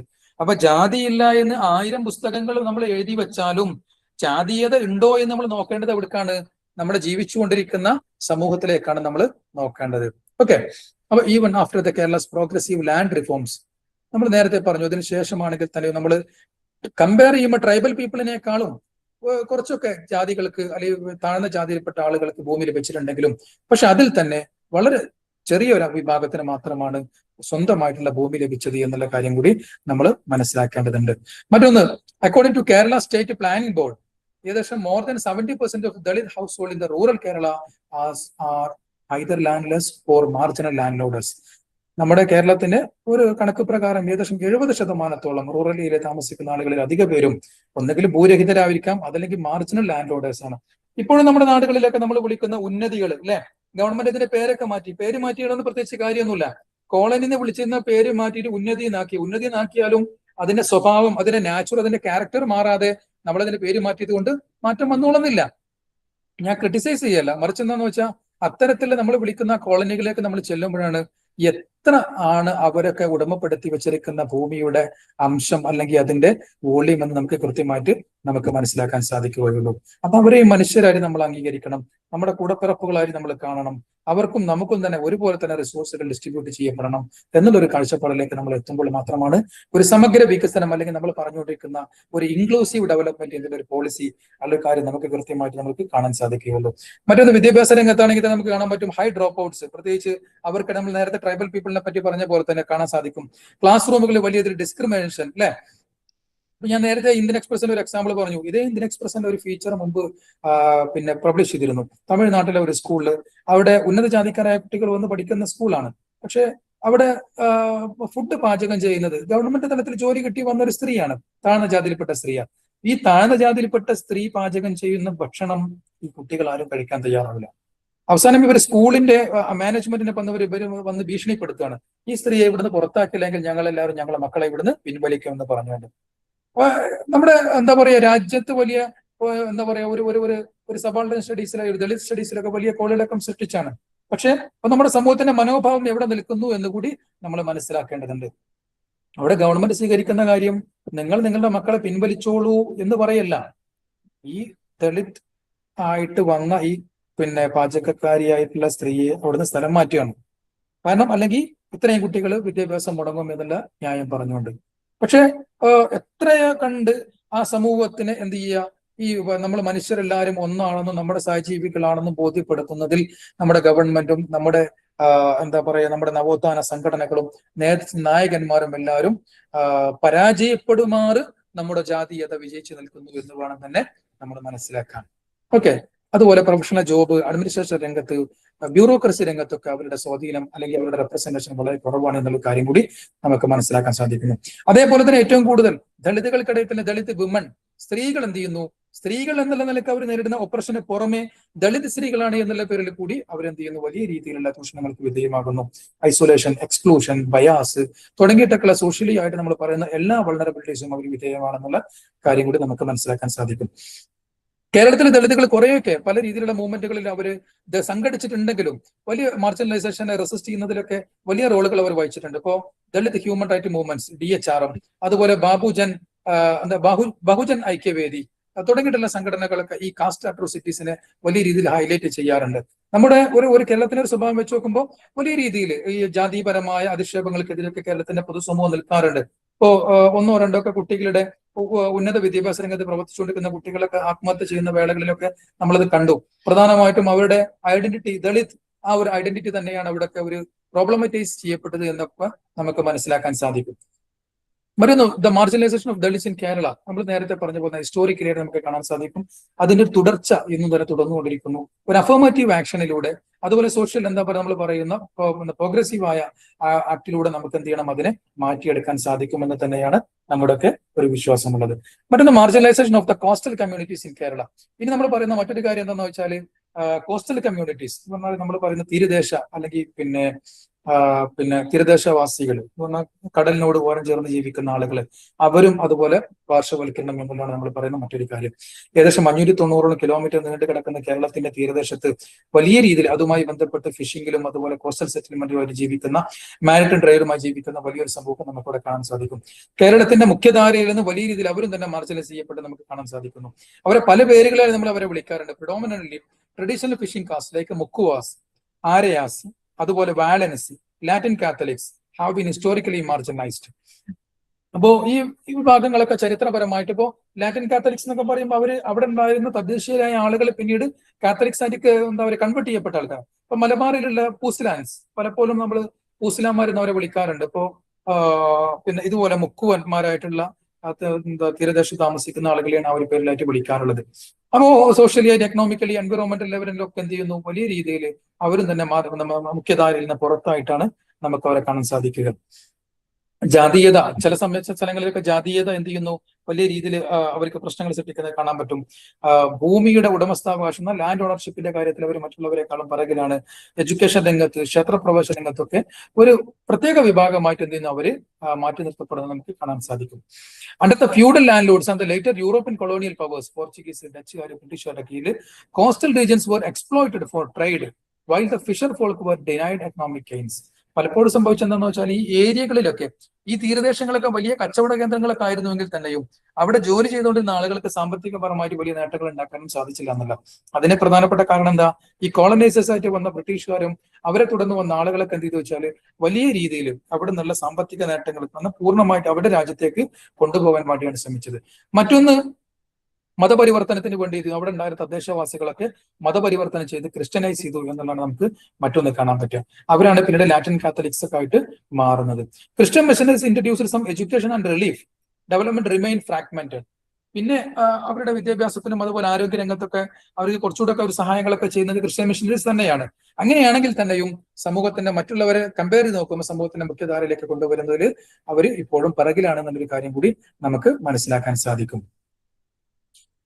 അപ്പൊ അതുകൊണ്ട് തന്നെ traditional fishers continue to lack land titles and were left vulnerable to eviction and displacement. പലപ്പോഴും ഇപ്പോ നമുക്കറിയാലോ, ഒരു 20 വർഷം മുമ്പ് ഉണ്ടായിരുന്ന കോസ്റ്റൽ ഏരിയ അല്ല ഇന്ന് നമ്മൾ കാണുക. എന്താ ചെയ്യാ, കടൽ ഒരുപാട് മുകളിലേക്ക് കയറി വന്ന് കാണാൻ പറ്റും, ഒരുപാട് കര കവർന്നെടുത്ത് കാണാൻ പറ്റും. ഈ കര കവർന്നെടുക്കുന്നതോട് കൂടെ തന്നെ ഒരുപാട് പേരുടെ വീടുകളാണ് നഷ്ടപ്പെടുന്നത്. ഈ വീടുകൾ നഷ്ടപ്പെടുന്ന ആളുകളെ ഗവൺമെന്റുകൾ പ്രോപ്പർ ആയിട്ട് റീഹാബിലിറ്റേറ്റ് ചെയ്യുന്നുണ്ടോ എന്നുള്ള കാര്യം വളരെ വലിയൊരു പ്രധാനപ്പെട്ട ചോദ്യമാണ്. 100 പേർക്ക് വീട് പോകുമ്പോൾ ഗവൺമെന്റുകൾ ചെയ്യുന്നത് 10ഓ 20ഓ പേർക്കാണ് വീട് വെച്ചു കൊടുക്കുക, അല്ലെ? അതിൽ തന്നെ വലിയ രീതിയിലുള്ള ബയാസുകൾ നമുക്ക് കാണാൻ സാധിക്കും. പൊളിറ്റിക്കൽ അഫിലിയേഷൻ നോക്കും, മറ്റുള്ള കമ്മ്യൂണൽ സാധനങ്ങൾ നോക്കും, റിലീജിയസ് ആയുള്ള സാധനങ്ങൾ നോക്കും. ഇതെല്ലാം നോക്കിയതിനു ശേഷം ഒരു പ്രോപ്പർ റീഹാബിലിറ്റേഷൻ എന്നുള്ളത് പലപ്പോഴും അവിടെ നടക്കുന്നില്ല എന്നല്ല. അവരുടെ ലൈവ്ലിഹുഡ് അവർ നശിക്കുന്നു, അവരുടെ ഷെൽട്ടറുകളെ അവർ പൂർണ്ണമായി നഷ്ടപ്പെടുന്നു. ഈ ഒരു അവസ്ഥകൾ നമുക്ക് അവിടെ കാണാൻ സാധിക്കും. മറ്റൊന്ന്, നമ്മൾ കാണുന്ന നമ്മുടെ ചുറ്റുവട്ടം തന്നെ കടലുകളൊക്കെ, അല്ലെങ്കിൽ നമ്മുടെ തീരദേശവാസികളുടേതായിരുന്നു അവരുടെ അടുത്തുണ്ടായിരുന്ന കടലുകൾ എന്നുള്ളത്. ഇപ്പൊ എന്ത് ചെയ്യുന്നു, ഏകദേശം മെക്കനൈസ്ഡ് ഫിഷിംഗിലേക്ക് കാര്യങ്ങൾ നീങ്ങാണ്. മെഷീനുകൾ ഉപയോഗിച്ചുകൊണ്ട് വലിയ കപ്പലുകൾ വന്ന് എന്താ പറയുക ഫിഷിംഗ് നടത്തുന്ന ഒരു കാലഘട്ടമാണ് നമ്മുടെ മുമ്പിലുള്ളത്. നമ്മുടെ കടലുകൾ, അല്ലെ, ആ കടലുകളെ സർക്കാരുകൾ എന്ത് ചെയ്യുന്നു, വിദേശത്തുള്ള കുത്തകകൾക്ക് തീരെഴുതി കൊടുക്കുന്ന ഒരു കാര്യം കൂടി നമുക്ക് കാണാൻ സാധിക്കുന്നു. അപ്പോൾ ഇവർ സ്വന്തമായിട്ട് അവരുടെ ഉപജീവന മാർഗമായി കണ്ടിരുന്ന ഈ കടലുകൾ തന്നെ പൂർണ്ണമായിട്ട് അവർക്ക് നഷ്ടപ്പെടുന്ന ഒരു രീതിയാണ് നമുക്ക് കാണാൻ സാധിക്കുന്നത്. ഒരുപാട് എക്സാമ്പിളുകൾ നമുക്ക് അവരെ കാണാൻ പറ്റും. പ്രധാനമായും അവർ നേരിട്ടുകൊണ്ടിരിക്കുന്ന പ്രശ്നങ്ങൾ കോസ്റ്റൽ എറോഷൻ, അല്ലെ, എന്താണ് ആഗോള താപനത്തിന്റെ ഒക്കെ ഫലമായിട്ട് കടൽ ജലനിരപ്പ് ഉയരുക എന്നുള്ളത്, സീ ലെവൽ റൈസ്, അതുപോലെ salinity intrusion, certain both homes and freshwater resources. അല്ലെ, ഉപ്പ് വെള്ളത്തിന്റെ കടന്നുകയറ്റം അതെന്ത് ചെയ്യുന്നു? കൃഷിയെ ഇല്ലാതെയാക്കുന്നു, കുടിവെള്ള സ്രോതസ്സുകളെ മലിനമാക്കുന്നു എന്നല്ല. മറ്റൊന്ന്, നമ്മൾ ഉണ്ടാക്കുന്ന വലിയ രീതിയിലുള്ള ഹാർബറുകൾ, ബ്രേക്ക് വാട്ടേഴ്സ്, മെഗാ പ്രോജക്റ്റുകൾ, ഇപ്പൊ വിഴിഞ്ഞം ഇന്റർനാഷണൽ പോർട്ടൊക്കെ പോലെയുള്ളത്, ഇതുകൊണ്ട് എന്ത് സംഭവിക്കുന്നു? അവിടെ ഉണ്ടായിരുന്ന ബീച്ചുകൾ പൂർണ്ണമായി നഷ്ടപ്പെടുന്നു. ബീച്ച് നഷ്ടപ്പെട്ടു കഴിഞ്ഞാൽ എന്താ ഉണ്ടാവുക? അവർക്ക് ഫിഷിംഗ് നടത്താൻ പറ്റൂല, ഈ ബോട്ടുകൾ അടുപ്പിക്കണ്ടേ. അപ്പോ ബോട്ടുകൾ അടുപ്പിക്കാൻ പറ്റുന്ന ഹാർബർ, എന്താ പറയുക, സ്ഥലങ്ങൾ അവർക്ക് ഇല്ലാതെയാകുന്നു. അവരുടെ സെറ്റിൽമെന്റുകൾ നഷ്ടപ്പെടുന്നു. റീഹാബിലിറ്റേഷൻ എന്നുള്ളത് പലപ്പോഴും ഒരു മരീചിക. നമ്മൾ നേരത്തെ പറഞ്ഞ പോലെ 2004 സുനാമി ആവട്ടെ, 2018 എന്താ പറയാ, പിന്നെ ഫ്ലഡ് ആവട്ടെ, അതുപോലെ ഓഖി, ഇങ്ങനെയുള്ള സംഭവങ്ങളൊക്കെ നടന്നപ്പോഴൊക്കെ നമ്മുടെ നാട്ടിൽ, നമ്മുടെ രാജ്യത്ത്, നമ്മുടെ കേരളത്തിൽ തന്നെ നമ്മൾ ആ സംഭവങ്ങളൊക്കെ നമ്മൾ കൃത്യമായിട്ട് കണ്ടതാണ്. ഏകദേശം 20,000-ഓളം ആളുകൾക്ക് വീട് നഷ്ടപ്പെട്ടപ്പോൾ 12,000-ഓളം വരുന്ന വീടുകൾ മാത്രമാണ് ഇത് നിർമ്മിക്കാനുള്ള സാങ്ഷൻ അനുമതി ലഭിച്ചത്. അതിൽ തന്നെ 4,657 വീടുകളുടെ നിർമ്മാണമാണ് പൂർത്തിയായിട്ട് അവർക്ക് 3 വർഷത്തിനുള്ളിൽ കൈമാറിയത്. ഓക്കെ, അതിൽ തന്നെ while in Alapad alone, over 5,000 new houses were built across 60 settlement colonies. Hindustan, എന്താ പറയാ, പിന്നെ ഏകദേശം 5,000-ഓളം വീടുകൾ ആ ഒരു പ്രദേശത്ത് തന്നെ നിർമ്മിക്കാനുണ്ടായിരുന്നു എന്നാണ് നമുക്ക് കാണാൻ സാധിക്കുക. 2018 ഫ്ലഡ് ഒക്കെ നടന്ന സമയത്ത് ഏകദേശം എന്ത് ചെയ്തു? ഇതുപോലെ റീഹാബിലിറ്റേഷന്റെ ഒരു പിന്നെ എങ്ങനെ ആളുകളെ പുനരധിവസിപ്പിക്കണം എന്നതിന് വേണ്ടി വലിയ രീതിയിലുള്ള, എന്താ പറയുക, പ്രവർത്തനങ്ങളുമായി ഗവൺമെന്റ് മുന്നോട്ട് വന്നപ്പോഴും ആ ഒരു കണക്ക് നമ്മൾ കൃത്യമായിട്ട് കണ്ടു. ഏകദേശം 5,894-ഓളം വരുന്ന വീടുകൾ ഈ കോസ്റ്റൽ ലൈനിലുള്ള വീടുകൾ തന്നെ പൂർണ്ണമായും നശിച്ചിരുന്നു എന്നല്ലാണ് നമുക്ക് കാണാൻ സാധിക്കുക. അതിനുവേണ്ടി അവർക്ക് കൊടുത്ത പിന്നെ ക്യാഷും അതുപോലെ അതുവേണ്ടി നീക്കി വെച്ച ഫണ്ടിന്റെ ഒക്കെ കണക്കിലാണ് അവിടെ പറയുന്നത്. അപ്പൊ നമ്മൾ മുന്നോട്ട് വെക്കുന്ന ഒരു കാര്യം, പറയുന്ന ഒരു കാര്യം എന്താണെന്ന് വെച്ചാൽ, ഈ ദുരന്തങ്ങൾ സംഭവിക്കുമ്പോൾ എത്രമാത്രം ആളുകൾ അതിന് വിധേയരാകുന്നു, അല്ലെങ്കിൽ അതില് പിന്നെ അതിന്റെ ഇരകളായിത്തീരുന്നുവോ, അവർ റീഹാബിലിറ്റേറ്റ് ചെയ്യുന്ന ഒരു പോളിസി പൂർണ്ണമായിട്ടും ഗവൺമെന്റിന്റെ ഭാഗത്തുനിന്ന് ഉണ്ടാക്കുന്നില്ല എന്നുള്ളതാണ്. അതിന് ഏറ്റവും കൂടുതൽ വിധേയരാകുന്ന, അല്ലെങ്കിൽ അതിന് ഏറ്റവും കൂടുതൽ സഹിക്കുന്ന ഒരു വിഭാഗമാണ് കോസ്റ്റൽ ഏരിയയിൽ താമസിച്ചുകൊണ്ടിരിക്കുന്ന ആളുകൾ എന്നുള്ളത്. മറ്റൊന്ന്, while coastal communities do participate in cooperative and union movements, their representation in the mainstream politics are limited. അല്ലെ, പ്രത്യേകിച്ചും രാഷ്ട്രീയ രംഗത്തും സാമൂഹിക രംഗത്തൊക്കെ അവരുടെ ഒരു പാർട്ടിസിപ്പേഷൻ എത്രയുണ്ട് എന്നുള്ളതാണ് നമ്മൾ നോക്കുന്നത്. അപ്പൊ അതില് പിന്നെ അവരുടെ ഒരു പാർട്ടിസിപ്പേഷൻ അതിൽ വളരെ കുറവായിട്ട് തന്നെ നമുക്ക് കാണാൻ സാധിക്കും. 2022 തുടങ്ങി വെച്ച വിഴിഞ്ഞം പ്രൊട്ടസ്റ്റ് എന്ന് പറഞ്ഞാൽ തിരുവനന്തപുരത്ത് വിഴിഞ്ഞം ഇന്റർനാഷണൽ നമ്മൾ പറയുന്ന ട്രാൻസ്ഷിപ്മെന്റ് ടെർമിനൽ സ്ഥാപിക്കുന്നതുമായി ബന്ധപ്പെട്ടുകൊണ്ടുള്ള അതിനെ തുടർന്നുള്ള സമരം, ആ സമരം പ്രത്യേകിച്ച് ആ സമരത്തിന് നേതൃത്വം കൊടുത്തതും അത് നടത്തിക്കൊണ്ടുപോകുന്നതും ഇപ്പോഴും അതിന് പിറകിൽ പ്രവർത്തിച്ചുകൊണ്ടിരിക്കുന്നതും തീരദേശവാസികളായിട്ടുള്ള ഫിഷർമെൻ കമ്മ്യൂണിറ്റി തന്നെയാണ്. അവർ മുന്നോട്ട് വെക്കുന്ന കാര്യം എന്താണെന്ന് വെച്ചാൽ അവരുടെ ലൈവ്ലിഹുഡ് പൂർണ്ണമായി നശിച്ചു പോകുന്നില്ല. അവർ ബോട്ടുകൾ അണക്കാനുള്ള സ്ഥലത്താണ് പുതിയ വിഴിഞ്ഞം ഇന്റർനാഷണൽ ട്രാൻസ്ഷിപ്മെന്റ് ടെർമിനൽ വന്നുകൊണ്ടിരിക്കുന്നത്. അപ്പോൾ അവരുടെ ഉപജീവനം പൂർണ്ണമായി നഷ്ടപ്പെടും. ഈ ഉപജീവനം പൂർണ്ണമായി നഷ്ടപ്പെടുമ്പോൾ അവരെ പുനരധിവസിപ്പിക്കേണ്ട ഉത്തരവാദിത്തം ഗവൺമെന്റുകൾക്കുണ്ട്. ആ ഉത്തരവാദിത്തം ഗവൺമെന്റ് പൂർണ്ണമായിട്ട് നിറവേറ്റുന്നുണ്ടോ ഇല്ലയോ എന്നുള്ള ചോദ്യമാണ്. അപ്പോൾ അതിന് കൃത്യമായിട്ട് നമ്മൾ ഇപ്പോഴും മറുപടി പറഞ്ഞ ഇല്ല എന്ന് തന്നെയാണ് പറയാനുള്ളത്. അപ്പോൾ ഇനിയിപ്പോ ഒരു വിഴിഞ്ഞം ഇന്റർനാഷണൽ ഒരു ടെർമിനൽ വരികയാണെങ്കിൽ അവിടെ ഉണ്ടാകുന്ന ജോലി അതിന് കൃത്യമായിട്ട് അവർക്ക് റിസർവേഷൻ കൊടുക്കണം. ആ ഒരു തലമുറയെ നമ്മൾ കൈവടിയാൻ പാടില്ല. അവര് ഉപജീവനമായി അവരെ ജന്മം മുതൽ അവസാനം വരേക്കും അവർ കണ്ട ഒരു ഉപജീവനം എന്ന് പറയുന്നത് ഇത് മാത്രമാണ്. ഇതിൽ നിന്ന് മാറി അവർക്ക് ജീവിക്കാനുള്ള ഒരു അവസരം ഇല്ലാത്തത് കൊണ്ട് തന്നെ അവർക്ക് അതിൽ പ്രത്യേകമായി റിസർവേഷൻ പോളിസി പോലെ തന്നെ അവർക്ക് വെച്ചു കൊടുക്കണം എന്നാണ് പറയുന്നത്. മറ്റൊന്ന്, ഏറ്റവും കൂടുതൽ രോഗങ്ങൾക്ക് വിധേയമാക്കുന്ന ഒരു ഏരിയ കൂടിയാണ് കോസ്റ്റൽ ബെൽറ്റ് എന്ന് പറഞ്ഞാൽ. പ്രത്യേകിച്ച് നമ്മൾ പറയുന്ന വാട്ടർ ബോൺ ഡിസീസുകൾ, വെള്ളത്തിൽ നിന്നുണ്ടാകുന്ന രോഗങ്ങൾ, മാൽന്യൂട്രീഷൻ, പോഷകാഹാരക്കുറവുകൾ, മെന്റൽ ഹെൽത്ത് സ്ട്രെസ്സുകൾ തുടങ്ങിയിട്ടുള്ളതൊക്കെ നമുക്ക് അവിടെ കൃത്യമായിട്ട് ഈ ഒരു ഏരിയയിലായിട്ട് നമുക്ക് കാണാൻ സാധിക്കും. അതിലൊരു വലിയ രീതിയിലുള്ള ഒരു വർധനവ് നമുക്ക് അവിടെ കാണാൻ സാധിക്കും. മറ്റൊന്ന്, ecological issues of the western ghat. ഇനി നമുക്ക് പറയാനുള്ള മറ്റൊരു കാര്യം എന്താണെന്ന് വെച്ചാൽ, നമ്മളിപ്പോ മൂന്നാമത്തെ ഒരു കാര്യം എന്താണെന്ന് വെച്ചാൽ വെസ്റ്റേൺ ഘാട്ട് എന്നാൽ നമ്മുടെ പശ്ചിമഘട്ടവുമായി ബന്ധപ്പെട്ടുകൊണ്ടുള്ള പാരിസ്ഥിതികപരമായ പ്രശ്നമാണ്. യുനെസ്കോയുടെ പേര് കേട്ട അല്ലെങ്കിൽ ഇടം നേടിയിട്ടുള്ള ഒരു പിന്നെ എന്താ പറയാ പ്രിസർവ്ഡ് ആയിട്ടുള്ള ഒരു ഫോറസ്റ്റ് ഏരിയ നമ്മൾ പറയുന്ന വെസ്റ്റേൺ ഘാട്ട് എന്ന് പറയുന്നത്. വേൾഡ് ഹെറിറ്റേജ് സൈറ്റ് ആയിട്ട് അറിയപ്പെടുന്ന ഒരു എന്താ പറയാ ഏരിയ കൂടിയാണ് ഈ വെസ്റ്റേൺ ഘാട്ട് എന്ന് പറയുന്നത്. ഏകദേശം 6 വരുന്ന ഇന്ത്യൻ സ്റ്റേറ്റുകൾ കടന്നുകൊണ്ടാണ് പടിഞ്ഞാറ് നമ്മൾ പറയുന്ന പശ്ചിമഘട്ടം നിലനിൽക്കുന്നത്. ഗുജറാത്ത് മുതൽക്ക് മഹാരാഷ്ട്ര, ഗോവ, കർണാടക, കേരള, തമിഴ്നാടുകളിലേക്കും അത് വ്യാപിച്ചു കിടക്കുന്നു. കേരളത്തിലാണ് അതിന്റെ ഏറ്റവും പ്രധാനപ്പെട്ട എക്കോളജിക്കൽ റോള് എന്താ പറയാ അത് നമുക്ക് കാണാൻ സാധിക്കുക. ഇപ്പൊ നമ്മൾ പറയുന്ന 44 വരുന്ന നദികൾ അല്ലെ, ഫോറസ്റ്റ്, വൈൽഡ് ലൈഫ്, ലൈവ്ലിഹുഡ്സുകളൊക്കെ നമുക്ക് ഈ ഒരു പശ്ചിമഘട്ടത്തിന്റെ ഭാഗമായിട്ട് തന്നെ കാണാൻ പറ്റുന്നു. അത് വയനാടാണെങ്കിലും മലപ്പുറത്താണെങ്കിലും അതുപോലെ പാലക്കാടാണെങ്കിലും അതുപോലെ പിന്നെ നമ്മൾ പറയുന്ന ഇടുക്കിയിലാണെങ്കിലൊക്കെ ഈ ഒരു എന്താ പറയുക, ഈ ഒരു പശ്ചിമഘട്ടത്തിന്റെ ആ ഒരു എന്താ പറയാ പ്രകൃതി രമണീയതയും ആ പ്രകൃതിയുടെ അപൂർവമായ റിസോഴ്സുകളും നമുക്ക് അവിടെ കാണാൻ സാധിക്കുന്നില്ല. ഇതിന്റെ ഒരു സംരക്ഷണം, അത് ഉയർത്തുന്ന ഭീഷണികൾ, അവിടെയുള്ള ഡെവലപ്മെന്റുകൾ കൊണ്ടുവരുമ്പോൾ അത് ഉയർത്തുന്ന ചാലഞ്ചുകൾ, ഇങ്ങനെയൊക്കെയാണ് നമുക്ക് അവിടെ കാണാൻ പറ്റുക. The UNESCO World Heritage Center reports that ecologically Western Ghats are significant as a biodiversity hotspot. അനേകം വരുന്ന അപൂർവ ജീവികളുടെ ഒരു ഇടത്താവളം, ഒരു ആവാസ വ്യവസ്ഥയായിട്ടാണ് വെസ്റ്റേൺ ഘാട്ടിനെ യുനെസ്കോ ഒക്കെ കാണുന്നത്. ഏകദേശം 7400 വരുന്ന സ്പെഷീസ് ഓഫ് പ്ലാന്റ്സ്, വ്യത്യസ്തമായ ചെടികൾ നമുക്ക് അവിടെ കാണാൻ പറ്റും. 139 വരുന്ന മാമൽസ്, 508 വരുന്ന വ്യത്യസ്തങ്ങളായ പക്ഷികളുടെ, 179 വരുന്ന ആംഫിബിയൻസിന്റെ, അങ്ങനെയുള്ള ധാരാളം വ്യത്യസ്തമായ ജീവികളുടെ വലിയൊരു കലവറയുള്ള ഒരു ഏരിയയാണ് പശ്ചിമഘട്ടം എന്ന് പറയുന്നത്. അതിലൂടെ കടന്നു പോകുന്ന പ്രധാനപ്പെട്ട നദികൾ നമുക്കറിയാം. പെരിയാർ, ഭാരതപ്പുഴ, ചാലക്കുടി, പമ്പ തുടങ്ങിയിട്ടുള്ള നദികളൊക്കെ അതിലൂടെ കടന്നു പോകുന്നു, അല്ലെങ്കിൽ പശ്ചിമഘട്ടത്തിന്റെ ഭാഗമായിട്ട് വരുന്നതാണ്. കുടിവെള്ളത്തിന്റെ വലിയൊരു സോഴ്സാണ് അത്. അതേപോലെ തന്നെ മൺസൂൺ, അല്ലെ, നമ്മൾ പണ്ട് മുതൽ നമ്മൾ പഠിക്കുന്നതാണ്. മൺസൂൺ എന്ത് ചെയ്യുന്നു, അതിനെ കൊണ്ടുവരുന്നതും അതേപോലെ തന്നെ അപകടകരമായ വലിയ എന്താ പറയുക സൈക്ലോണിൽ നിന്നൊക്കെ നമ്മുടെ നാടിനെ സംരക്ഷിക്കുന്നതൊക്കെ പശ്ചിമഘട്ട നിരകളാണ് എന്നൊക്കെ നമ്മൾ പഠിക്കാറുണ്ട്. എങ്ങനെയായാലും ഇക്കോളജിക്കൽ സെൻസിറ്റിവിറ്റി വെച്ച് നമ്മൾ നോക്കുമ്പോൾ നമ്മുടെ ഈ ഒരു എന്താ പറയാ ഇത് നേരിട്ടുകൊണ്ടിരിക്കുന്ന ഏറ്റവും പ്രധാനപ്പെട്ട പ്രശ്നങ്ങളിൽ നിന്ന് ഒന്ന് ഡീഫോറസ്റ്റേഷൻ ആൻഡ് ഹാബിറ്ററ്റ് ലോസ്, വനനശീകരണം. അതേപോലെ തന്നെ വനനശീകരണത്തിലൂടെ തന്നെ അതിന്റെ ഭാഗമായിട്ട് ഇത്രയും ജീവജാലങ്ങൾക്കിടെ ആവാസ വ്യവസ്ഥകൾ പൂർണ്ണമായിട്ടും അവർക്ക് നഷ്ടപ്പെടുന്നു എന്നുള്ളതാണ് നമുക്കൊന്ന് കാണാൻ പറ്റും.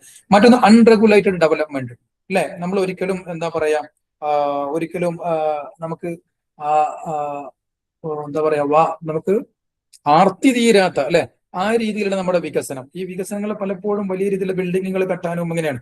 ബിൽഡിങ്ങുകൾ കെട്ടെങ്കിൽ നമ്മൾ പറയുന്ന പോലെ തന്നെ ഭൂമികൾ നിരപ്പാക്കണം, പിന്നെ മണ്ണെടുക്കണം, അതേപോലെ കാടുകൾ വെട്ടി നിരത്തണം, ഇങ്ങനെയൊക്കെയാണ് നടക്കാനുള്ളത്. പലപ്പോഴും അത് വല്ല അപകടങ്ങളൊക്കെ സംഭവിക്കുന്ന സമയത്ത് മാത്രമാണ് നമ്മൾ അതിലേക്ക് തിരിഞ്ഞു നോക്കുക. കോറിങ് ആൻഡ് മൈനിങ് ഇപ്പോഴും കേരളത്തിൽ വലിയ രീതിയിൽ നടന്നുകൊണ്ടിരിക്കുന്നു. ഇതും തന്നെ പശ്ചിമഘട്ടത്തിനെ വലിയ രീതിയിൽ അപകടപ്പെടുത്തുന്നു. Monoculture and plantation of agriculture, ഇത് പല രീതിയിലും നമ്മൾ പറഞ്ഞ പോലെ തന്നെ ബയോഡൈവേഴ്സ് ആയിട്ടുള്ള ഫോറസ്റ്റുകൾ. ഇപ്പോ എന്താ പറയാ നമ്മൾ പറഞ്ഞല്ലോ, പശ്ചിമഘട്ട നിരകളിൽ ധാരാളം ചെടികളും അതുപോലെ ഒരുപാട് എന്താ പറയാ വന്യജീവികളുടെ ആവാസ വ്യവസ്ഥയാണെന്ന് പറഞ്ഞു. ഈ സ്ഥലങ്ങളൊക്കെ കാടുകളൊക്കെ വെട്ടിമാറി നമ്മളവിടെ സ്ഥാപിക്കാൻ പോണത് എന്താ, വലിയ പ്ലാന്റേഷൻസ് ഉണ്ടാക്കാണ്. ടീ, അതുപോലെ കോഫി, യൂക്കാലിപ്സ്, ഇങ്ങനെയുള്ള വലിയ പ്ലാന്റേഷൻ നമ്മൾ കൊണ്ടുവരാണ്. ഇതെന്ത് ചെയ്യുന്നു, പിന്നെ പലപ്പോഴും ഈ മേഖലയിൽ വെള്ളത്തിന്റെ പിന്നെ ദൗർലഭ്യം വന്നാൽ ഉണ്ടാക്കുന്നു. വെള്ളത്തിന്റെ അംശം അത് കുറക്കുന്നു. പ്രത്യേകിച്ച് യൂക്കാലിപ്സിനൊക്കെ അങ്ങനെ സ്വഭാവങ്ങളുണ്ട്. മഹാഗണി തുടങ്ങിയിട്ടുള്ള മരങ്ങൾക്കൊക്കെ അതുപോലെ ആ ഏരിയയിലുള്ള പശ്ചിമഘട്ടത്തിലുള്ള ഫ്ലോറ ആൻഡ് ഫോണ, സസ്യങ്ങളുടെ അതിന്റെ ഡൈവേഴ്സിറ്റി അതെന്ത് ചെയ്യുന്നു, നശിപ്പിക്കുന്നു എന്നൊക്കെ നമുക്ക് കൃത്യമായിട്ട് കാണാൻ സാധിക്കും. മറ്റൊന്ന് ഹൈഡ്രോ ഇലക്ട്രിക് പ്രോജക്റ്റുകൾ, നമ്മുടെ വെള്ളത്തിൽ നിന്നുണ്ടാക്കുന്ന ജലവൈദ്യുത, നമ്മൾ പറയുന്ന ജലവൈദ്യുത പദ്ധതികൾ. ഈ ജലവൈദ്യുത പദ്ധതികൾ എന്ത് ചെയ്യുന്നു, അതിന് വേണ്ടിയിട്ട് ഹെക്ടർ കണക്കിന് സ്ഥലങ്ങൾ നമ്മൾ വെട്ടി മാറ്റുമ്പോൾ അതവിടെയുള്ള ജീവികളുടെ ആവാസ വ്യവസ്ഥയെ നശിപ്പിക്കുന്നു. Climate change and extreme weather, ഇതിനെ തുടർന്നുകൊണ്ടുണ്ടാക്കുന്ന പ്രത്യേകിച്ച് ഇപ്പോൾ വലിയ മഴ, ഫ്ലഡ്സ്, ലാൻഡ് സ്ലൈഡുകൾ, ഫോറസ്റ്റ് ഫയർസ് ഒക്കെ ഉണ്ടാകുമ്പോൾ ഇതെന്ത് ചെയ്യുന്നു, പശ്ചിമഘട്ടത്തിന് വലിയ ഭീഷണി ഉയർത്തുന്നു. Invasive species plants like lantana, camara and eupatorium and mikania, okay, ഇതെന്ത് ചെയ്യുന്ന വെച്ചാൽ ഇത്തരത്തിലുള്ള ഈ കാടിനെയും അതിനെ നശിപ്പിക്കുന്ന രീതിയിലുള്ള സ്പെഷീസുകളുടെ കടന്നുകയറ്റം ഉണ്ടാകുന്നു. സോഷ്യോ എക്കോളജിക്കൽ ഇമ്പാക്ട് നമ്മൾ നേരത്തെ പറഞ്ഞ പോലെ തന്നെ സ്വാഭാവികമായിട്ടും ഇപ്പൊ നമ്മൾ ടൂറിസം ആണെങ്കിൽ തന്നെയും ആ ടൂറിസത്തിന് വേണ്ടി എങ്ങനെയാണ് നമ്മൾ കാടുകൾ ഉപയോഗപ്പെടുത്തുന്നത്, അപ്പൊ അതിനനുസരിച്ചുകൊണ്ട് തന്നെ അതെന്ത് ചെയ്യുന്നു, വലിയ രീതിയിൽ പ്രശ്നങ്ങൾ നമ്മുടെ പിന്നെ ഇത്തരത്തിലുള്ള ഏരിയകളിൽ താമസിക്കുന്ന ആളുകളുമായി ബന്ധപ്പെട്ടുകൊണ്ടുള്ള ഇഷ്യൂസ് കൊണ്ടുവരുന്നത് കാണാൻ പറ്റും. അപ്പൊ എങ്ങനെയാണ് ഇപ്പൊ നമ്മൾ കണ്ടു വയനാട്ടിലൊക്കെ ദുരന്തങ്ങൾ ഉണ്ടായ സമയത്ത് ആ ദുരന്തങ്ങൾ ഉണ്ടാകുന്ന ഓരോ റിസോർട്ടുകളും ഏത് രീതിയിലുള്ള സ്ഥലങ്ങളിലാണ് ആ റിസോർട്ടുകൾ സ്ഥാപിച്ചത് നമ്മൾ കണ്ടു, അല്ലെ. മാത്രമല്ല ഹ്യൂമൻ വൈൽഡ് ലൈഫ് കോൺഫ്ലിക്റ്റ്, അപ്പൊ ഇപ്പോഴും വന്യജീവികളുടെ ശല്യം എന്നല്ല നമ്മുടെ കേരളം നേരിട്ടുകൊണ്ടിരിക്കുന്ന വലിയൊരു പ്രശ്നമാണ്. ഈ വന്യജീവികളുടെ ശല്യം പിന്നെ വരാനുള്ള ഒരു പ്രധാനപ്പെട്ട പ്രശ്നം എന്താണെന്ന് വെച്ചാൽ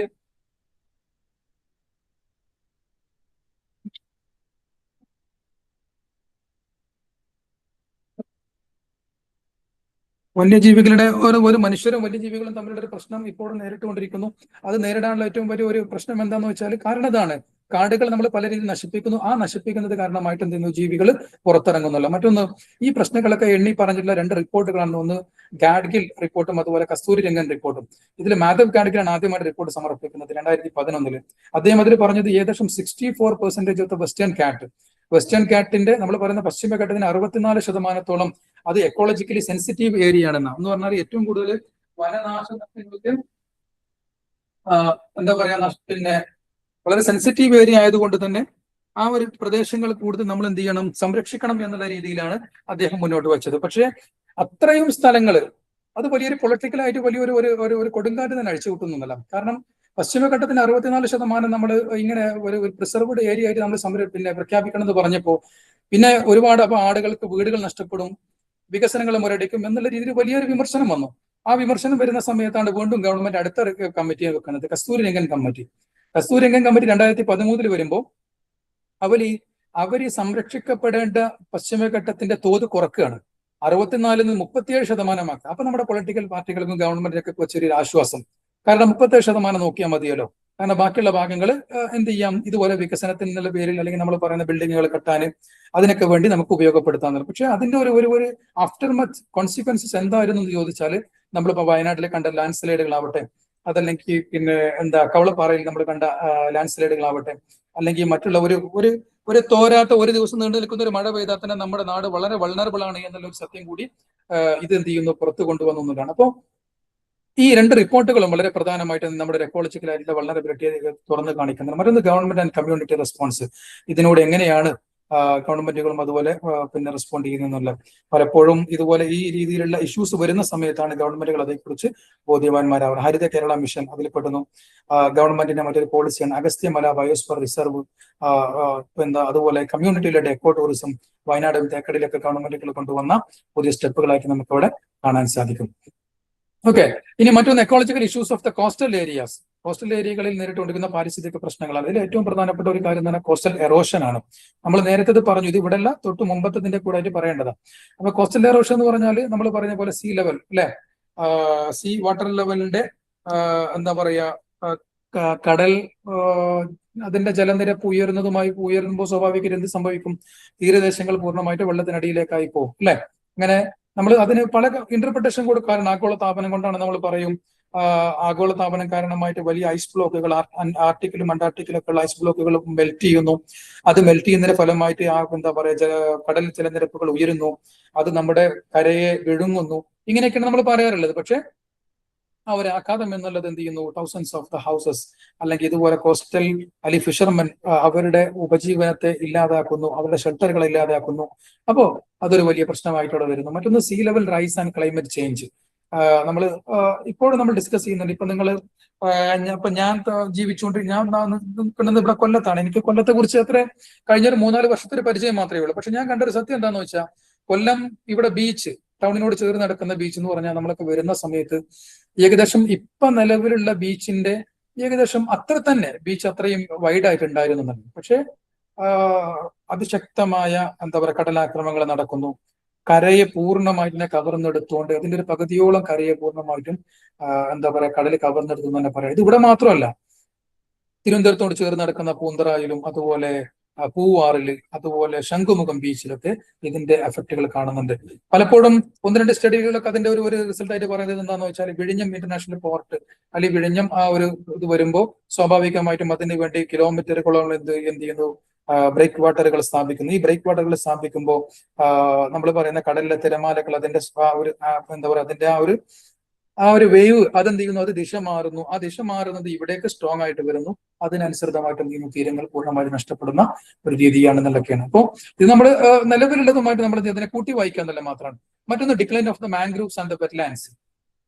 നമ്മൾ ഈ കടലാക്രമണങ്ങൾക്കെതിരെ അതുപോലെ സാലിനൈസേഷൻ, ഇപ്പൊ നമ്മൾ നേരത്തെ പറഞ്ഞല്ലോ, ഉപ്പ് വെള്ളം പകരുക, അതിനെതിരെയൊക്കെ ഏറ്റവും കൂടുതൽ നമ്മൾ പ്രതിരോധിക്കുന്നതാണ് നമ്മൾ പറയുന്ന കണ്ടൽ കാടുകൾ അല്ലെ, കണ്ടൽ ചെടികൾ, അതാണ് മാംഗ്രോവ്സ്. ഈ കണ്ടൽ കാടുകളും അതുപോലെ വെറ്റ്ലാൻഡ്സും അതെന്ത് ചെയ്യുക, അത് ഉണ്ടാക്കുക, അത് നമ്മൾ കൃഷി ചെയ്ത് ഉണ്ടാക്കലാണ്. എന്നിട്ട് ഈ കടൽ വെള്ളത്തിന്റെ ആക്രമണം അല്ലെങ്കിൽ കടലിന്റെ എൻക്രോച്ച്മെന്റ് നമ്മൾ തടഞ്ഞു നിർത്തുന്ന, അത് ഇപ്പൊ കേരളത്തിൽ ഏറ്റവും കൂടുതൽ അത് കാണുന്ന ഒരു ഏരിയയാണ്. ഇപ്പൊ നമ്മൾ പറയുന്ന വേമ്പനാട് കായലാവട്ടെ, എന്താ പറയാ കടലുണ്ടിയിൽ കോഴിക്കോട് ഭാഗത്തേക്ക് വെച്ചാൽ കടലുണ്ടിയിൽ നമുക്കത് കാണാൻ പറ്റും. അതേപോലെ ഏകദേശം 1950-കളിൽ state has approximately 700 square kilometres of mangroves ഉണ്ടായിരുന്നു. പക്ഷെ ഇപ്പോൾ നിലവിലുള്ളത് ഏകദേശം അത് 25 കിലോമീറ്ററിലധികം താഴെയായിട്ടാണ് നമുക്കത് കാണാൻ പറ്റും. കൊല്ലത്തിന്റെ ഭാഗങ്ങളിലുണ്ട്. നമ്മൾ പറയുന്ന അഷ്ടമുടിക്കായലിന്റെ പല ഭാഗങ്ങളിലായിട്ട് എന്ന് പറഞ്ഞാൽ ഈ ഒരു പിന്നെ കണ്ടൽക്കാടുകൾ നമുക്ക് അവിടെ കാണാൻ പറ്റും. അത് വളരെ മനോഹരമായ രീതിയിൽ ഈ സാമ്പ്രാണിക്കോടിലൊക്കെ വളരെ മനോഹരമായ രീതിയിൽ ടൂറിസ്റ്റുകളൊക്കെ ആശ്രയിക്കാൻ, എന്താ പറയാ, വലിയ രീതിയിൽ ആകർഷിക്കുന്ന രീതിയിൽ നമുക്ക് അവിടെ കാണാൻ പറ്റും. ഞാനിവിടെ പോയിട്ടുണ്ട്. നല്ല സൈറ്റാണ്, നല്ല കാഴ്ചയാണ് അവിടെ. അതുകൊണ്ടാ പറഞ്ഞത്. അതെ. പിന്നെ വെമ്പനാട് കായലിന്റെ ഭാഗങ്ങളിൽ, അഷ്ടമുടി കായലിന്റെ ശാസ്താംകോട്ടയിൽ ഇതുപോലെ നമുക്ക് എന്ത് ചെയ്യാൻ പറ്റും, വളരെ വലിയ രീതിയിൽ തന്നെ ഈ ഒരു മാംഗ്രോവ്സിന്റെ ഒരു ഇത് നമുക്ക് കാണാൻ പറ്റും. പക്ഷെ നമ്മൾ പറയുന്ന ഒരു കാര്യം എന്ന് വെച്ചാൽ ഇതിന്റെ സബ്സ്റ്റൻഷ്യൽ ശ്രിങ്കേജ്, ഇതിന്റെ കുറവ്, അതെന്ത് ചെയ്യുന്നു, അത് സാലിനൈസേഷൻ, ഇപ്പൊ വെള്ളം ഉപ്പ് രുചിയുള്ളതാകുക, പൊല്യൂഷനൊക്കെ തടയുന്നതിൽ വലിയൊരു റോള് വഹിക്കുന്നുണ്ട്. പക്ഷെ അത് കുറഞ്ഞു വരുന്നു എന്നുള്ളത് നമുക്ക് വലിയ ഭീഷണി ഉയർത്തുന്നതിൽ നിന്ന് വേണം നമ്മൾ അതിൻ്റെ ഉള്ളിൽ നമ്മൾ മനസ്സിലാക്കിയെടുക്കാൻ. ഓക്കെ. അപ്പൊ അതേപോലെ തന്നെ ഇതിന് കാരണമായി തീരുന്നതെന്ന് വെച്ചാൽ നമ്മൾ പറയുന്ന പോലെ റാപ്പിഡ് അർബനൈസേഷൻ, വലിയ രീതിയിലുള്ള നഗരവൽക്കരണങ്ങൾ, പിന്നെ വീടുകൾ നിർമ്മിക്കാൻ വേണ്ടി റിയൽ എസ്റ്റേറ്റ് വേണ്ടി അതിന്റെ പേരിലൊക്കെ ആയിട്ട് മണ്ണിട്ട് നികത്തുക. ഈ മണ്ണിട്ട് നികത്തുമ്പോൾ സ്വാഭാവികമായിട്ടും ഈ വെറ്റ്ലാൻഡുകളാണ് മണ്ണിട്ട് നികത്തുന്നത്. അതിനെ തടയാൻ വേണ്ടി നമ്മുടെ ഗവൺമെന്റുകളൊക്കെ ഡാറ്റാ ബാങ്കുകളൊക്കെ കൊണ്ടുവന്നിട്ടുണ്ട്. ഈ ഡാറ്റാ ബാങ്കിൽ ഉൾപ്പെട്ട സ്ഥലമാണെങ്കിൽ അതിന് പെർമിറ്റ് കിട്ടൂല, അവിടെ വീട് നിർമ്മിക്കാൻ പാടില്ല. അപ്പോൾ കുടിവെള്ള സ്രോതസ്സുകളോ അല്ലെങ്കിൽ ജലസ്രോതസ്സുകളോ ആയിട്ടുള്ള സ്ഥലങ്ങളെയാണ് വെറ്റ്ലാൻഡ് എന്ന് പറയുന്നത്. ഈ വെറ്റ്ലാൻഡ് ഏരിയകൾക്ക് കർശനമായ നിയമങ്ങൾ നമ്മുടെ ഗവൺമെന്റ് കൊണ്ടുവന്നിട്ടുണ്ട്. ഇപ്പോഴും അത് വളരെ സ്ട്രോങ് ആയിട്ട് നിലനിൽക്കുന്നുണ്ട് എന്നാണ് ഞാൻ മനസ്സിലാക്കുന്നത്. പക്ഷെ പലപ്പോഴും ഇപ്പൊ ഭൂമി തരം മാറ്റുക എന്ന് പറഞ്ഞ ഒരു വലിയൊരു പ്രക്രിയ തന്നെ പൊളിറ്റിക്കൽ രംഗത്ത് കാശുണ്ടാക്കാൻ വേണ്ടിയും ബ്യൂറോക്രസിയിലൊക്കെ വലിയ നടന്നുകൊണ്ടിരിക്കുന്നത്. ആ ഒരു പ്രക്രിയ നടക്കുന്നത് എവിടെയെന്ന് വെച്ചാൽ ഈ വെറ്റ്ലാൻഡുകളെ എന്ത് ചെയ്യുക, അല്ലെങ്കിൽ ആ രീതിയിലുള്ള സ്ഥലങ്ങളെ അതിന്റെ തരം മാറ്റി മറ്റുള്ള തരങ്ങളിലേക്ക് എത്തുന്നു.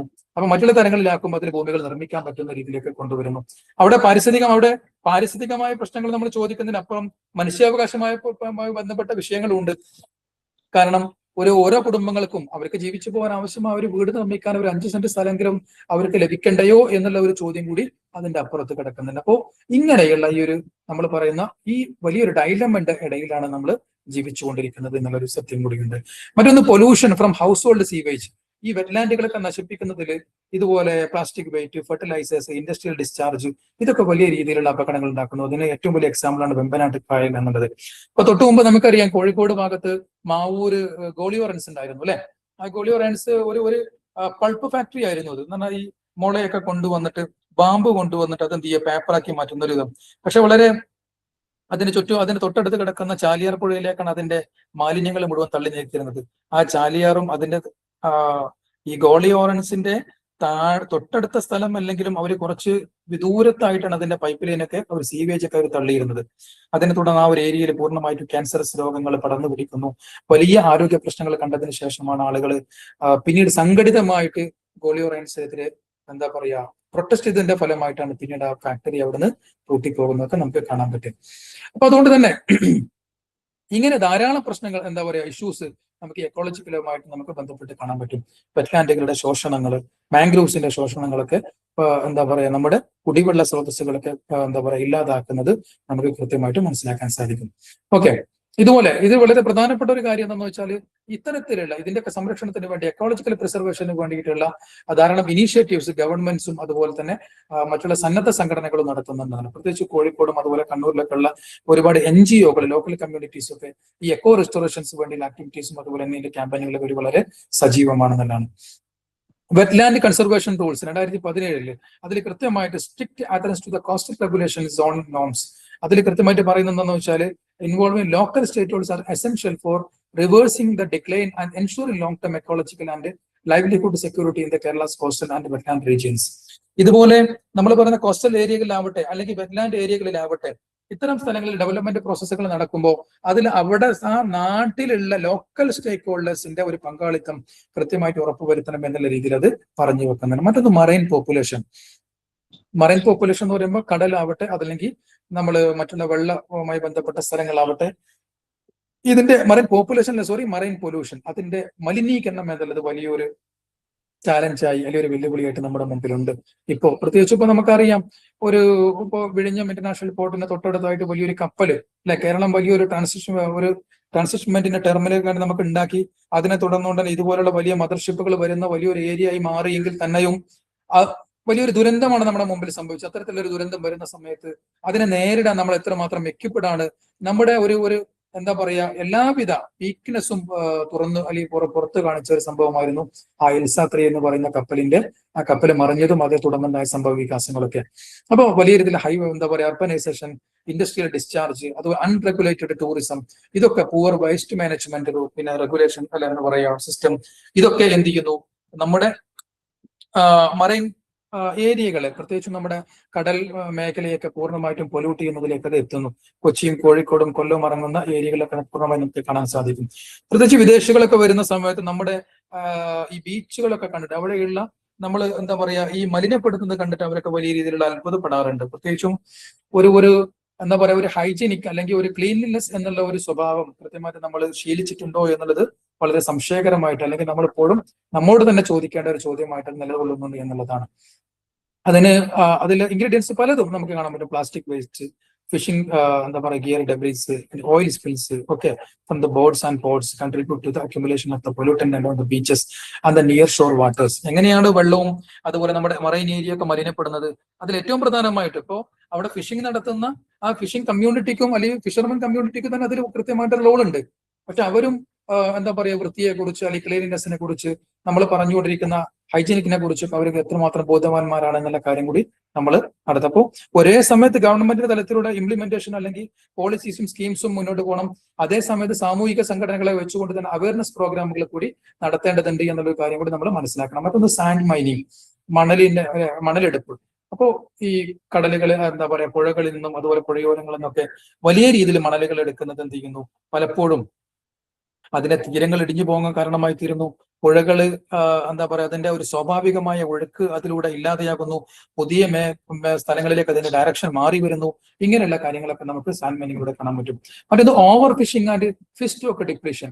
ഇത് മറ്റൊരു പ്രധാനപ്പെട്ട കാര്യം. ഓവർ ഫിഷിംഗ് എന്ന് പറയുമ്പോൾ നമ്മുടെ നാടുകളിൽ നിന്നുള്ള ചെറിയ രീതിയിലുള്ള ഈ ബോട്ടുകളോ അല്ലെങ്കിൽ വള്ളങ്ങളോ പോയി ഫിഷിംഗ് നടത്തുന്നതിനെ കുറിച്ചല്ല. പക്ഷെ ഒരേ സമയത്ത് തന്നെ നമ്മൾ ട്രോളിംഗ് പറയാറുണ്ട്. ട്രോളിങ്ങിന് പറയുന്ന ഒരു ന്യായം എന്താണെന്ന് വെച്ചാൽ ആ സമയത്ത് ഈ മത്സ്യങ്ങളുടെ പ്രജനന കാലഘട്ടമാണെന്നാണ് പറയാറുള്ളത്. അപ്പൊ ആ കാലഘട്ടം നമ്മൾ സംരക്ഷിച്ചാൽ മതിയാവൂ. കാരണം ആ ഒരു കാലഘട്ടം നമ്മൾ സംരക്ഷിക്കുന്നത് കൊണ്ട് ചെയ്താൽ മാത്രമേ 2-3 മാസങ്ങൾ കഴിയുമ്പോൾ നമുക്ക് ഫിഷ് ചെയ്യാൻ പറ്റുന്ന ഫിഷിങ്ങിന് യോഗ്യമാകുന്ന രീതിയിലുള്ള മത്സ്യങ്ങൾ നമുക്ക് ലഭിക്കുള്ളൂ എന്നുള്ള പക്ഷെ അതിനെതിരെ വലിയ വിമർശനങ്ങളും പറയാറുണ്ട്. ഇന്റർനാഷണൽ കപ്പലുകൾക്ക് അല്ലെങ്കിൽ എന്താ പറയാ, അവർക്ക് മത്സ്യബന്ധനത്തിലുള്ള സൗകര്യങ്ങൾ ഗവൺമെന്റുകൾ ഒരുക്കി കൊടുക്കുകയാണെന്നുള്ളത്. പക്ഷെ അത് അത്രമാത്രം ശരിയല്ല. എന്നിരുന്നാൽ തന്നെയും പ്രജനനത്തിലുള്ള സമയം നമ്മൾ കണ്ടേ മതിയാകൂ. അത് നമ്മൾ പരിഗണിക്കാതെ വീണ്ടും ഫിഷിങ്ങിന് ചെയ്യുകയാണെങ്കിൽ എന്ത് സംഭവിക്കും? നമ്മുടെ കടൽ സമ്പത്ത് വലിയ രീതിയിൽ ഡിപ്ലീറ്റ് ചെയ്ത് പോകും. ഇത് തീർന്നു പോകും നമുക്ക് കാണാൻ പറ്റും. മറ്റൊന്ന് encroachment and coastal development, unregulated tourism, infrastructure development ഒക്കെ എന്ത് വലിയ രീതിയിൽ displacement of the poor fishing communities and destruction of the sand dunes, mangroves, അതുപോലെ ഇതിന്റെയൊക്കെ നാശത്തിലേക്ക് നയിച്ചു. നമ്മൾ നേരത്തെ പറഞ്ഞു അത്. മറ്റൊന്ന് വേസ്റ്റ് ആൻഡ് സീവേജ് ഡിസ്പോസൽ. എവിടെയാണ് നമ്മുടെ നാട്ടിലൊക്കെ പ്രത്യേകിച്ച് ഈ വേസ്റ്റും അതുപോലെ സീവേജ് ഡിസ്പോസലൊക്കെ ഇവിടെ നടത്താറുള്ളത്? ഇപ്പൊ കൊല്ലം ഞാനിവിടെ കണ്ടുകൊണ്ടിരിക്കുന്നതാണ്. ഈ കൊല്ലം കോർപ്പറേഷന്റെ കീഴിലുള്ള എല്ലാ വേസ്റ്റുകളും കൊടുന്ന് തള്ളുന്നത് കടൽ തീരത്തോട് ചേർന്ന് കിടക്കുന്ന ഈ വാടി എന്ന് പറയുന്ന ആ ഒരു സ്ഥലത്താണ് കൊണ്ട് തള്ളാറുള്ളത്. പക്ഷെ ആ ഒരു വേസ്റ്റ് മാനേജ്മെന്റ്, അത് ഈ വേസ്റ്റിനെ എങ്ങനെ എന്താ പറയാ അതിനെ സംസ്കരിക്കണം എന്നതിനെ സംബന്ധിച്ചിടത്തോളം നമ്മുടെ കോർപ്പറേഷനുകൾക്കോ അല്ലെങ്കിൽ നമ്മുടെ മുനിസിപ്പാലിറ്റികൾക്കോ യാതൊരുവിധ ധാരണയും ഇല്ല എന്ന് തന്നെ അവിടെ നമ്മൾ മനസ്സിലാക്കിയെടുക്കാം. മറ്റൊന്ന് impact on the coastal communities. അപ്പൊ അതുകൊണ്ട് തന്നെ നമ്മൾ ഈ പറഞ്ഞ വെല്ലുവിളികളൊക്കെ അതിന്റെ ഏറ്റവും ഒരു ഫസ്റ്റ് റെസ്പോണ്ടൻസ് എന്ന് പറയുന്ന ആരാണ്? കോസ്റ്റൽ കമ്മ്യൂണിറ്റീസ് ആണ്. അതിന്റെ ഒരു വൾണറബിലിറ്റി അവർ അനുഭവിച്ചുകൊണ്ടിരിക്കുന്നു. അതിന്റെയൊക്കെ പുറത്ത് socially and politically and culturally ആയിട്ടുള്ള എക്സ്ക്ലൂഷൻ എന്ന് പറഞ്ഞാൽ നമ്മുടെ മുഖ്യധാരയിൽ നിന്നുള്ള പുറത്താക്കപ്പെടൽ എന്ത് ചെയ്യുന്നു വലിയ രീതിയിൽ അവരെ നമ്മുടെ പബ്ലിക് സ്പേസുകളിൽ നിന്നും അതുപോലെ ബ്യൂറോക്രസിയിൽ നിന്നും ഗവൺമെന്റിന്റെ മറ്റുള്ള മെക്കാനിസങ്ങളിൽ നിന്നൊക്കെ പുറത്താക്കുന്നതിലും വലിയ ഒരു പങ്ക് വഹിച്ചിട്ടുണ്ട് എന്നുള്ളതാണ്. അപ്പൊ നമ്മൾ ഈ ഒരു യൂണിറ്റിൽ അല്ലെങ്കിൽ നമ്മുടെ ഈ ഒരു ബ്ലോക്കിൽ നമ്മൾ കൃത്യമായിട്ട് പഠിക്കുന്നത് എന്താണെന്ന് വെച്ചാൽ നമ്മുടെ കേരളം നേരിട്ടുകൊണ്ടിരിക്കുന്ന കറണ്ട് ഇഷ്യൂസ്. അതിൽ നമ്മൾ മൈഗ്രേഷൻ പറഞ്ഞു, അത് കഴിഞ്ഞ് മാർജിനലൈസേഷൻ നമ്മൾ പറഞ്ഞു, മറ്റൊന്ന് എക്കോളജിക്കൽ ഇഷ്യൂസ് നമ്മൾ പറഞ്ഞു. അതിൽ ഒരുപാട് എക്സാമ്പിളുകളിലൊക്കെ നമ്മൾ പോകുന്ന സമയത്ത് ഒരുപാട് മറ്റുള്ള എക്സാമ്പിളൊക്കെ നമുക്ക് എടുക്കാനുണ്ട്, ഡിസ്കസ് ചെയ്യാനുണ്ട്. പക്ഷെ അതിന്റെ ഒരു സംക്ഷിപ്ത ഒരു വിവരണമാണ് നമ്മളിവിടെ നടത്തിയത്. ഇനി മറ്റുള്ള ഭാഗങ്ങളൊക്കെ കൃത്യമായിട്ട് നിങ്ങൾ എന്ത് ചെയ്യണം, അത് വായിക്കണം. വായിച്ചിട്ട് ഒരു പൂർണ്ണമായിട്ടുള്ള ബോധ്യത്തോടു കൂടെ തന്നെ ആയിരിക്കണം നിങ്ങൾ എക്സാമിന് ഒരുങ്ങേണ്ടത്. ഓക്കെ, ഒരു യൂണിറ്റ് തീർന്നിട്ടുണ്ട്. Okay, okay, thank you sir. Okay, എന്തെങ്കിലും ഡൗട്ടുകളൊക്കെ ഉണ്ടെങ്കിൽ ചോദിക്കാം. Thank you sir. ഓക്കെ, ഇപ്പൊ നമ്മുടെ പോർഷൻ തീർന്നോ അല്ലേ? തീർന്നു.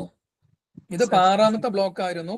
അപ്പൊ ഈ 6ാമത്തെ ബ്ലോക്കിൽ ഒരു യൂണിറ്റ് ആണുള്ളത്. കുറച്ച് ലെങ്തി ആയുള്ള ഒരു യൂണിറ്റ് ആണ്, നമ്മളത് തീർത്തിട്ടുണ്ട്. ഓക്കെ, അപ്പൊ ഇതോടുകൂടെ ഈ പുസ്തകം സോഷ്യോളജി ഓഫ് കേരളം എന്നുള്ള പുസ്തകം പൂർണ്ണമായിട്ട് കഴിഞ്ഞു അല്ലേ? ഇന്നലെ അതിന് 5ാമത്തെ ബ്ലോക്ക് ഉണ്ടായിരുന്നു, ഇന്ന് 6ാമത്തെ ബ്ലോക്കും അതോടുകൂടെ തീർന്നു കേട്ടോ. അതെ. അപ്പൊ ഇനി പരീക്ഷയ്ക്ക് വേണ്ടിയുള്ള സോഷ്യോളജി ഓഫ് ഡെവലപ്മെന്റ് അത് സാറല്ലല്ലോ എടുത്തത്, സാർ ജെൻഡർ അല്ലേ എടുത്തത്? ഞാൻ മുമ്പ് ജെൻഡർ ആണ് എടുത്തത്. അത് വേറെ ആൾ ഇപ്പൊ അതിന്റെ ക്ലാസ് നടന്നുകൊണ്ടിരിക്കണില്ലേ? അല്ല, ഇപ്പൊ നടക്കുന്നില്ലല്ലോ. ഡെവലപ്മെന്റ് കഴിഞ്ഞു എന്നാണ് ഞാൻ മനസ്സിലാക്കണത് അല്ലേ? അതെ അതെ. സോഷ്യോളജി ഓഫ് അല്ല, സോഷ്യോളജി ഓഫ് ഡെവലപ്മെന്റിന്റെ മുഴുവനും